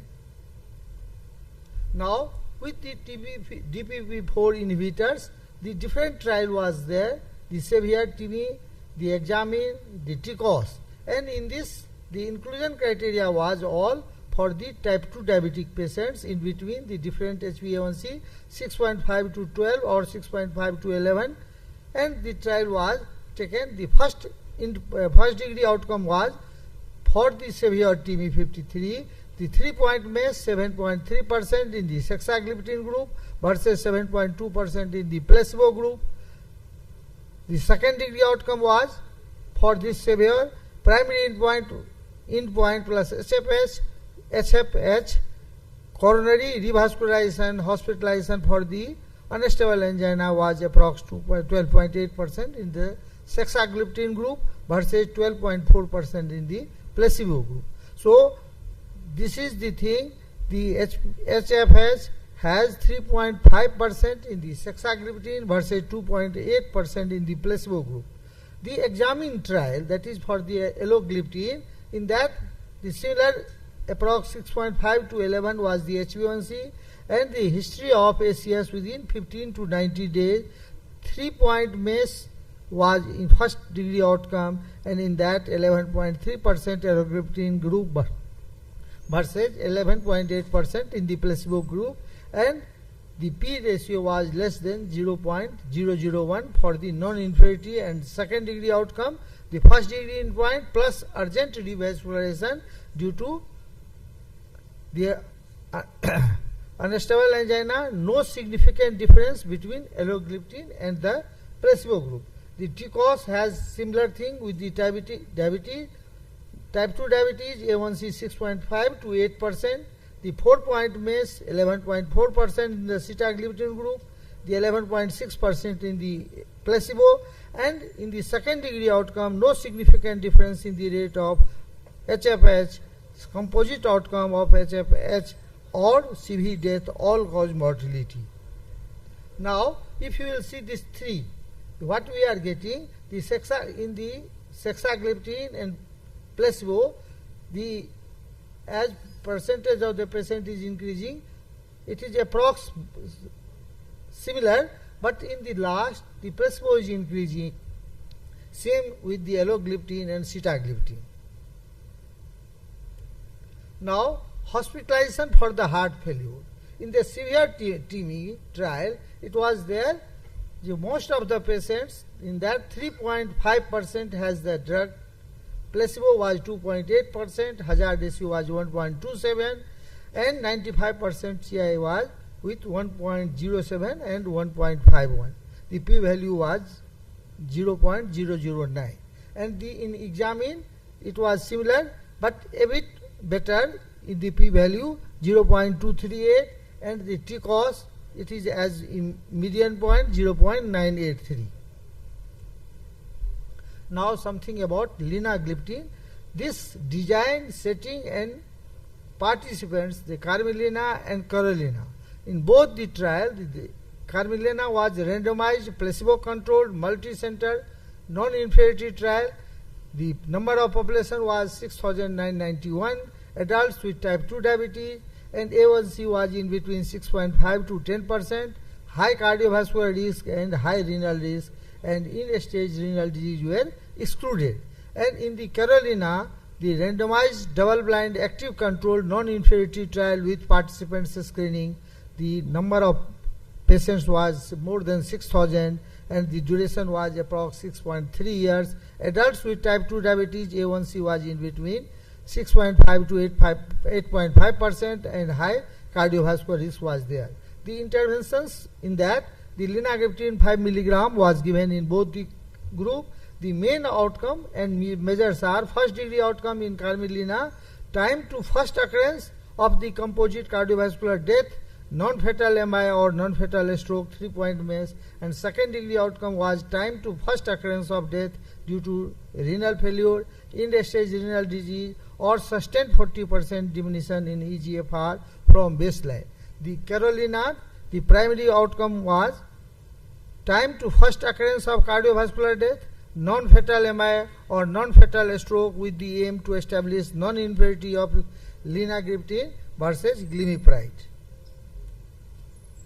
Now, if you will see this outcome in both the trial, the first degree outcome with the Carmelina was 12.4% in linagliptin versus 12.1 in the placebo group, and the Carolina 11.8% in the linagliptin and 12% in the glimepiride group. So it is also non-inferior, p-value less than 0.001.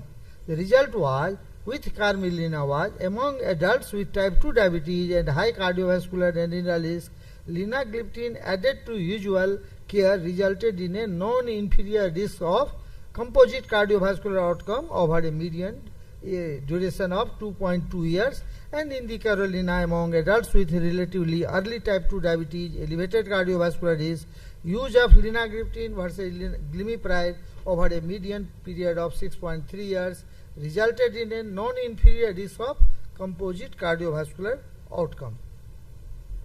Now, these are the different drugs. The in DPP-4, the Carolina Lina was used, Ticos, sitagliptin, Seviotimi, Sexagliptin, and in examine alogliptin. The comparator was with the in Carolina it was sulfonylurea, and in all the three placebo was used. Number of patients was in Carolina 6,000, and in Ticos and Seviotimi and examine 5,400 minimum. The trial initiation was started for Carolina October 2010.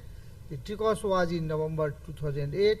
The Seviotimi was started in May 2010 and in examine September 2009. The background diabetes therapy per protocol was predominantly on metformin in Carolina, and in Ticos and all the three any drug was used. Accepted diabetes disease stage, in Carolina it was early, in Ticos and Sevier it was advanced stage, and in examine all but limited to cardiovascular events was taken. Regarding the sulfonylurea discovered in 1942, when Javon et al. Observed that some sulfonamides generated hypoglycemia in experimental animals. From this observation, carbutamide was synthesized, and this carbutamide was the first sulfonylurea used to treat diabetes, but was subsequently withdrawn from the market because of its adverse effect on the bone marrow. And if you will see the first generation, second generation, this is the in first generation tolbutamide, chlorpropamide, tolazamide, acetohexamides are the drug, and in the second gluburide was used for many years. Then glipizide, gliclazide, and glimepiride are in use. Now, what is the mechanism? It is already told by the earlier different speech, so I don't want to use this different drug. Only thing, sulfonylurea bind to and close ATP sensitive potassium plus K-ATP channels on the cell membrane of pancreatic beta cell cells, which depolarizes the cell by preventing potassium from existing, and this depolarization opens voltage gated calcium ion channel. The rise in the intracellular calcium leads to increased fusion of insulin granule with the cell membrane, and therefore increased secretion of mature insulin. Performed insulin granules adjacent to the plasma membrane are promptly released, and in first phase insulin was released, followed by protracted second phase period of insulin release that begins about 10 minutes later. This is the mode of action, glimepiride, and how this the 140 kDa and used and 65 kDa, then the potassium ion increases the beta cell membrane, and by this way K-ATP channel is utilized. Now sulfonylurea and receptors are used, and most sulfonylurea will cover the thing. So what? The 65 kDa component absent in the cardiovascular system safer to use in patients with higher cardiovascular risk. In addition to this, some sulfonylureas are now known to directly activate the CAMP sensor EPS2, that how the exchange protein activated by the CAMP2 to induce RAP1 signaling, which can induce the exocytosis of insulin containing vesicles. Now, the sulfonylureas receptors, the adipose tissue, pancreatic beta cell, the cardiac myocyte, the skeletal muscle, a smooth muscle, brain. The first of these include netiglamide, tolbutamide, and glutamide, which are molecules that bind specifically the A site of the SUR1, while sulfonylureas receptors 1, and while the second group, which include glimepiride and glibenclamide, binds non-specifically the B sites of the both sulfonylurea receptor 1 and 2A, as well as the A site of the sulfonylurea 1 receptor 1. And the third group, which includes maglitronide and ripaglinide, binds to the B site of the sulfonylurea 1 and 2A receptors. There is some evidence that sulfonylureas exert minor glucose lowering effects independently of increased insulin secretion. So, sulfonylureas can stimulate the secretion of somatostatin and suppresses the secretion of glucagon and delta cells and alpha cells. The small reduction in the glucagon concentration, increased peripheral glucose transport, increased hepatic glucose deposition have been reported, but these effects are not regarded to be of sufficient magnitude to be clinically relevant. The extra pancreatic effects, the enhancement of the insulin stimulation of carbohydrate transport in the skeletal muscle, enhancement of the insulin action on the liver, the direct effect on the liver, inhibition of triglyceride lipase, inhibition of ketosis, inhibition of the just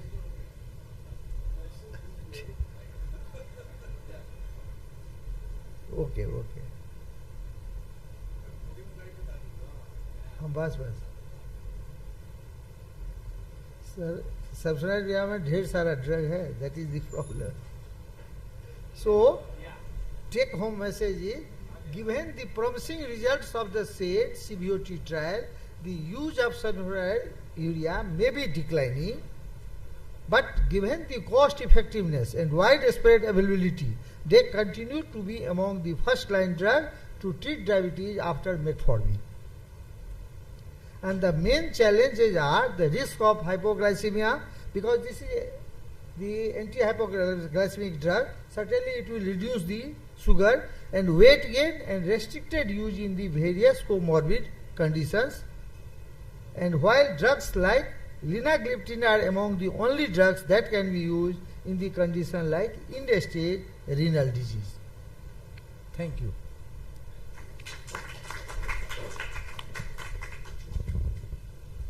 Thank you, sir, for your wonderful presentation. I may ask the audience if they want to ask any questions.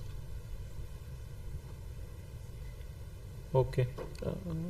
If there is no question, we can conclude the session. Yes, sir.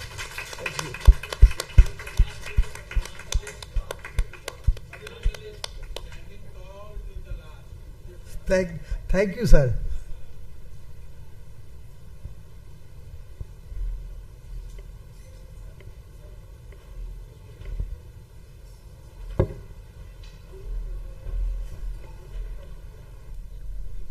I'd request our chairpersons to please felicitate our speaker, Dr. Rajesh K. Jha.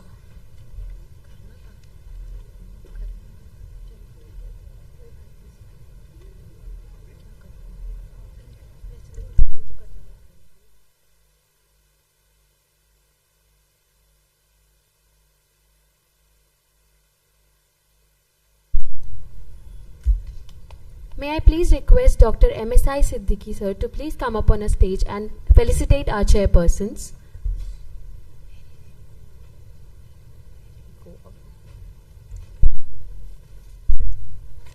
Dr.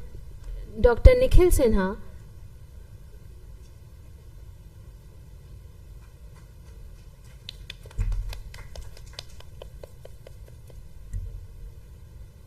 and Dr. Harmohan Sahu.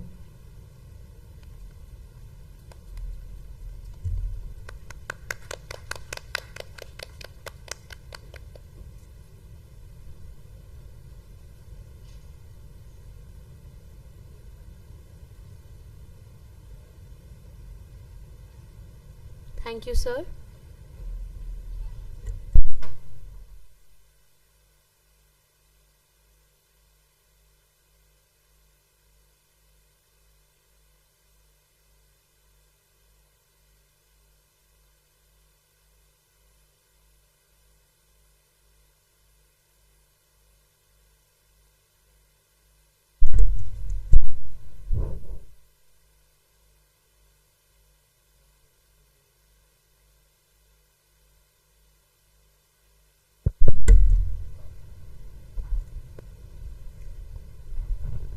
Once again, thank you.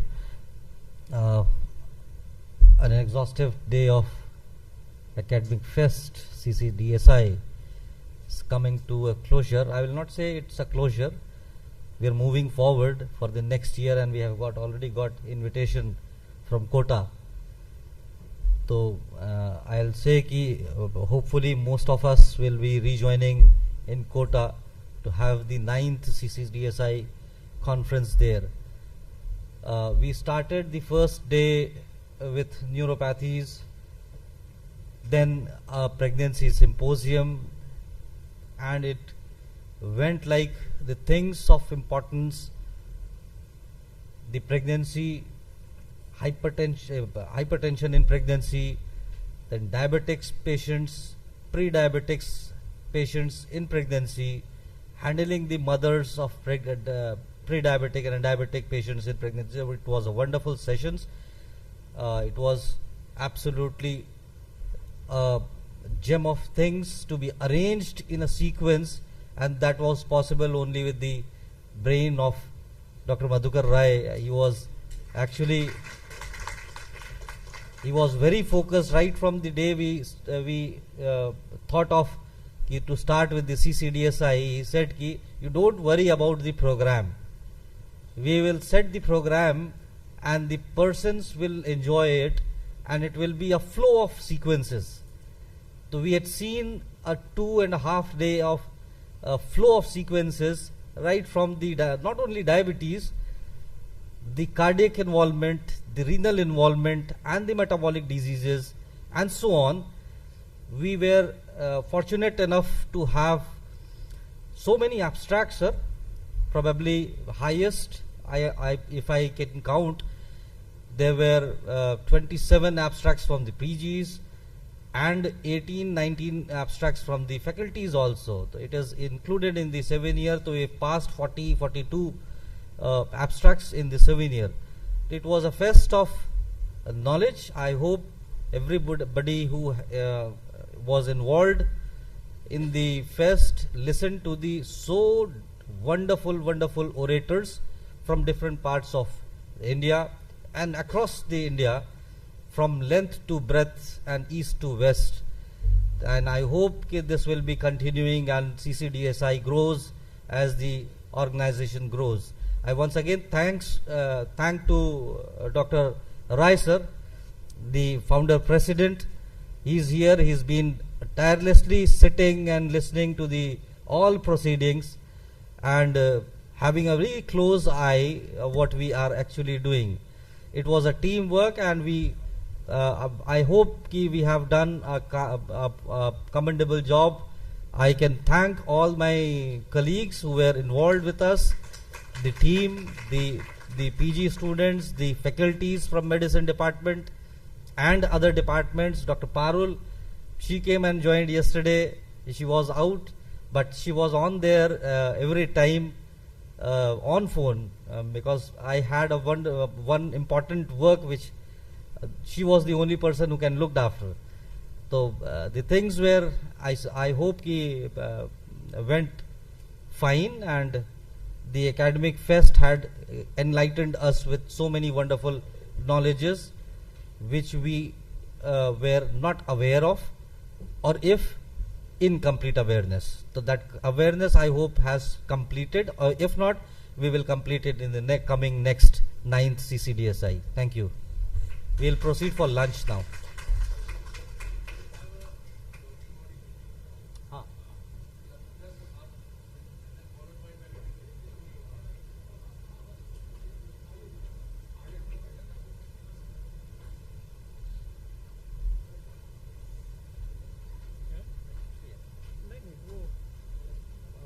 Governing council का तो इसमें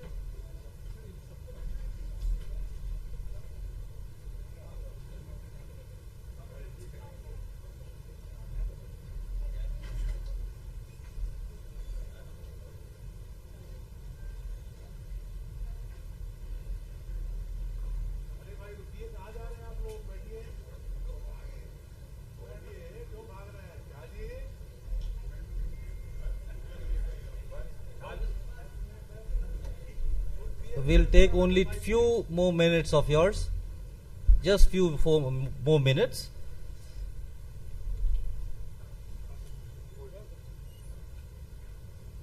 So only yesterday we have decided to have our core committee or governing council meeting at the last day of conference before valedictory function. So I congratulate and welcome all the new members of governing council of CCDSI. I also welcome our new president, Dr. Madhukar Rai, and I hope that in coming year 2024 and 25 will be shown a new growth for the CCDSI. We will sign further in 2024 and 25. So should I read the new members? Okay.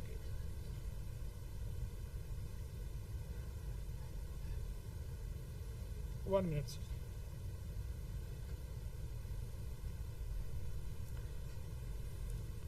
So I will read out the name of governing council member of CCDSI 2024-25. President Dr. Madhukar Rai, a big clap for him. Treasurer Dr. Ramsevak Prasad Singh, he is there. Secretary Dr. Mrityunjay Kumar Singh. Founder President Dr. A.N. Rai. Advisory Council includes Dr. V.V. Thakur, Dr. A. Sarul Raj, Dr. Kamlesh Tiwari, Dr. R. Rajshekhar, and Dr. D.P. Khaitan.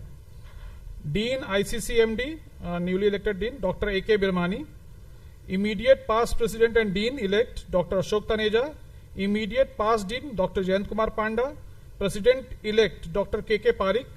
Vice President, Dr. Hem Shankar Sharma, Dr. Dipanjan Bandhopadhyay, and Dr. Anuj Maheshwari. Joint Secretary, Dr. Abhishek Kumar, Dr. Munish Prabhakar, and Dr. M.S.I. Siddiqui from the President place. Member Executive Committee, Dr. K. Mugundan, Dr. N.K. Singh, Dr. Sangram Biradar, Dr. S.S. Daria, and Dr. S.K. Swain. Member Zonal Committee, North Zone, Dr. Vipul Gupta, South Zone, Dr. E. Prabhu, East Zone, Dr. Shankha Sen, West Zone, Dr. Anuradha Kapoor, and Central Zone, Dr. Arun Kedia. Chairman Scientific Committee, Dr. K.K. Lohani, Co-Chairman Dr. Sajid Ansari, Chairman Research Committee, Dr. L. Srinivas Murthy, Co-Chairman Dr. Akash Singh, Editorial Board, Cardiology, Dr. Ajay Kumar Sinha, Hypertension, Dr. A.K. Birmani, Diabetes, Dr. Puneet Saxena, and Nephrology, Dr. Mrityunjay Kumar Singh. So this is all about the list.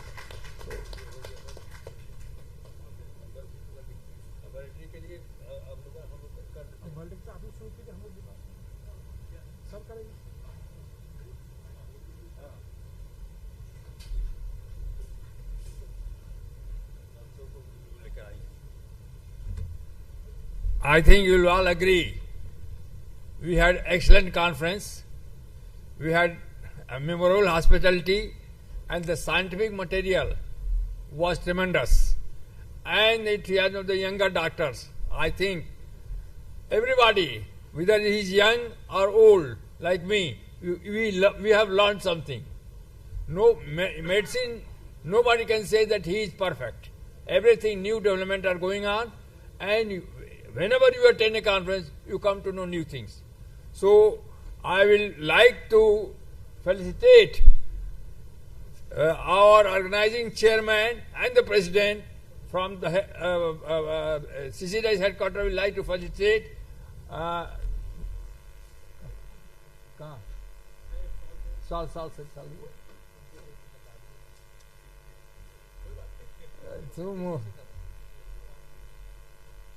तो यहाँ साल तो हम तो बोले थे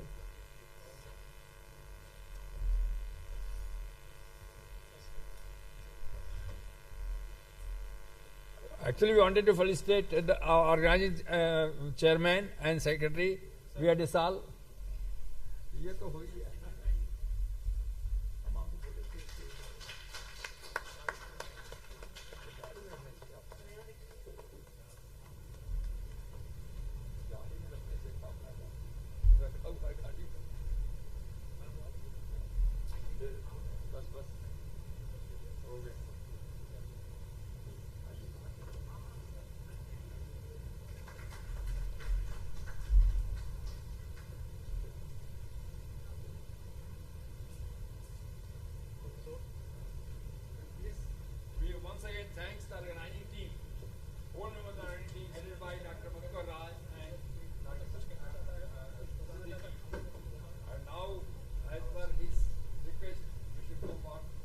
if anybody has got any complaint, any suggestion, or would like to give some feedback, you can give me personally, or if you want to tell it. So if there are none, thank you so much for coming, joining us. Thank you, sir.